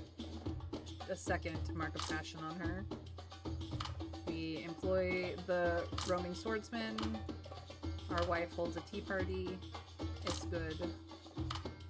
We deal with Adilla. She becomes our follower. Her sword gets upgraded. We don't do thieves. People read books.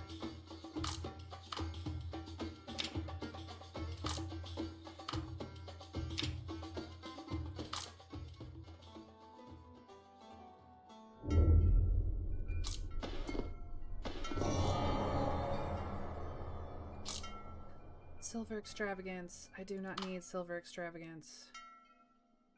Can I use silver extravagance?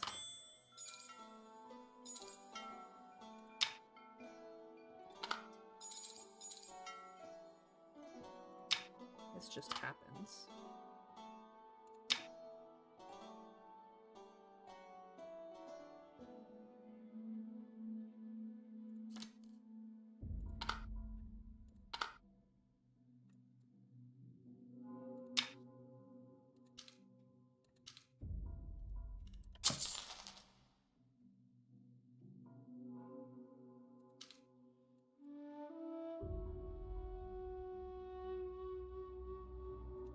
Fine.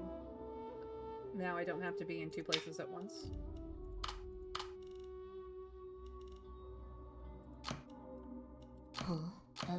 We will go through this again.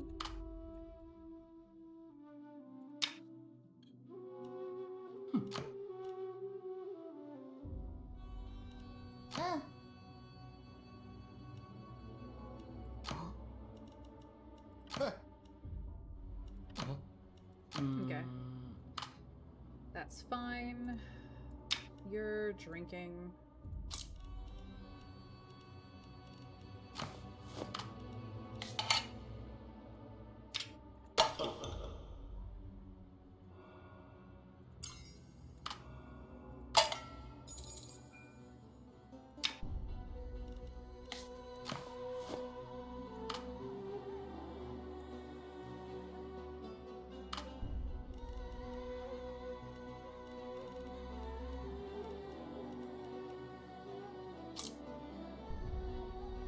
Okay. This is fine.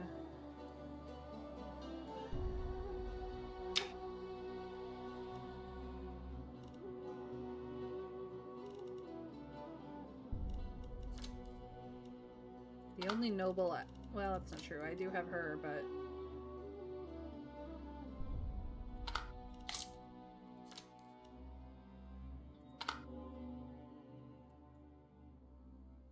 We can wait another turn, a couple turns for that one. Who is here? Ferris is here?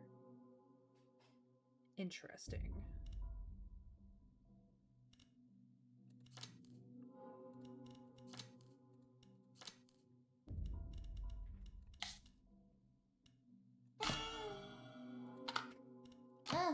We'll have them go to court together.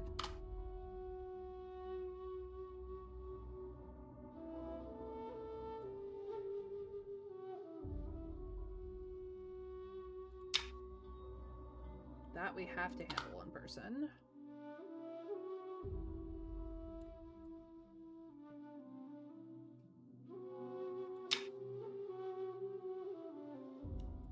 Extravagance is the only card you cannot use there.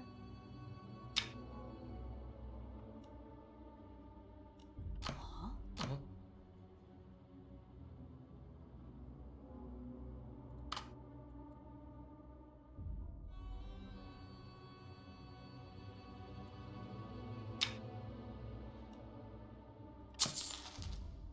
That's the only thing we can afford.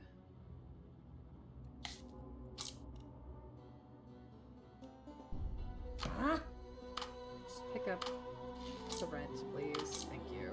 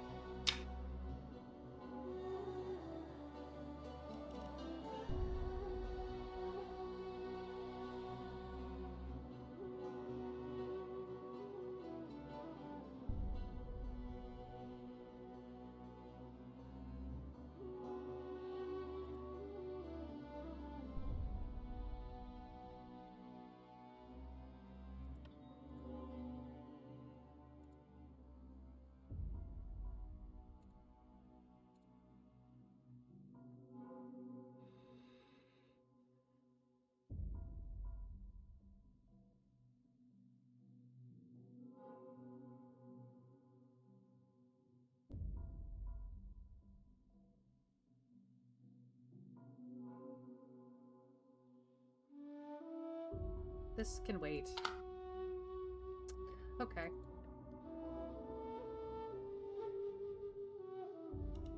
These guys can, I guess, read books.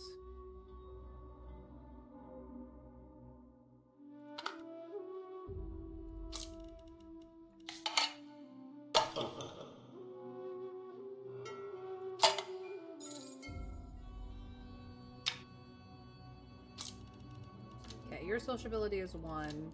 Your sociability is 1. Your sociability is 2. I'm actually going to give you more sociability.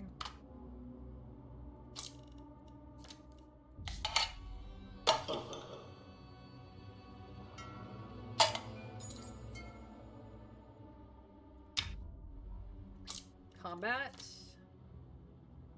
Your base combat is 6. Your base combat is 4. I will give you combat.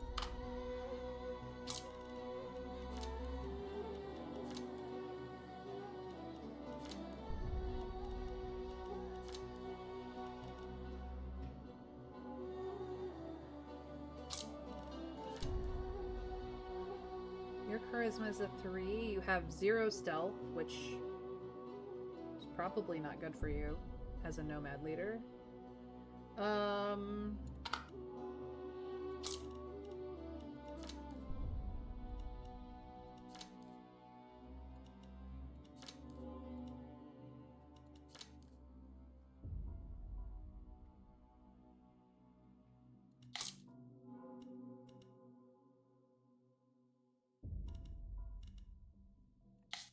We'll give you this one.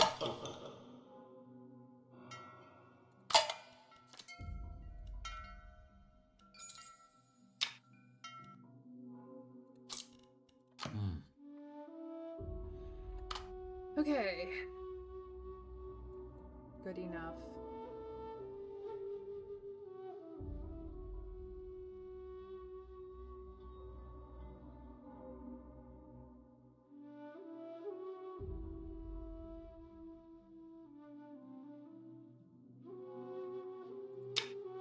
I do need to get started on this soon, but I have not had the money.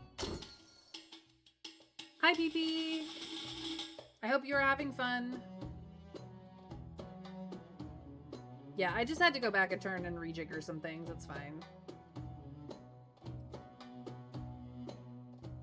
You're ready to hire a noble with considerable expertise in ancient languages to be Lunmera's tutor. Seeing that the student is just a slave girl, the noble felt rather repulsed, but begrudgingly agreed due to your power. He soon discovers that this lowly slave girl possesses an unusually sharp mind and quick insights. Holding some concealed jealousy and indignation, he makes Lunmera's lessons increasingly difficult and profound day by day. Every evening, Lunmera comes to report her learning progress to you, forcing you to recall the ancient language phrases you learned as a child. How much can you remember? So much. How can you lose? You expertly converse with Lunmera in the ancient language, recalling all the long-forgotten knowledge instantly, as if by instinct. Lunmera looks at you with admiration, her eyes sparkling like stars. Of course I agree. Upon setting foot in the vizier's mansion, you hear his followers boasting about his achievements at the banquet. Seeing you arrive, he claps, summoning the male prostitute who flirted with Naufal. You came just in time, my lord. You could certainly accompany my next step. He smirks, pushing the prostitute into your arms. Please, spend a night with him. We all know this Sultan's game frustrates you. This is an excellent time for indulgence. You took out a few good coins.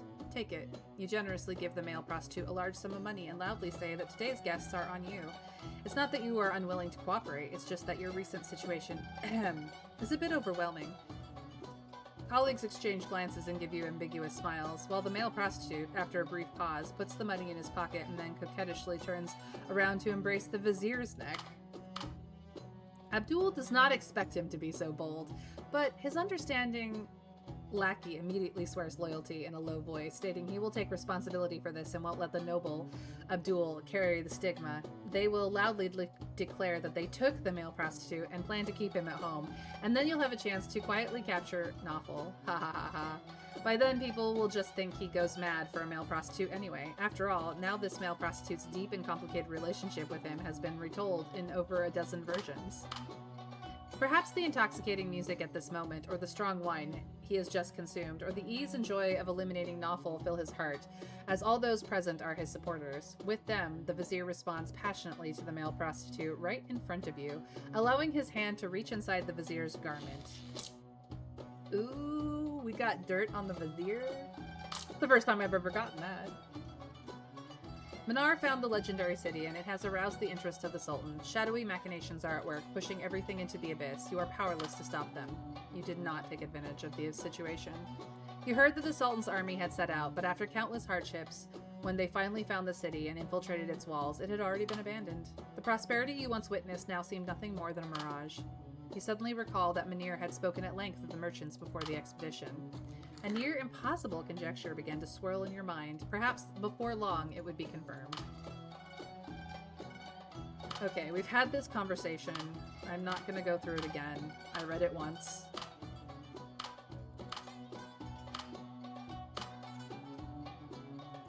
Everyone has their say. People come to the estate, and we show them a good time, and they leave money.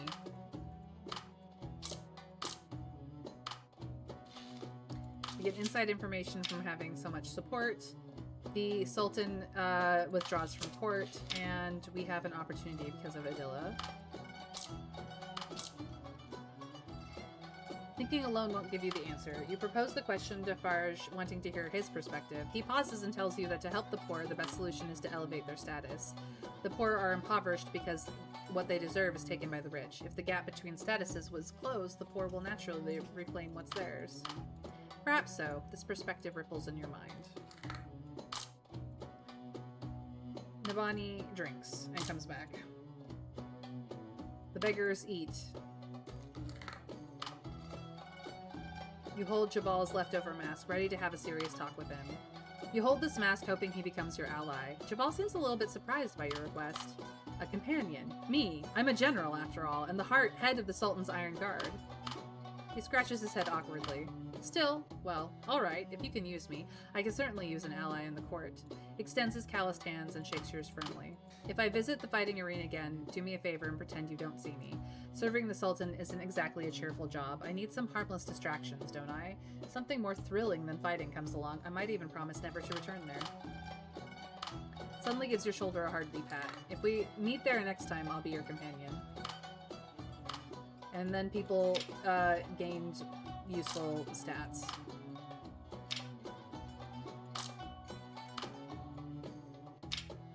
Profound gains. 2 days later, you heard that a nobleman who was arrested for embezzlement was exonerated. His name was Jawad. He was known far and wide for his greed and stinginess. You begin to worry whether the promised money would actually arrive. Am I being assassinated yet? This is not my concern.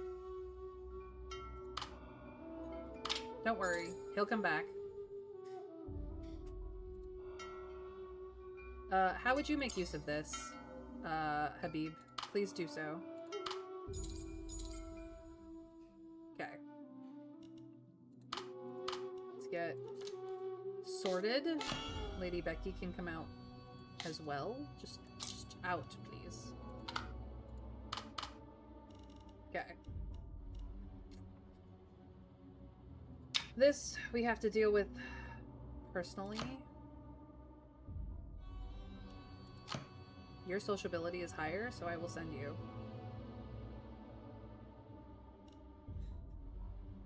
I do not want to get them caught.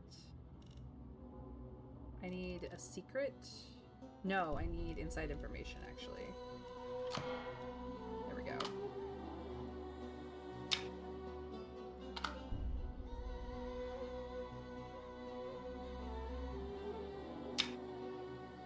This is nearly done. And the only thing I haven't done is done it myself. So we'll do that.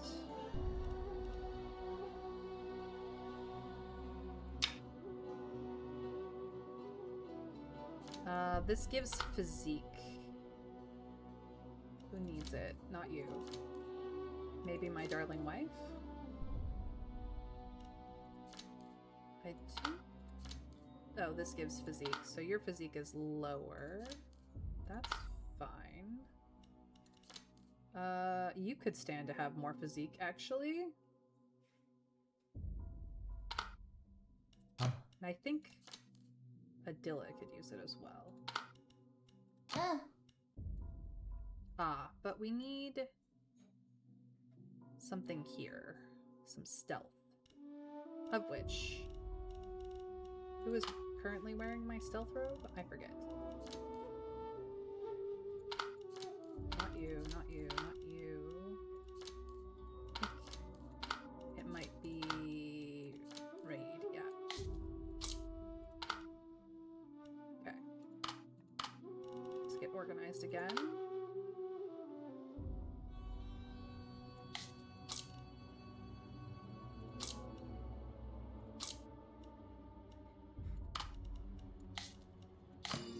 There. That will solve some of that problem. Now we have stealth, and we need stealth and sociability, which... That's stealth and combat. This is stealth and survival. We'll do tactics then. Oh, we can't. Okay, so this is as good as it gets. That's fine.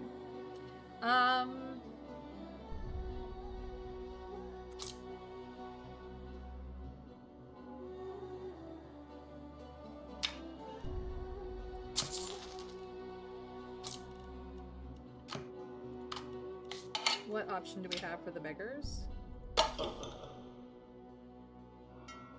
Become human?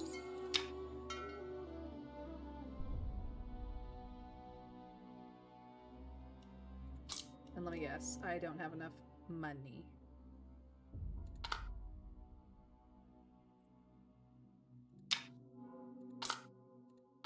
Day of charity will have to wait.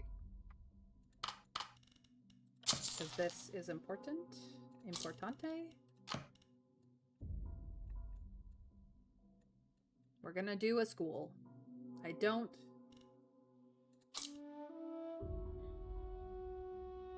have an extravagance card low enough for this, so that will have to do.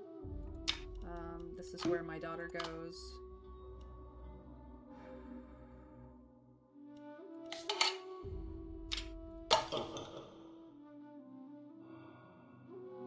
invite him. We've got some time for that to do that with. This can go here.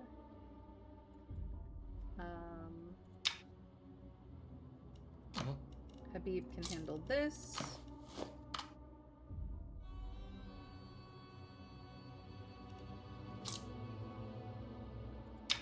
Kind of need to start doing this, but now I'm too broke again.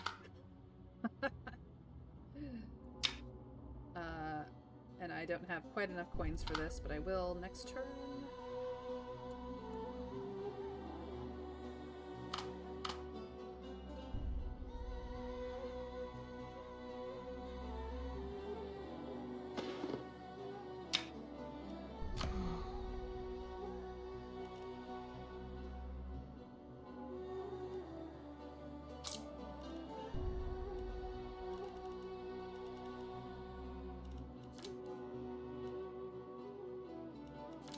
What else has charisma on it?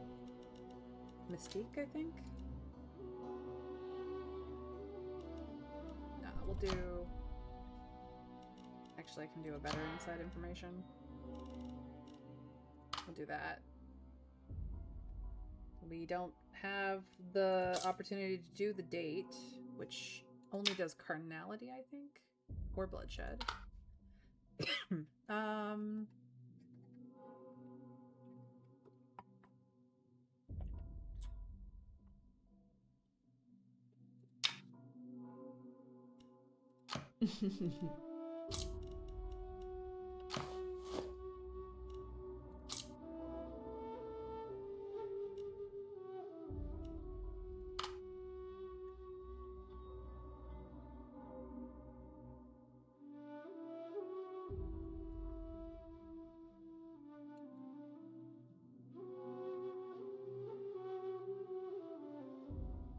I think that's everything that we have to do.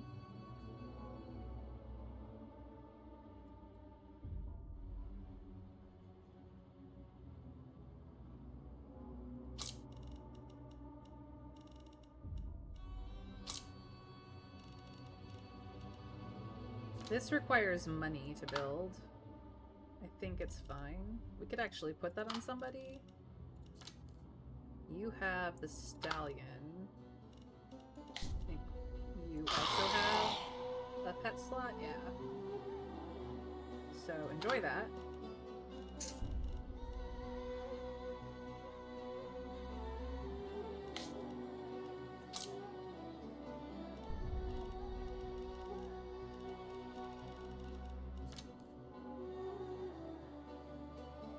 Suppose you could use a little bit of combat.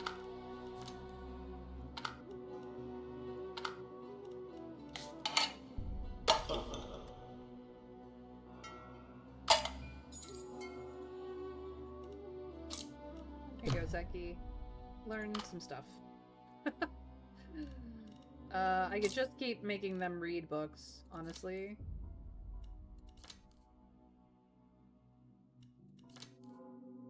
I'll do charisma for somebody. We'll do this one as well.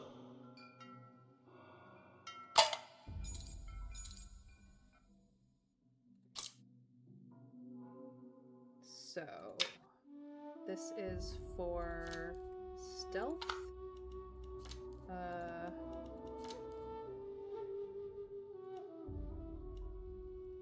You're getting stealth.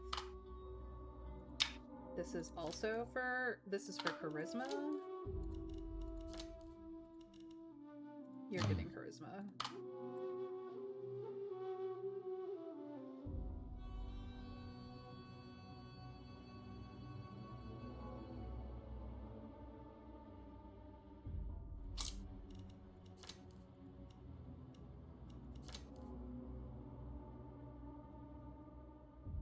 Suppose I could give this to Mahir. Right? Yeah, you could absolutely do it. It's just your charisma would go down, which sucks. But you'd get more, wisdom, which helps you.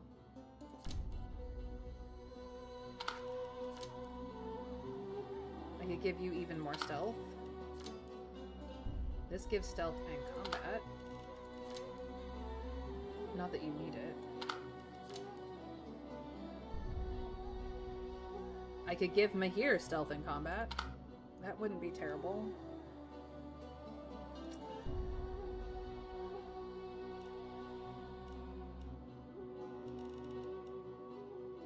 Meh, it's fine. They don't need to do anything. It's just nice. Okay.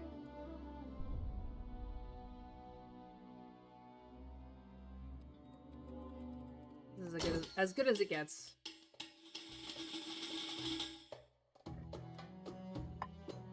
The bathhouse resolves first. We get the hot gas, which is a silver opportunity. Nice. Curse that Asal. Because of him, you have to pay another visit, this time with a forced smile and a lowered head before Novel.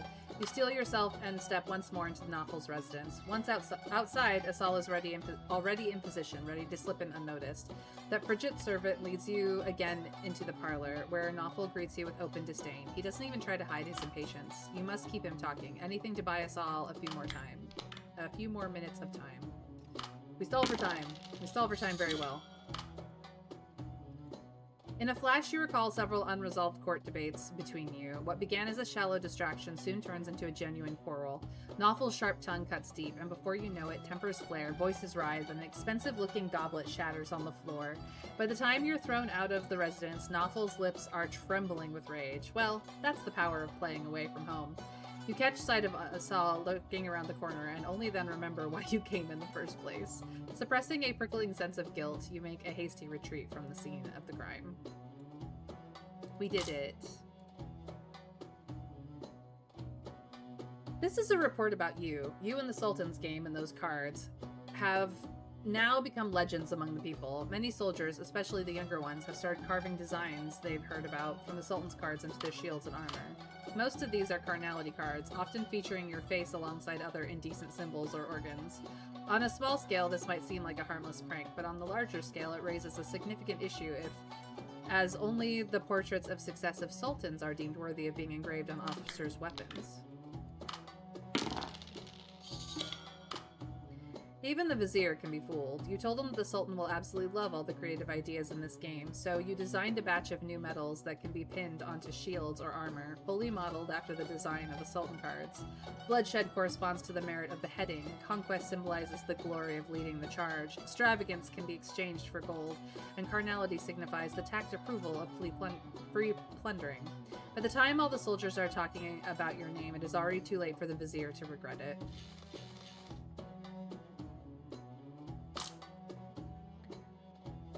As per your agreement with the ancient language teacher, Lumera heads to the library by carriage early in the morning to participate in the editing work. Lumera completes today's work well. You can easily see from her sparkling eyes how much she enjoys the job, which most people find tedious. People come to the estate. We manage it. They are very good. We can make money. Yay, money. Oh, this thing. A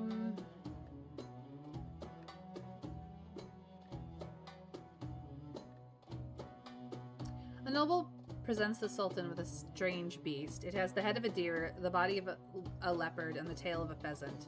The Sultan is very intrigued by the creature and asks you how to interpret it.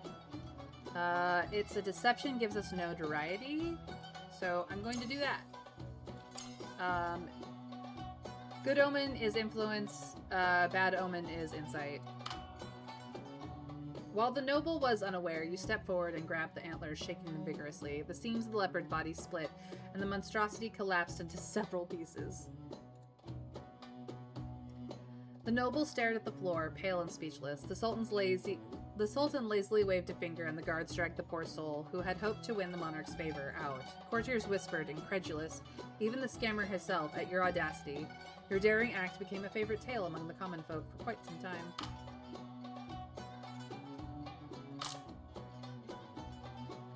Alright. Talk to the nobles. At a banquet, you talk about it with your colleagues, eliciting a burst of laughter from them. Charity is the nobles' way to flaunt their jewels, and the glimmer from those jewels can temporarily fill the poor's stomachs. But do the nobles truly wish to feed the poor? If they did, the next time they want to show off how generous they are, wouldn't there be fewer poor clamoring for that bowl of porridge? That is what they think. This perspective ripples in your mind. News of your excellent cook spread rapidly, reaching even noble circles. They repeatedly hinted at their desire for an arranged tasting session.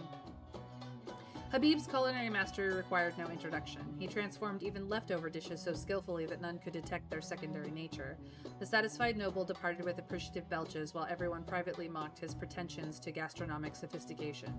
When you later inquired about this, with amused disbelief, Habib responded with appropriate deference that he disliked the visitor's presumptuous attitude towards you. Habib has made an incredibly delicious, marvelous mush from kitchen scraps. From leftover ingredients. It's now more popular than the main courses. Would you like to send someone to taste it? In the courtyard filled with the aroma of food, Navani and Adila had just picked up their bowls from when a commotion broke out from the crowd. Someone was holding up something by its tail, shouting, "What is this in the soup? A rat? This unscrupulous chef! It's horrible!" This is obviously a fake accusation. You need to point out the suspicious parts. The guests began stirring their soup, checking for strange objects, while Navani and Adila exchanged glances before stepping forward to defend your reputation. Such a thing must not happen in your guest house. He promises a thorough investigation, then half threaten, half persuade the man who found the rat in an empty room next door, looking at his troubled expression mixed with greed. He must be deliberately causing trouble.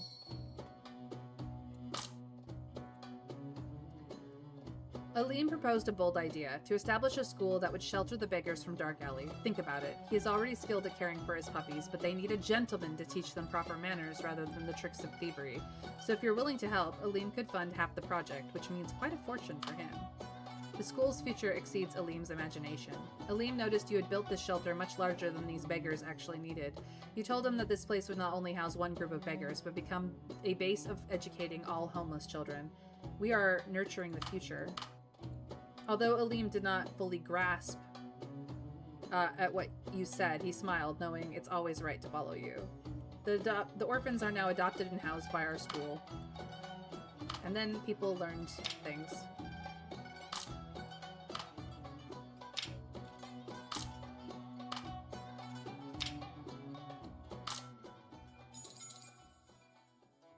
We now have the nursery. Lately, you notice Shama is a bit melancholic. Your relationship encourages her to confide in you about her experiences. Yeah, we are just gonna kill her father. Righteous cause, let's go. The love-hate feud between the male prostitute and Nawful is intensifying, and the plot against him continues. The question now, do you secretly inform Nawful? Who is your ally? Who is your enemy? Ooh, that is a good question.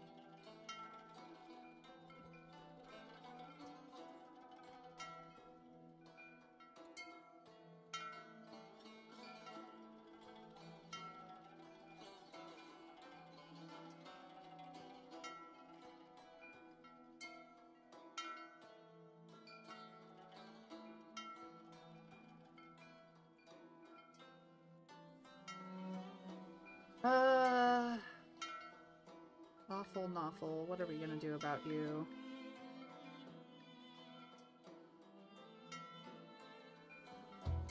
I have to go look it up.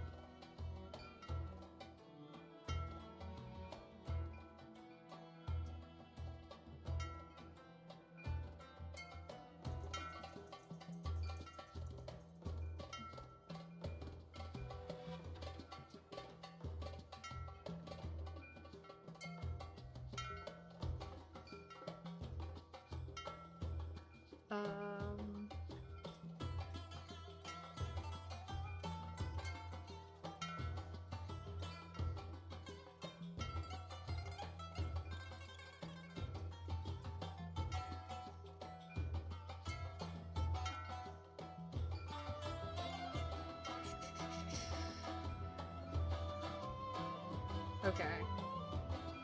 We inform Nawful, you tell Nawful, and he is surprised that the rumor was artificial. Forewarned is forearmed. We stand by and watch. Nawful dies, and you are purely in Abdul's camp now. Abdul cronies plan to kidnap Nawful and make him disappear. Nope. We need to inform him because this is just getting out of hand. After listening to your speech, Nawful pauses and smiles helplessly. I originally thought this rumor arose inexplicably, but somebody is indeed fanning the flames behind the scenes. He shakes his head. Who would believe such a ridiculous explanation? That I ran out over a male prostitute, dueled someone and disappeared? I don't underestimate the power of rumors, especially when you have no way to be the storyteller, you say. You're right, Nawful nodded. I understand. He pauses before shaking his head with a bitter smile and says, I never expected that at the end the person I trust the most would actually be you. Help me one more time. Nawful looks up again, firmly. The more Abdul hates me, the more it proves I'm right. And to continue doing the right thing, we must go along with this and do something to retaliate against him. Let him continue to spread the so-called scandal, but don't really let him kidnap me. Or let the kidnapping succeed, but not actually succeed. You nod. You indeed have some combat experts who can help Nawful escape this misfortune. Bharat has become a follower. You have made every preparation. Bharat is brimming with excitement, ready to strike hard at the Sultan's mint with counterfeits. Finally, Golis likes to tilt his head back and gaze at the sky. When flocks of birds pass overhead, joy brightens his expression. One of your servants tells you that Golis often shared hunting tales with them.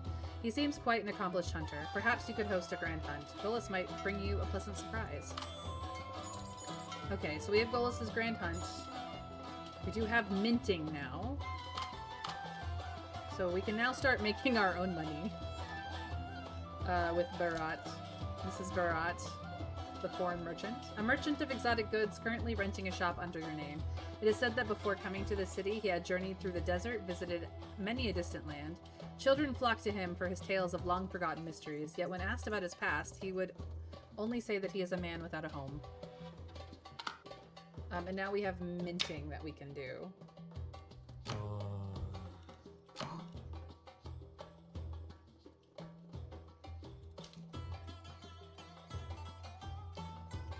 Wisdom and physique determine how many counterfeit coins they can produce. The handler's sociability and stealth determine whether word leaks out. Okay.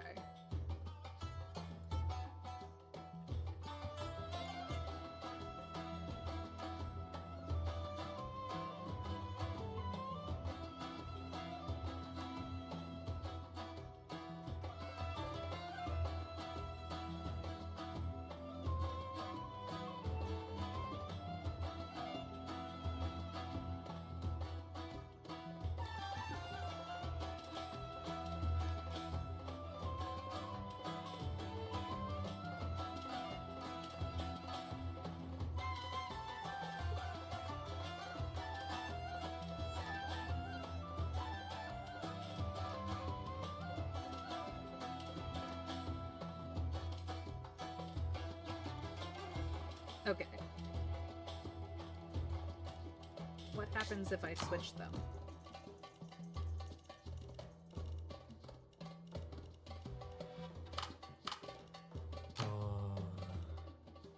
Does it matter? I don't think so.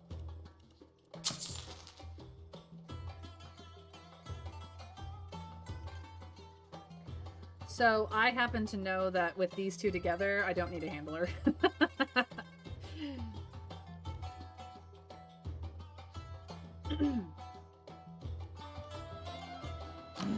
But technically speaking, I have people who can do this. We'll give Raid something to do. I have no money though, which is a problem.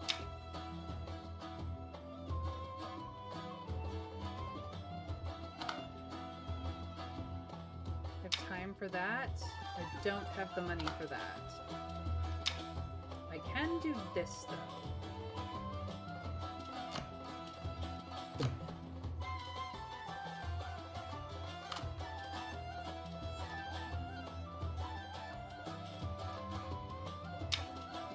This is for my dear daughter.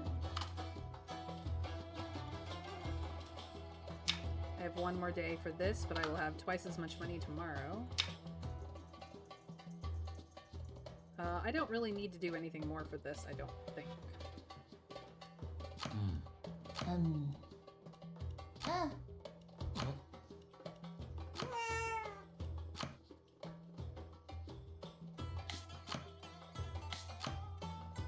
Interesting. Mm. Interesting. I might need to be somewhere else, though. There you are.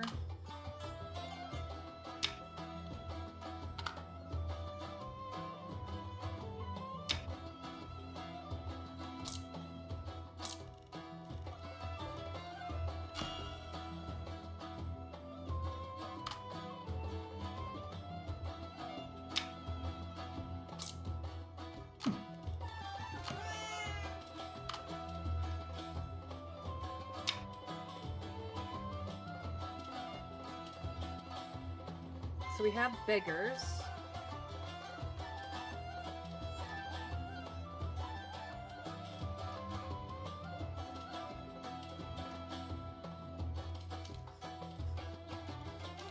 But I don't have the coins. Okay.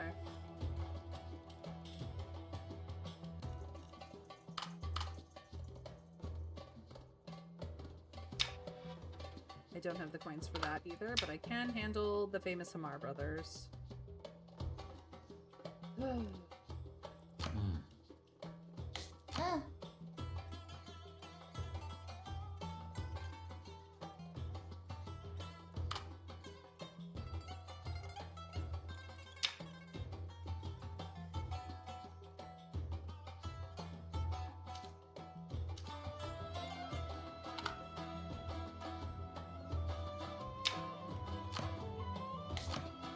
It's interesting that I can put myself in here.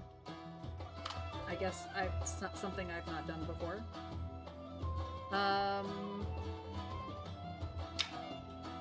Mm.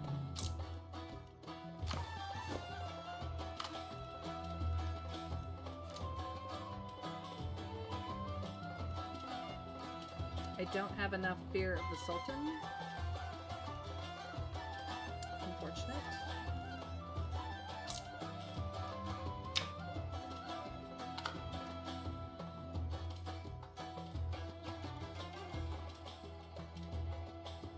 Minting takes 3 days. Jeez Louise.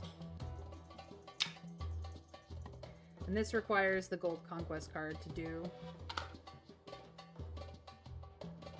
And I don't have enough people for this yet.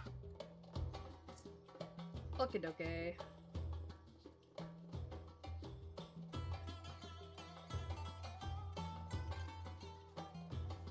Well, this is where I'm saving it.